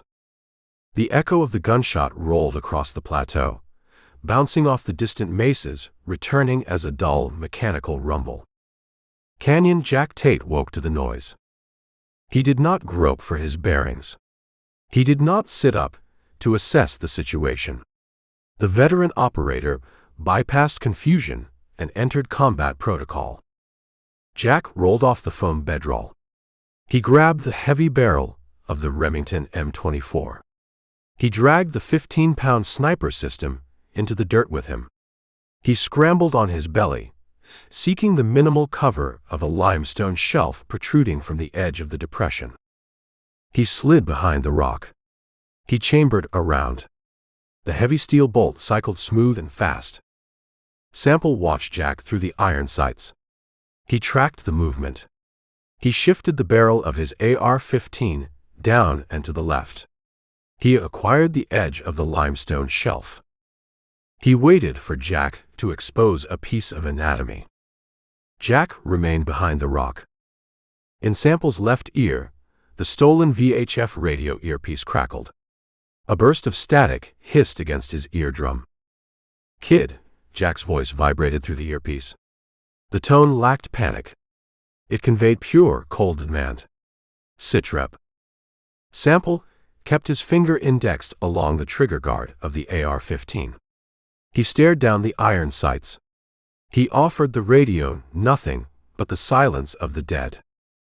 "Bartholomew," Jack commanded the radio. "Status." The silence stretched. The sun cleared the horizon, flooding the plateau with blinding horizontal light. The temperature began an immediate climb. Behind the limestone shelf, Jack processed the data. Thaddeus lay dead in the dirt. Bartholomew failed to answer the comms. The perimeter ceased to exist. The hunter breached the high ground. Jack understood the geometry of his disadvantage. The shot originated from an elevated angle. The shot carried a downward trajectory to strike Thaddeus in the spine. Jack calculated the topography of the plateau behind him. He visualized the map. He identified the eroded sandstone spire 100 yards to the south.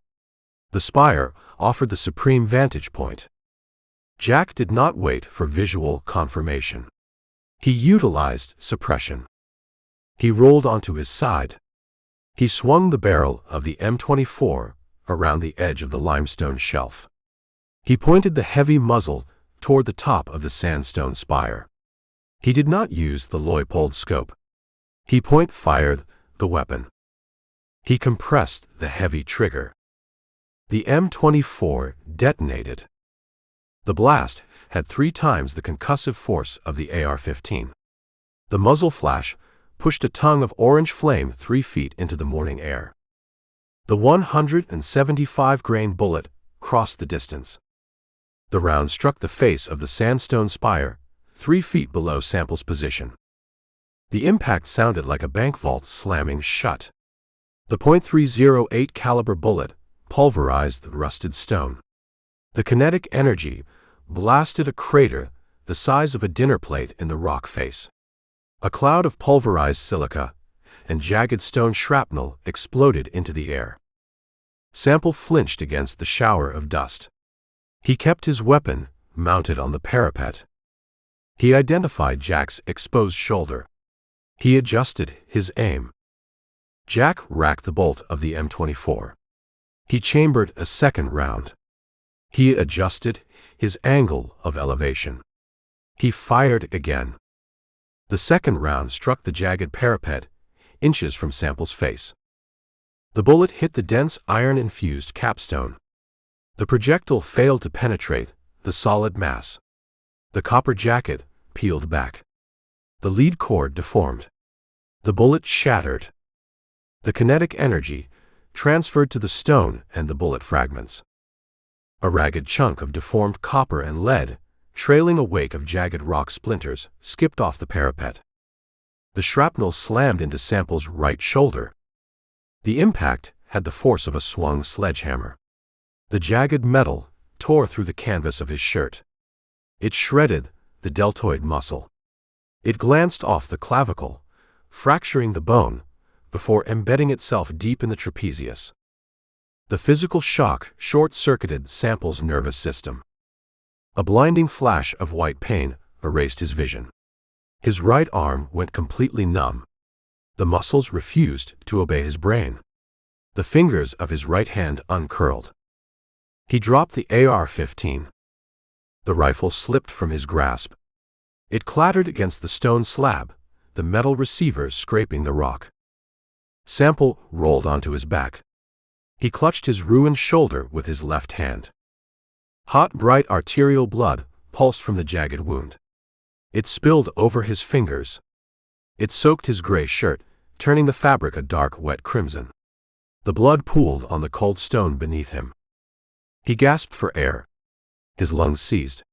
The pain radiated from his collarbone, shooting down his spine and up into the base of his skull. In the depression 100 yards away, Jack heard the clatter of the dropped rifle. He heard the metallic scrape of the weapon hitting the stone. Jack racked the bolt a third time. He waited. He watched the top of the spire. He looked for a helmet. He looked for a muzzle flash. He looked for movement. The spire offered nothing. The hunter ceased fire. Jack evaluated the mathematics of a siege. He had the superior weapon. He had the cover of the limestone shelf. But he lacked intelligence. He killed one shooter on the spire. He did not know if the spire concealed two men. He did not know if a tactical team scaled the western cliffs. The timeline mandated movement. The capital sat in the Raptor at the bottom of the canyon. Simon and Peter drew the state police south. The distraction offered a finite window of opportunity. Jack chose the momentum. He abandoned Thaddeus.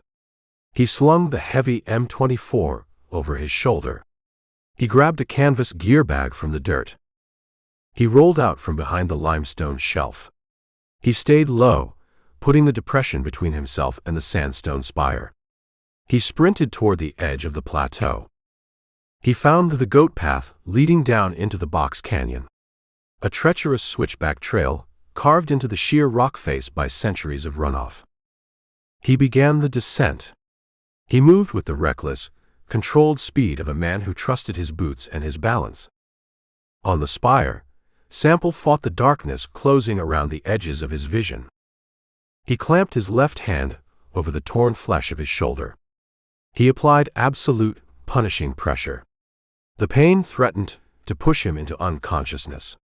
He bit the inside of his cheek. The taste of fresh blood anchored his mind to the physical world. He dragged himself across the stone slab. He kicked his boots against the rock, pushing his body forward. He left a thick, wet smear of crimson across the dust. He reached the front edge of the parapet. He pushed his chin over the rock. He looked down into the massive stone bowl of the amphitheater. The sun illuminated the canyon floor. The wrecked Ford Bronco sat in the dirt, surrounded by a pool of green radiator fluid and transmission oil. A figure emerged from the shadows of the eastern wall. Jack Tate hit the canyon floor. He jogged toward the center of the bowl. He kept the M24 slung across his back. He approached the matte black Ford Raptor. Sample had the Glock 19 on his hip. He had his left hand. He reached across his body. He gripped the textured handle of the pistol. He pulled the weapon from the Kydex shell. He rested the polymer frame on the stone parapet. He aimed the weapon at the man 300 feet below. He aligned the sights. He applied pressure to the trigger. His vision swam. The blood loss robbed his brain of oxygen. The black iron sights blurred into a single, indistinct smudge. His left hand trembled, shaking the barrel off target. 300 feet. A sheer vertical drop. Firing weak-handed while entering hypovolemic shock. The math favored the void. Sample released the trigger. He lowered the weapon. He watched the machine operate. Jack reached the Raptor. He opened the driver's side door. He climbed into the cab. He shut the door. The metallic impact echoed up the canyon walls.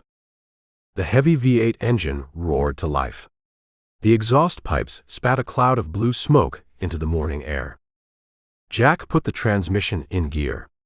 He wrenched the steering wheel. The massive mud tires chewed the caliche dirt, spinning the heavy truck in a tight arc.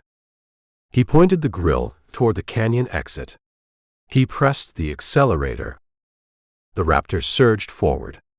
The truck navigated the dry washes and the shattered shale, moving with brutal mechanical efficiency. The black vehicle shrank against the vast scale of the sandstone walls. It rounded the final abutment. It vanished from the amphitheater. The sound of the engine faded, replaced by the howl of the morning wind. The killing jar stood empty. Sample rested his head against the cold stone. The pool of blood expanded beneath him, soaking through the denim of his jeans. The sun beat down on his face, offering heat, offering the promise of the baking desert. The federal badge sat on a desk in Albuquerque. The Miller family lay in ashes. Joe White Eagle lay in a dry wash. The machine rolled on. Sample closed his eyes. The darkness rushed in, absolute and welcoming. He surrendered his grip on the Glock. He felt the cold iron of the Badlands claim his blood. Chapter 18. Chapter 18. The sandstone drank his blood. The porous rock absorbed the bright crimson fluid, turning the edges of the expanding pool a dark oxidized brown. Eldridge Sample rested his cheek against the cold stone of the spire. He watched the puddle widen. His heart pumped a frantic, shallow rhythm against his ribs. The human body holds roughly 5 liters of blood. He measured the volume, soaking his denim jeans and coating the parapet. A liter gone. Maybe a liter and a half. Hypovolemic shock initiated its biological cascade. A profound bone-deep cold seized him. Violent shivers racked his frame, vibrating his shattered collarbone, sending fresh spikes of white-hot agony down his spine. The desert sun climbed higher, beating down on the plateau, but Sample felt wrapped in a shroud of winter ice. He needed to stop the leak. A tourniquet stops arterial bleeding in an extremity. A man can cinch a strap around a thigh or a bicep. You cannot tourniquet a shoulder. The human anatomy tucks the subclavian artery deep beneath the collarbone. A junctional wound requires heavy packing and relentless two-handed pressure. Sample operated with one functional arm. His right side hung dead, a paralyzed slab of meat. He rolled onto his left side. The movement tore a guttural groan from his throat. Bile flooded his mouth, tasting of copper and stomach acid. He spat the fluid onto the rock. He slid backward, abandoning the parapet. He dragged his useless right arm across the dust. He reached the back edge of the spire. A series of jagged ledges led down to the plateau floor. He ignored the footholds. He lacked the coordination to climb. He pushed himself over the edge. Gravity claimed him. He slid down the rock face in a controlled fall, using his boot heels and his good left hand to break against the rough stone. The sandstone flayed the skin from his left forearm. He hit the packed dirt of the plateau hard. The impact drove the breath from his lungs. The fractured edges of his clavicle ground together. He bit his own tongue, stifling a scream. The taste of fresh blood filled his mouth again. He lay in the dirt, staring at the bleached sky. Black spots swam in his vision, expanding and contracting with every erratic heartbeat. The darkness invited him. It offered an end to the pain. It offered rest. He forced his eyes open.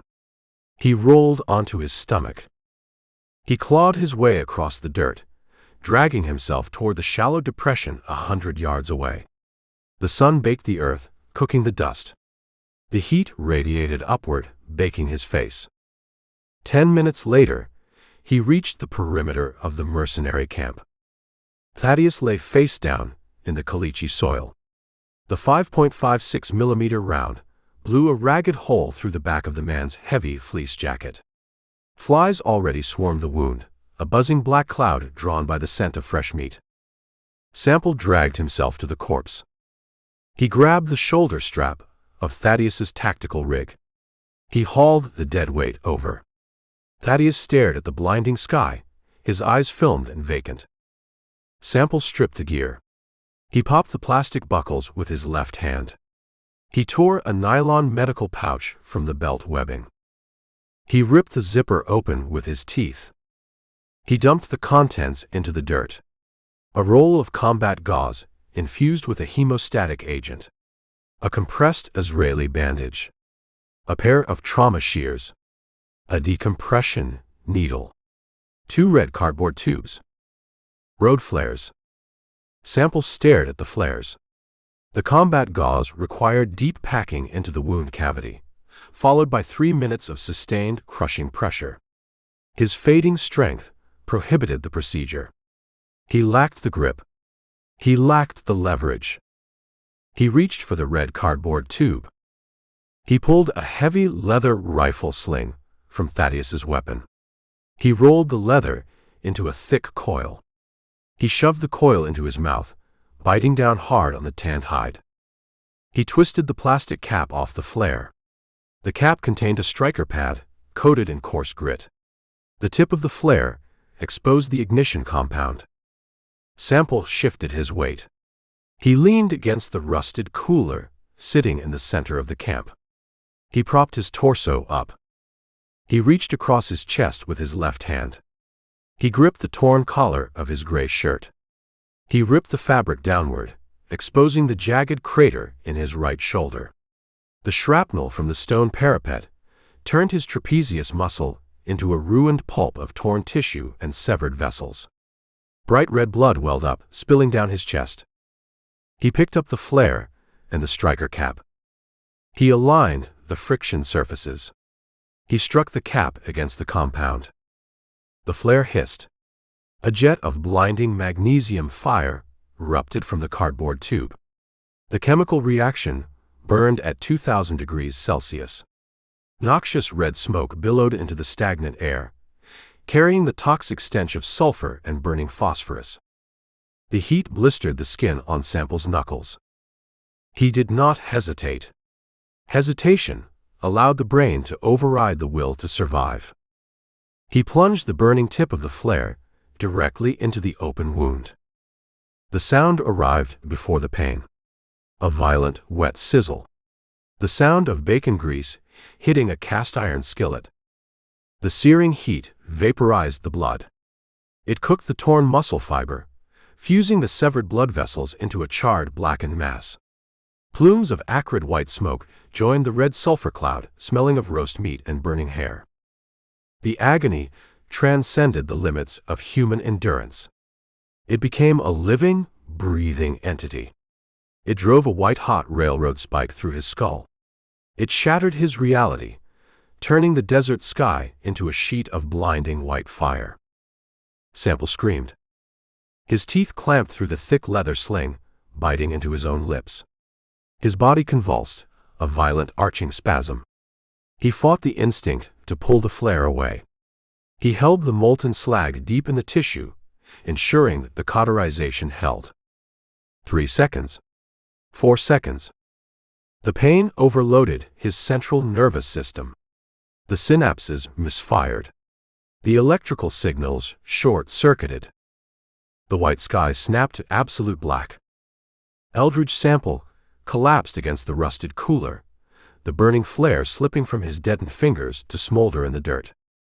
A vulture cast a shadow over his face. The shifting darkness broke the spell. Sample dragged his eyelids open. The sun hung at the apex of the sky. High noon. The heat pressed down on the plateau, a physical, suffocating blanket. He spat the chewed leather sling from his mouth. His jaw ached. Dried blood coated his chin. He turned his head. The road flare burned out, leaving a charred husk of melted plastic and gray ash in the dirt. He inspected his right shoulder. A crust of blackened, fused flesh replaced the jagged crater. The bleeding stopped. The crude surgery worked.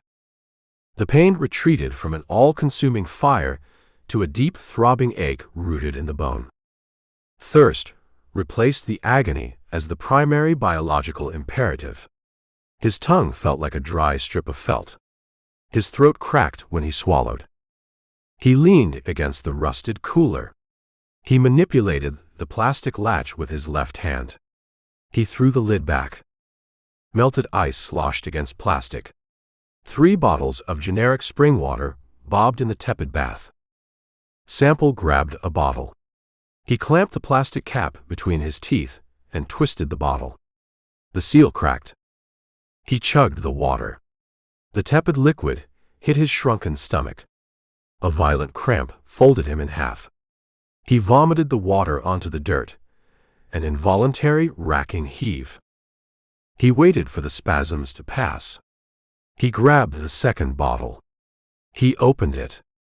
He took a small sip. He let the liquid pool under his tongue, allowing the mucous membranes to absorb the moisture before swallowing.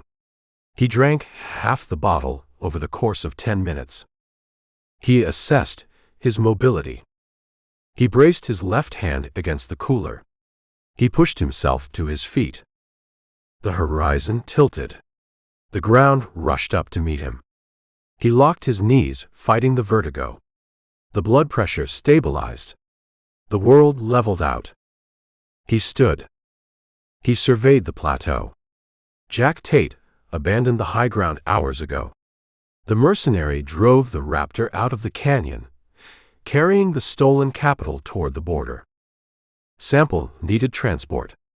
He faced a 300-foot descent down the goat path and a 20-mile walk through the badlands to reach the nearest asphalt. The walk guaranteed death by exposure. He analyzed the camp. Jack and Thaddeus established the overwatch position. They bypassed the sheer, vertical climb. They utilized the goat path. A man carrying a heavy sniper rifle and survival gear does not hike the switchbacks. He rides. Sample scanned the perimeter. A cluster of dead pinon pines clung to the edge of the plateau, offering a patch of dense, twisted shade. A brown camouflage tarp draped over an irregular shape within the trees. Sample walked toward the pines. He dragged his right leg, a sympathetic limp compensating for the ruined shoulder. He reached the trees. He grabbed the corner of the tarp and pulled. A Kawasaki KLR 650 dual sport motorcycle sat on its kickstand. The machine wore a coat of matte olive drab paint. Knobby off-road tires hugged the dirt. Heavy aluminum panniers hung from the rear subframe. Dust coated the fuel tank. Thaddeus's scout vehicle. The point man rode the bike up the goat path to secure the rim, while Jack parked the raptor in the canyon below. Sample patted his pockets. He checked his belt. He lacked keys. He limped back to Thaddeus's body. He rolled the corpse onto its back. He searched the cargo pockets of the tactical pants. He found a single brass key attached to a ring of black paracord. He returned to the Kawasaki. He jammed the key into the ignition cylinder. He turned it. The digital instrument cluster illuminated, glowing faint green in the harsh daylight. He swung his left leg over the vinyl seat. He settled his weight onto the suspension. He kept his right arm pinned against his ribs, securing the dead limb to prevent it from swinging and throwing off his balance. He squeezed the clutch lever with his left hand. He kicked the starter pedal with his right boot. The 650cc single-cylinder engine coughed. It sputtered, choking on the dry air. Sample kicked it a second time. The engine caught. The exhaust barked a loud staccato rhythm. The mechanical vibration thrummed through the frame, rattling his fractured collarbone. He tapped the gear shifter down into first gear. He feathered the clutch. The motorcycle lurched forward. Sample steered with his left hand. He guided the heavy machine out of the pinon pines and across the plateau dirt. He aimed the front tire toward the jagged notch in the canyon rim. He reached the top of the goat path. The trail plunged down the face of the cliff, a narrow ribbon of loose shale and sharp switchbacks. A sheer drop weighted inches from the footpegs. Navigating the descent required 2 hands, precise throttle control, and perfect balance. Sample had none of the requirements. He committed to the descent. He released the clutch. The motorcycle rolled over the edge. Gravity took hold. He rode the rear brake, fighting the momentum. The rear tire locked and skidded across the loose rocks. The bike slid sideways. He threw his weight against the skid, using his body English to muscle the heavy frame back into alignment. The switchbacks arrived in rapid succession. He forced the handlebars left, then right. The muscles in his left arm burned, performing the labor of two limbs. The engine whined against the engine braking. Halfway down, the front tire struck a buried limestone shelf. The handlebars jerked violently to the right. The violent torque ripped the left grip from Sample's hand. The motorcycle pitched toward the void. Sample threw his left boot against the rock wall, kicking off the stone. The impact pushed the bike back onto the trail. He scrambled to re-establish his grip on the bars. He caught the rubber grip just as the front tire washed out in a patch of deep sand. He rode the slide. He kept the throttle steady, refusing to panic brake. The knobby tire found traction on the hardpan. He cleared the final switchback.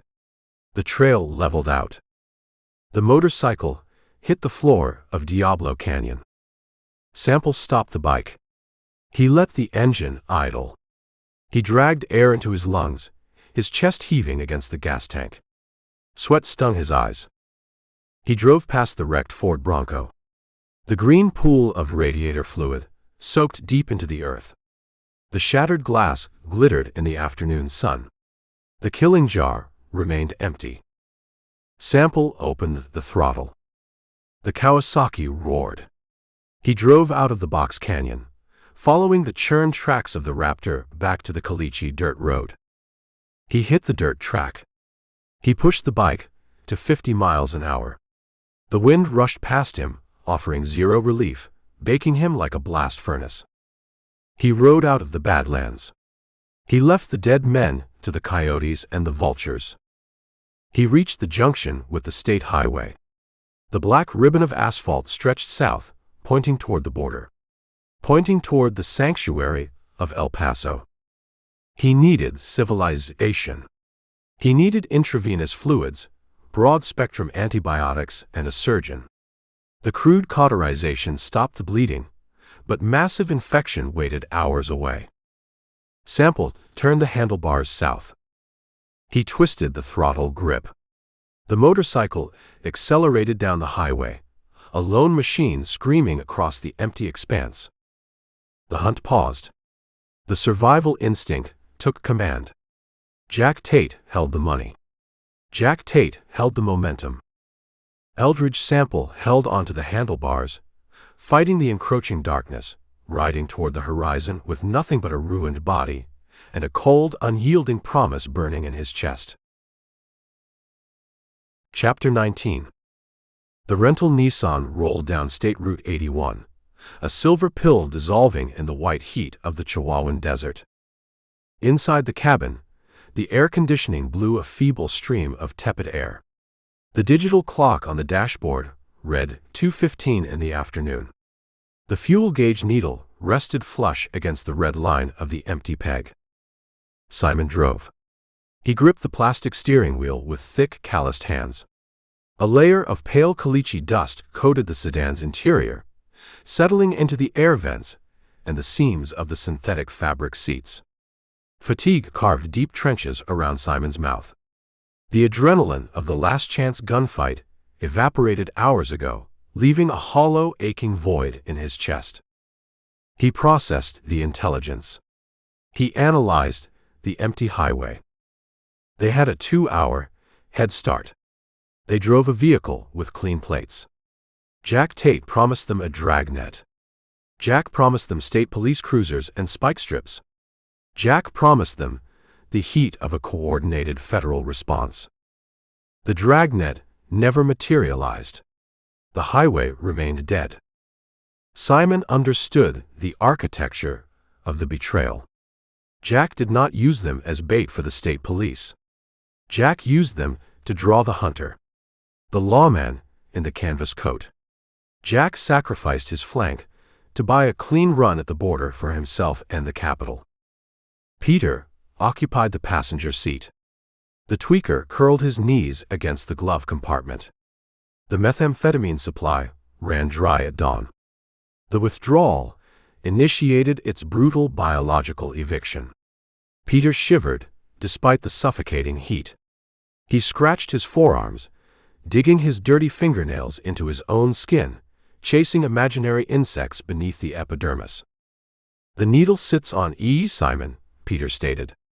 His voice cracked, a high, reedy whine. "We suck fumes. The engine dies, we bake out here." Simon ignored the complaint. He scanned the horizon. A cluster of rusted structures materialized in the heat shimmer. The geometric shapes broke the flat, barren line of the scrub brush. Simon eased his foot off the accelerator. He steered the Nissan toward the structures. The settlement consisted of a single, rotting commercial enterprise. A faded Sinclair dinosaur sign stood atop a rusted steel pole, the green paint bleached white by decades of ultraviolet radiation. Below the sign sat a cinder-block building wrapped in peeling whitewash. A wooden canopy extended over two ancient analog gas pumps. Attached to the main building, a service garage offered two open bays filled with the shadows of rusted engine blocks and discarded tires. Simon pulled the Nissan under the wooden canopy.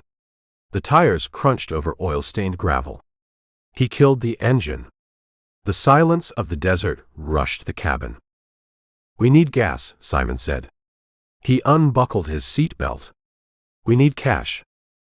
Peter stopped scratching his arms. He looked at the rusted pumps. Jack kept the duffels. "We carry pocket lint." "We carry leverage," Simon corrected. Simon popped the trunk release button. He opened his door. The heat hit his face, a physical blow carrying the scent of raw petroleum, baked earth, and old grease. He walked to the rear of the sedan. He lifted the trunk lid. Jack Tate prepared the rental vehicle for emergency transit.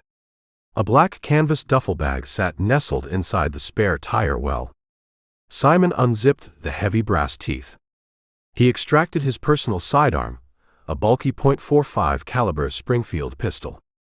He racked the slide, chambering a hollow point round. He tucked the weapon into the waistband of his tactical pants. He reached deeper into the duffel. He pulled out a Mossberg 500 pump-action shotgun. The previous owner sawed the barrel down to 18 inches and wrapped the pistol grip in black friction tape. Simon shut the trunk. He walked to the passenger door. He opened it. He tossed the Mossberg onto Peter's lap. "Crowd control," Simon ordered. Peter stared at the weapon. His trembling hands gripped the taped handle. The cold steel offered a synthetic replacement for the chemical confidence he lacked. He pumped the action. A red plastic shell slid into the breech with a sharp, mechanical clack. "We go in," Simon outlined the procedure. "We secure the register. We demand the keys to the pump override. Zero noise. Zero heroics." They walked away from the car. The gravel crunched beneath their boots. A screen door protected the entrance to the main office. Simon pulled the aluminum handle. The hinges shrieked. He stepped inside. Peter followed, keeping the shotgun barrel pointed at the stained linoleum floor. The interior of the station offered the temperature of a meat locker. A massive window unit roared in the corner. The room smelled of stale coffee, tobacco, and the rubber scent of new fan belts hanging from pegboards. An old man sat behind a scratched plexiglass counter. He had a face like a worn saddle. Deep wrinkles radiated from the corners of his eyes. He wore a faded denim work shirt and wire-rimmed reading glasses. He held a pencil, tallying figures in a frayed ledger book. The old man looked up. He took in the tactical clothing. He saw the sweat. He registered the Mossberg shotgun in Peter's trembling hands. The old man did not panic. He placed the pencil on the open ledger. "The pumps require prepayment," the old man stated. His voice carried the dry, unyielding texture of the desert wind. Simon approached the counter. He rested his forearms on the scratched plexiglass. He utilized his bulk to dominate the space. "Override the pumps," Simon commanded. "Open the cash drawer. Empty the paper currency into a bag." The old man looked at Simon. He looked at the .45 tucked in Simon's waistband. "The register holds the morning deposits," the old man said. "The morning deposits buy the diesel for the generator. You take the paper, the generator dies. The food rots." "Open the drawer," Simon repeated. The threat hung suspended in the chilled air. "Hey!" The voice erupted from the open doorway connecting the office to the service garage. Simon turned his head. Peter spun, bringing the muzzle of the shotgun up. An old woman stood in the threshold. She wore grease-stained overalls over a flannel shirt. Her gray hair hung in a tight braid down her back. She had arms corded with the muscle built by 50 years of turning wrenches and hauling tires. She held a heavy steel tire spoon in her right hand. The iron bar measured 2 feet long, forged for prying heavy truck tires off steel rims. She saw the shotgun leveled at her husband. The old woman did not scream. She did not raise her hands in surrender. She bypassed the biological freeze response. She attacked. She charged Peter. She swung the heavy iron bar in a brutal horizontal arc. The steel struck the barrel of the Mossberg. The impact produced a ringing, metallic clash. The kinetic energy knocked the weapon off target and sent a shockwave up Peter's thin arms. Peter stumbled backward. His boots tangled in a display rack of cheap polarized sunglasses. The cardboard stand collapsed. Plastic frames scattered across the linoleum. "Martha, no," the old man shouted. He reached beneath the plexiglass counter. His hand scrambled for the rusted revolver kept taped beside the cash box. Peter hit the floor. The panic swallowed him. He lost the capacity for rational thought. He operated on pure, terror-fueled reflex. He pointed the short barrel of the shotgun at the woman. He pulled the trigger. The blast ruptured the confined acoustics of the small office. The 12-gauge shell discharged a heavy payload of lead buckshot. The spread caught Martha in the chest and throat. The impact lifted her off her boots. It threw her backward into the service garage. She hit the concrete floor, sliding against a stack of radial tires. The heavy iron tire spoon clattered onto the cement. She did not move. The old man behind the counter screamed. A raw, ragged sound of absolute devastation. His fingers found the grip of the hidden revolver. He ripped it free from the tape. He raised the weapon. He aimed at Peter. Simon drew the Springfield .45. Simon bypassed the sights. He pointed the weapon at the old man's face. He compressed the trigger. The .45 caliber hollow point round shattered the plexiglass barrier. The bullet struck the old man above the left eye. The kinetic force snapped his head back. He collapsed against the display shelves behind the counter, knocking rows of motor oil quarts onto the floor. The gunfire ceased. The roar of the air conditioning unit reclaimed the room. Gunpowder smoke drifted toward the ceiling, a thick, acrid cloud burning the back of Simon's throat. The smell of fresh blood mixed with the scent of raw petroleum and stale coffee. Peter lay in the ruins of the sunglass display. He stared at the smoking barrel of the Mossberg. He hyperventilated, his chest heaving, his eyes wide and vacant. "I told her to stop," Peter whispered. The words tumbled out, frantic and useless. She had a pipe. She swung the pipe. "I told her." Simon ignored the tweaker. He holstered his pistol. Simon vaulted the plexiglass counter. His boots crushed the plastic bottles of motor oil. He stood over the old man's body. He stepped past the corpse. He approached the antique brass cash register. He needed the capital. He needed the fuel. He intended to strip the resources and abandon the bodies. Simon found the release lever beneath the heavy brass drawer. He pressed it. The register chimed. A cheerful, high-pitched bell. The wooden drawer slid open, gliding on oiled tracks. Simon looked down into the wooden compartments. A heavy iron paperweight pinned a small stack of currency in the center slot.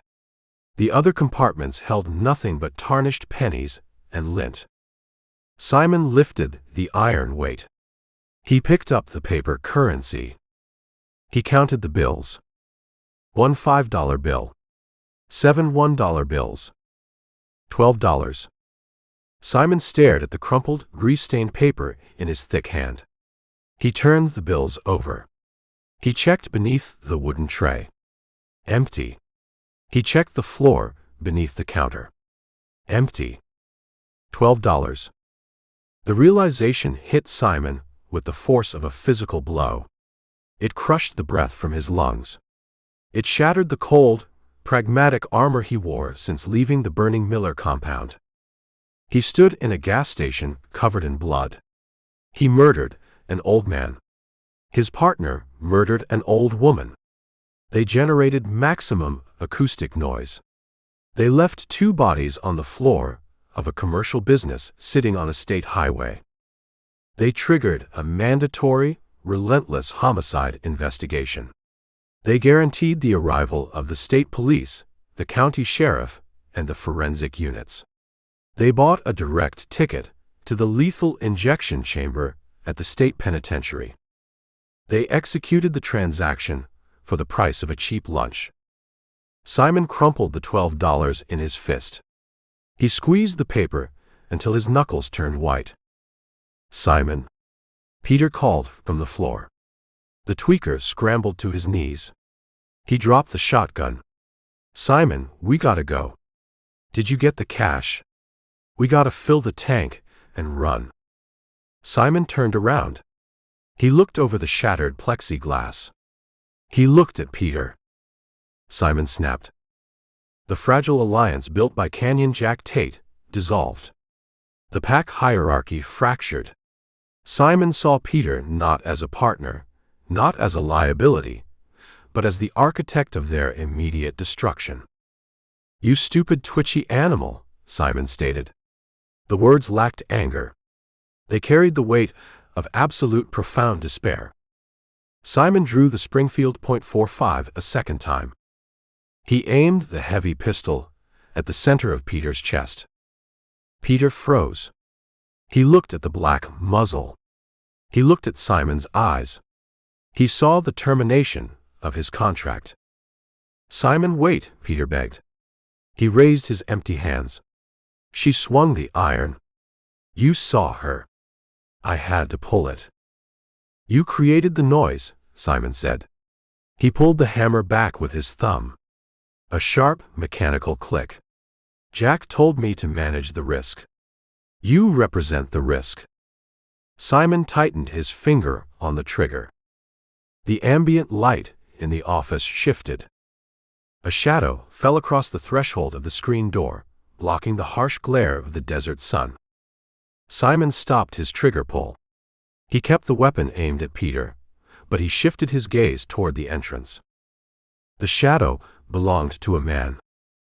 The man pushed the screen door open. The rusted hinges shrieked. Eldridge Sample stepped into the chilled, blood-soaked room. Sample wore a gray shirt stiff with dried blood. His right arm hung useless at his side. The fabric around his right shoulder bore the black charred scorch marks of a burned road flare. A crust of fused flesh and ash peeked from the torn collar. He leaned heavily on his left leg, dragging his right boot across the linoleum. He looked like a corpse dragged from a battlefield. He had the appearance of a man who died hours ago, but refused to stop walking. Sample held the Glock 19 in his left hand. He took in the geometry of the room. The shattered sunglasses. The dead man behind the counter. The dead woman in the garage bay. The tweaker on his knees. The enforcer holding the .45. Sample raised the Glock. He locked his left elbow. He pointed the black iron sights at Simon. $12, Simon whispered, staring at the ruined lawman. Chapter 20. Simon studied the man in the doorway. He took in the physical trauma. He saw the gray shirt caked in dried blood. He saw the useless right arm hanging dead against the lawman's ribs. He saw the crude, blackened crater of burned flesh exposed at the collar line. He saw a man held upright by nothing but sheer, impossible will. Simon held the Springfield .45. He kept the hammer cocked. He made the calculation. A dying man with a 9mm pistol against a veteran operator with a heavy-caliber hand cannon. The odds favored the survivor. "You look like a corpse, Deputy," Simon said. "I'm still breathing," Eldridge Sample said. Simon pivoted on his heel. He shifted his target. He swung the heavy muzzle of the .45 away from Peter. He aimed the black sights at Sample's chest. Sample bypassed the equation. He operated on pure muscle memory. He locked his left elbow. He compressed the trigger of the Glock 19. Crack! Crack! The twin detonations overwhelmed the roar of the window air conditioning unit. The two hollow-point rounds struck Simon's center mass. The first bullet shattered his sternum. The second bullet tore through his right ventricle. The kinetic transfer stopped his forward momentum. It drove him backward against the scratched plexiglass counter. The Springfield discharged into the acoustic ceiling tiles, a useless reflex of a dying nervous system. Simon hit the counter and slid to the linoleum. The crumpled paper currency slipped from his thick fist. The $12 fluttered to the floor. The bills landed in the expanding pool of the old man's blood. The paper absorbed the red fluid, soaking the ink, turning the cheap prize into a wet crimson stain. Simon's jaw worked, attempting to form a word. His lungs filled with fluid. He stared at the $12. The light faded from his eyes. He stopped moving. Peter scrambled backward. His boots slipped in the blood, slicking the linoleum. He hit the display racks, knocking more plastic bottles of motor oil to the floor. He scrambled on his hands and knees until his spine hit the cinderblock wall. He stared at Simon's body. He stared at the lawman in the doorway. Sample stepped into the room. He let the screen door slam shut behind him. The rusted hinges shrieked, slicing through the ringing silence left by the gunfire. He dragged his right boot. He bypassed the dead old man behind the counter. He bypassed the dead woman in the garage bay. He stopped 5 feet from the tweaker. He pointed the Glock 19 at Peter's face. Peter raised his empty hands. He pressed his palms against the cinder block, trying to push himself through the solid wall. Tears cut clean tracks through the caliche dust and sweat coating his cheeks. "He left us," Peter sobbed. The words tumbled from his mouth, a frantic, high-pitched rush of absolute terror. Jack set the board. "He told us to drive the car. He told us to draw the state police. He kept the canvas bags. He kept the money. He evaluated his assets," Sample said.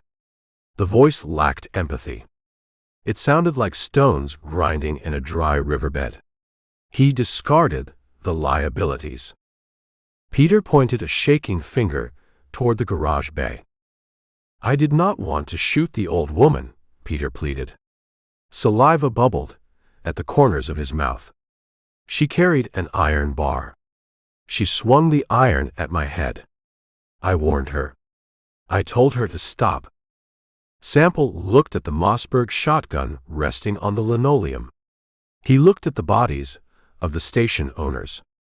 The old couple survived decades in the unforgiving desert, scraping a life from the baked earth, only to die for $12 and a tank of gas. "You brought the violence to her door," Sample said. "I give you Jack," Peter begged. He dropped his hands to his knees. He bowed his head. "I know the route. I know the border crossing. I know the coyote. I give you the map. Let me walk. Just let me walk out the door. I trace the tracks, Sample said. I require no map. Sample centered the black iron sight between Peter's terrified eyes. He compressed the trigger. A single round severed Peter's brainstem. The tweaker's head snapped back against the cinder block. He slumped forward, his chin resting on his chest, a broken puppet with the strings cut. 7 dead. The air conditioner hummed. The compressor rattled, pushing cold, sterile air over the slaughterhouse floor. Sample lowered the Glock. He engaged the safety. He shoved the weapon into the Kydex holster on his hip. He stood in the center of the room. He felt the cold iron block in his stomach. The block expanded. It crushed the last remnants of the federal lawman he used to be. The senior deputy died on a mahogany desk in Albuquerque. A new machine forged itself in the Badlands, baptized in blood and cauterized by fire. He turned his back on the carnage. He pushed the screen door open. He stepped out into the white heat of the Chihuahuan desert. The sun baked the rusted awning. The smell of raw petroleum and hot asphalt filled his lungs. He walked past the ancient analog gas pumps. He bypassed the stolen Kawasaki motorcycle. He walked to the silver Nissan sedan. He opened the driver's side door. The keys dangled in the ignition cylinder. The engine block ticked, cooling in the shade of the canopy. Sample climbed into the driver's seat. He grabbed his right wrist with his left hand. He hauled his dead arm onto his lap, resting the limb across his thighs. He shut the door. He turned the key. The 4-cylinder engine fired. The dashboard illuminated. The fuel gauge needle rested on the red line. Sample pulled the column shifter into drive. He steered the sedan away from the pumps. He rolled over the gravel, pointing the grill toward the 2-lane blacktop of the state highway. He stopped at the edge of the asphalt. He looked south. The highway stretched toward the horizon, a straight black line dissolving into the heat shimmer. The border waited an hour away. Canyon Jack Tate crossed the wire by now. Jack paid the coyote. Jack vanished into the teeming chaos of Sonora. Jack drank tequila in the shade, counting the Miller family cash. The hunt hit a wall. Sample touched the scorched fabric of his collar. The fused flesh of his shoulder throbbed, a relentless deep-tissue drumbeat warning of massive infection. His vision blurred at the edges. His body demanded maintenance. The machine required resources to survive. He gripped the plastic steering wheel with his left hand. He turned the wheel. He did not point the sedan south toward Mexico. He pointed the grill east. He pressed the accelerator. The Nissan pulled onto the highway, heading toward the distant sprawl of El Paso. Heading toward civilization. Toward intravenous antibiotics. Toward surgical steel and sterile bandages. The desert sun sank toward the jagged teeth of the western mesas. It painted the sky in streaks of raw crimson and bruised violet, a bruised canopy over a brutal earth. He watched the miles tick past on the odometer. He accepted the pause. The prey escaped the immediate snare. The prey gained sanctuary behind an invisible line drawn on a map. But the line meant nothing to the man in the silver sedan. He drove into the dying light. He had the face of the man who burned the compound. He had the memory of the boy in the dry wash. He intended to heal. He intended to repair the shattered bone and stitch the torn muscle. He intended to sleep. He intended to wait. And then, he intended to cross the border, find Jack Tate, and finish what he started. The end.